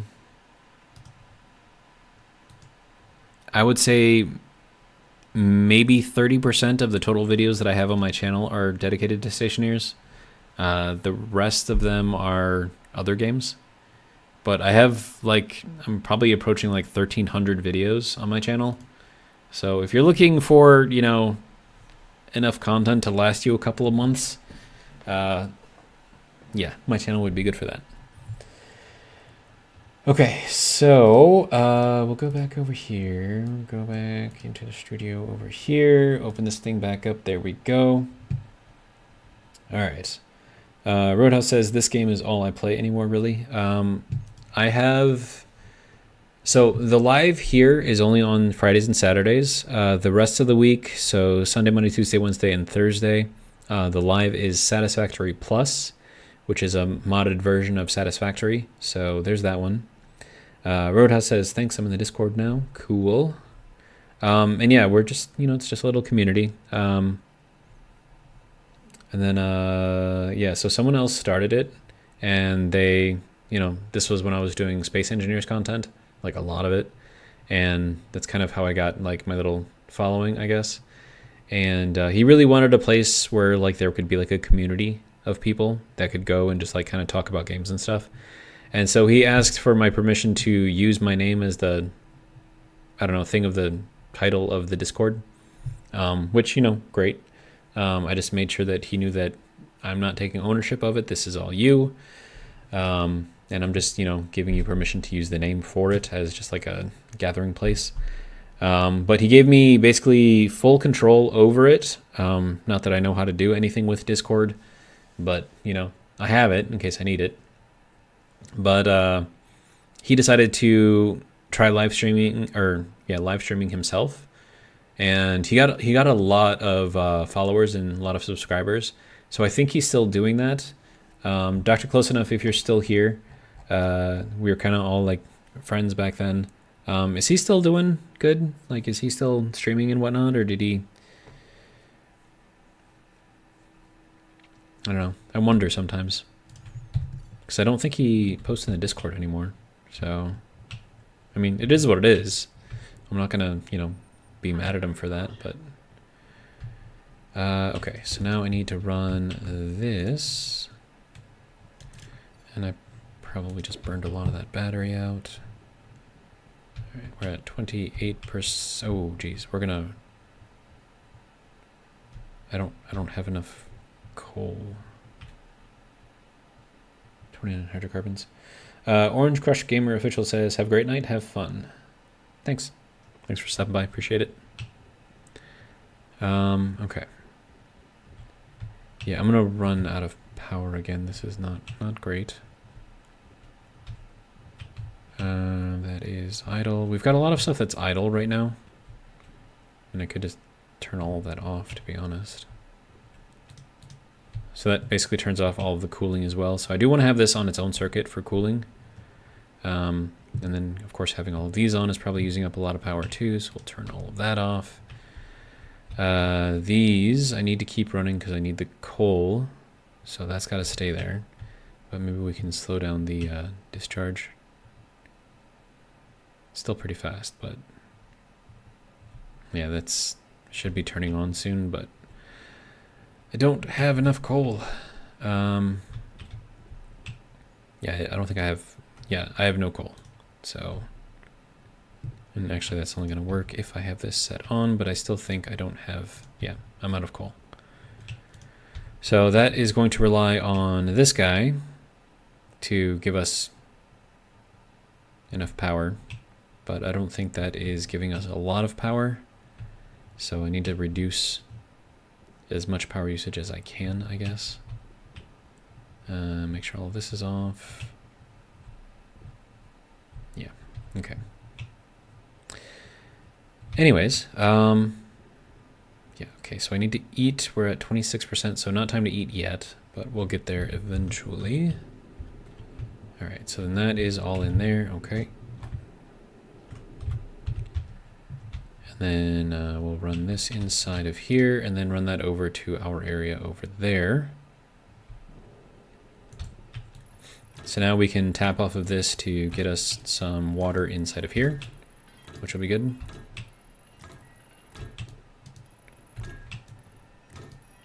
And then this is also going to act as our tank, because each one of these can hold 20 liters, and we've got like 80 of them. So that's what, like 1,600 liters of water that we can potentially put in here. Kind of crazy. All right, so that gets us outside. Do I need to pick mushrooms? Not yet. Soon. Not yet.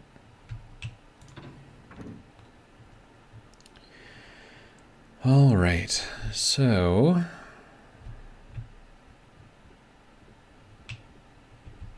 okay, now we need to figure out how to get this into here properly.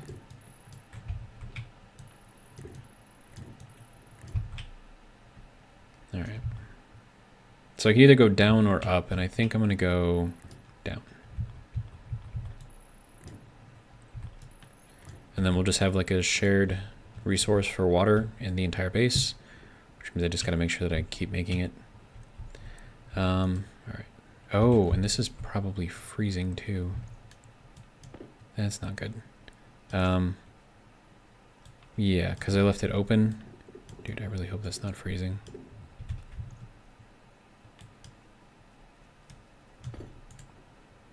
Okay, no, it's not actually doing anything. Okay. You would think that it would have gotten too cold by now, but apparently not. All right, so we're still okay there then. That is a corner piece right there. Take that off. Okay, good. That can go here, I guess. Right, and I need to figure out how that's getting in here. I'm assuming it's like this.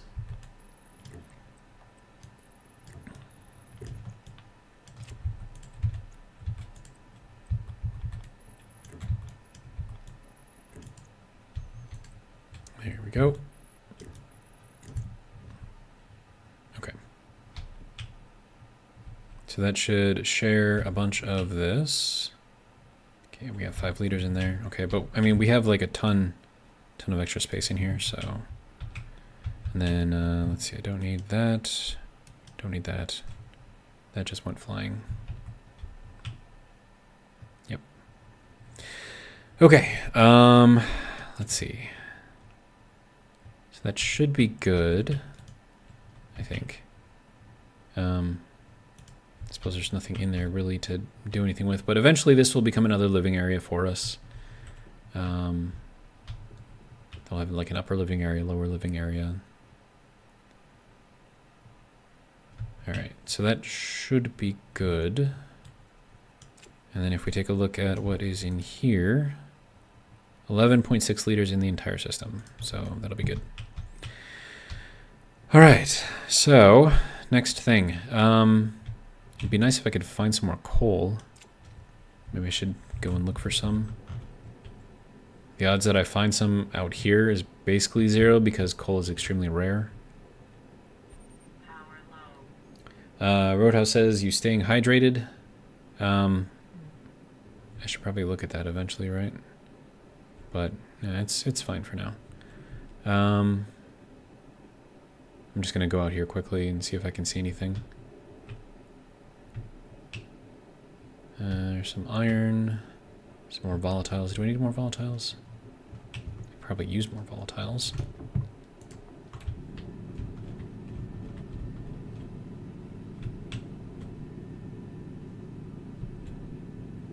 And then we'll put like all of this into our gas system, storage, whatever thing. Because with this, I can make a lot more water. Now, eventually we're going to get to the point where we're going to compost our plants. And then that'll give us, you know, kind of what we need. And it is now too dark for me to see if there's coal out here. Great. Some iron here. Base is there. Okay, straight ahead. Wouldn't it be something if I like ran into coal like right here? I'm not that lucky though.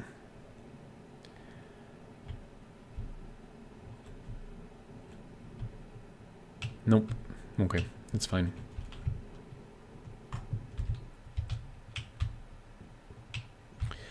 All right, so let's turn this on, turn that on, and we'll throw some of this into there. And then that should get that back up, which will be good. All right. I need to eat one of my pocket mushrooms.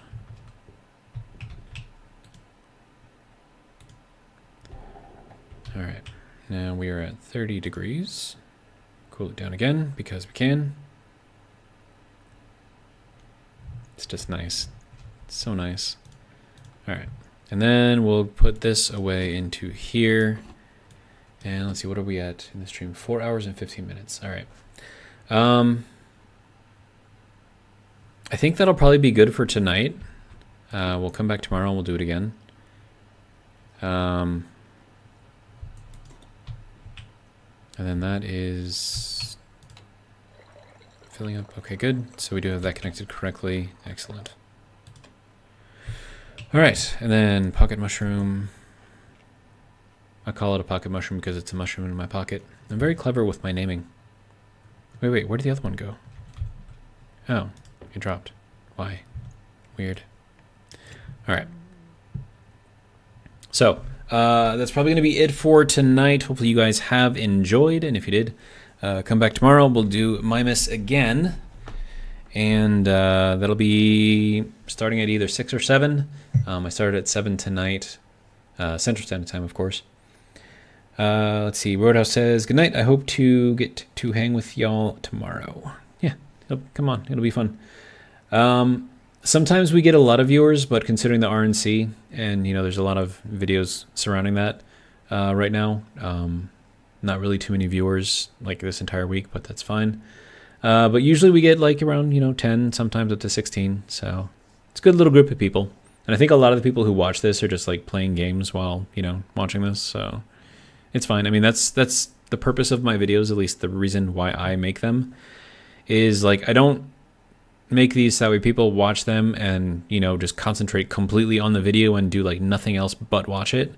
The idea here is that I just want this to be something that you play in the background while you're doing your own thing. So like Viking does a lot of work in his garage, like he does like a lot of craft type stuff. I think he was making some chainmail a little while ago. I'm not sure if he completed that or if he's still working on it, but I mean, and then he just like puts us on his little TV and plays it, and then chats every once in a while, and we just kind of keep each other company.